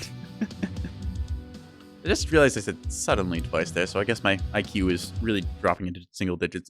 We said this was going to be a Pace Theater stream at the start of it when we were running our Krail, so hey, maybe we're living up to those expectations. Remember, you can't let down anyone if they expect nothing from you. It's helpful advice brought to you by cats.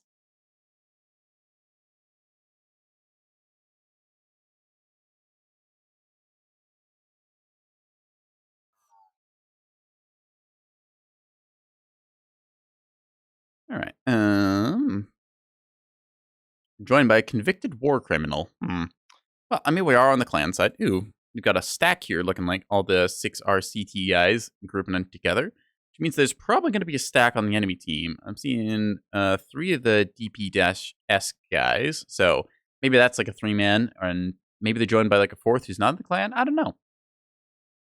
It is nice that they try and put a stack lance against a stack lance most of the time, although it does lead to some like asymmetric gameplay. Like sometimes these guys will group up, they'll just run off on their own, and then it can either like completely win you the game, or it can be they just want to camp in a corner and like try and carry it on their shoulders.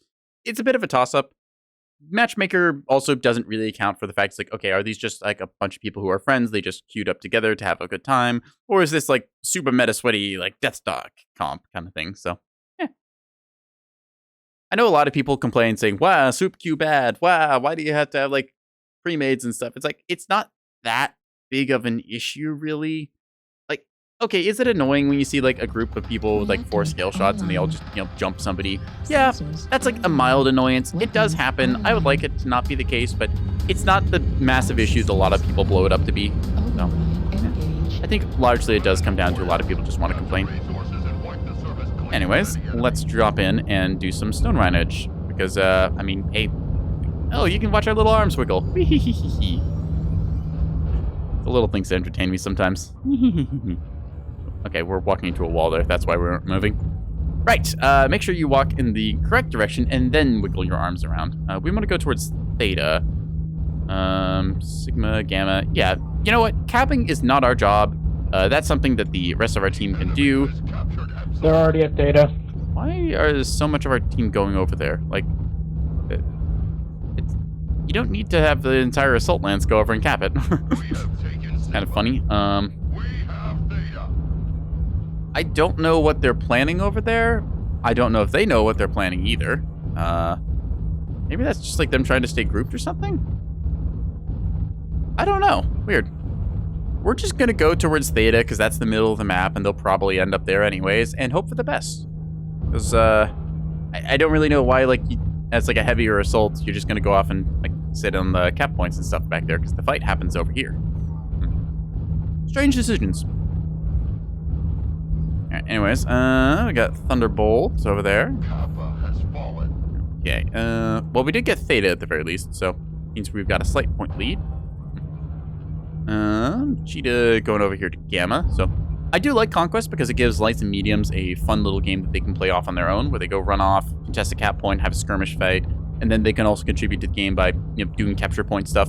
I think the 5 capture point is a good system, even though a lot of people who play Mechwarrior online, they really don't like Conquest because it means you have to do something other than hold W and run into the enemy team. So, yeah. See our Thunderbolt and Axum over there taking some damage. They're a little on their own, so that's a bit of a thing we'll have to consider. You're getting pushed up on. I am in a bad sightline here. I just realized, oh crap, I need to not be here. I did not realize exactly where I was. Okay, so we can disengage from that. Pushing around there is not going to go well for us. Yeah, my brain was kind of smooth, and in hindsight, it makes perfect sense why they would be overwatching that point, because that is literally where somebody like me would walk out of, but...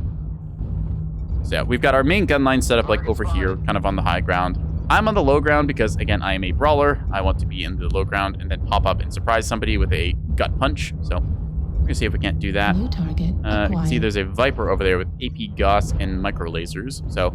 Nice little close quarters Daka build. See, again, our Thunderbolt over here is just kind of split off in the Axum too. This is the downside of like when your team kind of NASCARs off and you don't realize it until it's too late. There's literally nothing I can do to help that Axum right now, so we're going to be at a like 165 ton deficit. So yeah, our team decided they wanted to cap Sigma and wasn't really communicated. So oops. Yep. New target acquired. That's unfortunate to see. All right, we're going to double back because our team is now moving up here and we'll be able to contest the front line. That Colossus is going to be a problem, and we're going to try and fix it. So Atlas will join us here, and yeah, should be good in theory. Where is he? In the midfield, I think? Maybe? The Blood Asp, not him. Okay. A little worried about my engagement ranges here, because if I push this corner too much, I'm going to get shredded and pushed in. So we need to just peek this slightly. I see him. There we go. Dealt our damage. Oh, high up top. Okay, that's a problem. Can't really see him here. I need to put up a UAV and then try and shoot him. Oh, we're getting pushed. Okay, this is bad. We need to not be here anymore, so we're going to NASCAR. New target acquired. That blood asp, I'm confident I can push him over, so we're going to do just that. Need assistance. Call for help and then go for him. Need assistance. Take off his light. Alright, torso there. Ow, ow, ow. Okay, you are a problem. Luckily, my team is covering me. I just need to tank 2 angles right now, and then there we go. Got you, and then you New are going to be next. acquired. Alright, nice missiles, buddy. Incoming missile. Target There we go. destroyed. That's 2 kills. All right, let's go. New target Could go after you, acquired. but you're not a threat right now. You're a problem, but not really a threat. Actually, I can just kill you from here. God, I forget the range on these things is so long. Like, I'm just able to stare at them, and that works. All right, what's close? Ow. Something's New close. target Ryan, acquired. very cool. We're just gonna march around this corner and then shoot him. Nope, we're getting shot in the back. Can't really do anything about it, though. Gotta tank through the hits here. They're pushing G9 pretty hard. Go, that's another one dead. We're just gonna pop our cool shot here and rely on our survivability. Ow, ow, ow, ow, ow. Big target. Helps being a brick, you know, sometimes. Alright, he's taking damage. Hi, buddy. Acquired. Okay, he's got machine guns. No, he's got mag shots. Never mind. So that's different. Considering we're at a 165-ton deficit and we're doing this well, I'm pretty happy with how this is going. Gotta keep my thermals on so I can kind of see what's happening. Hi, buddy. So you're gonna take a lot of damage. Not go down though, unfortunately. Let's see, are you gonna peek me here? Oop, I'm losing my side torso, so that's bad. If we lose our right torso, we are dead, so we're gonna have to just peek this corner and then try and hope for the best. Reduce to just single weapons as well. Single weapons group, rather. Okay, he's dead. And you are They keep capping or suffering. trying to Cool. fight. All right. We'll marker him and take the high ground here. Target destroyed. All right, he's dead. 9-6. Oh, never We're mind, you recovering guys this got it. surprisingly New well. Holy target crap. Acquired. Bam, bam, bam. Oh, crap. There goes our right side torso. We couldn't twist in time. I think the mag shots got us. Yeah, AP Gauss and the micro lasers. Damn. I think that's the Viper that got me. Still, we did pretty well with that. Our Banshee has PPC and light autocannon, so as long as he can not get shot in the back, you should be fine for this. There's something over there that he's worried about. I can tell by the way he's twisting, so he just needs to basically shoot this guy dead. He's taking center torso. It's great stuff. Yeah, bam. Got it distracted. All right. It's not really a threat anymore, so Override active. don't cook yourself, Banshee. Don't cook yourself. Critical. You're over 100% heat. Cool down, cool down. Center torso. Yeah, Critical just trying to damage. get this guy to chill. Target destroyed. All right, you got a heavy in India 9. Focus fire.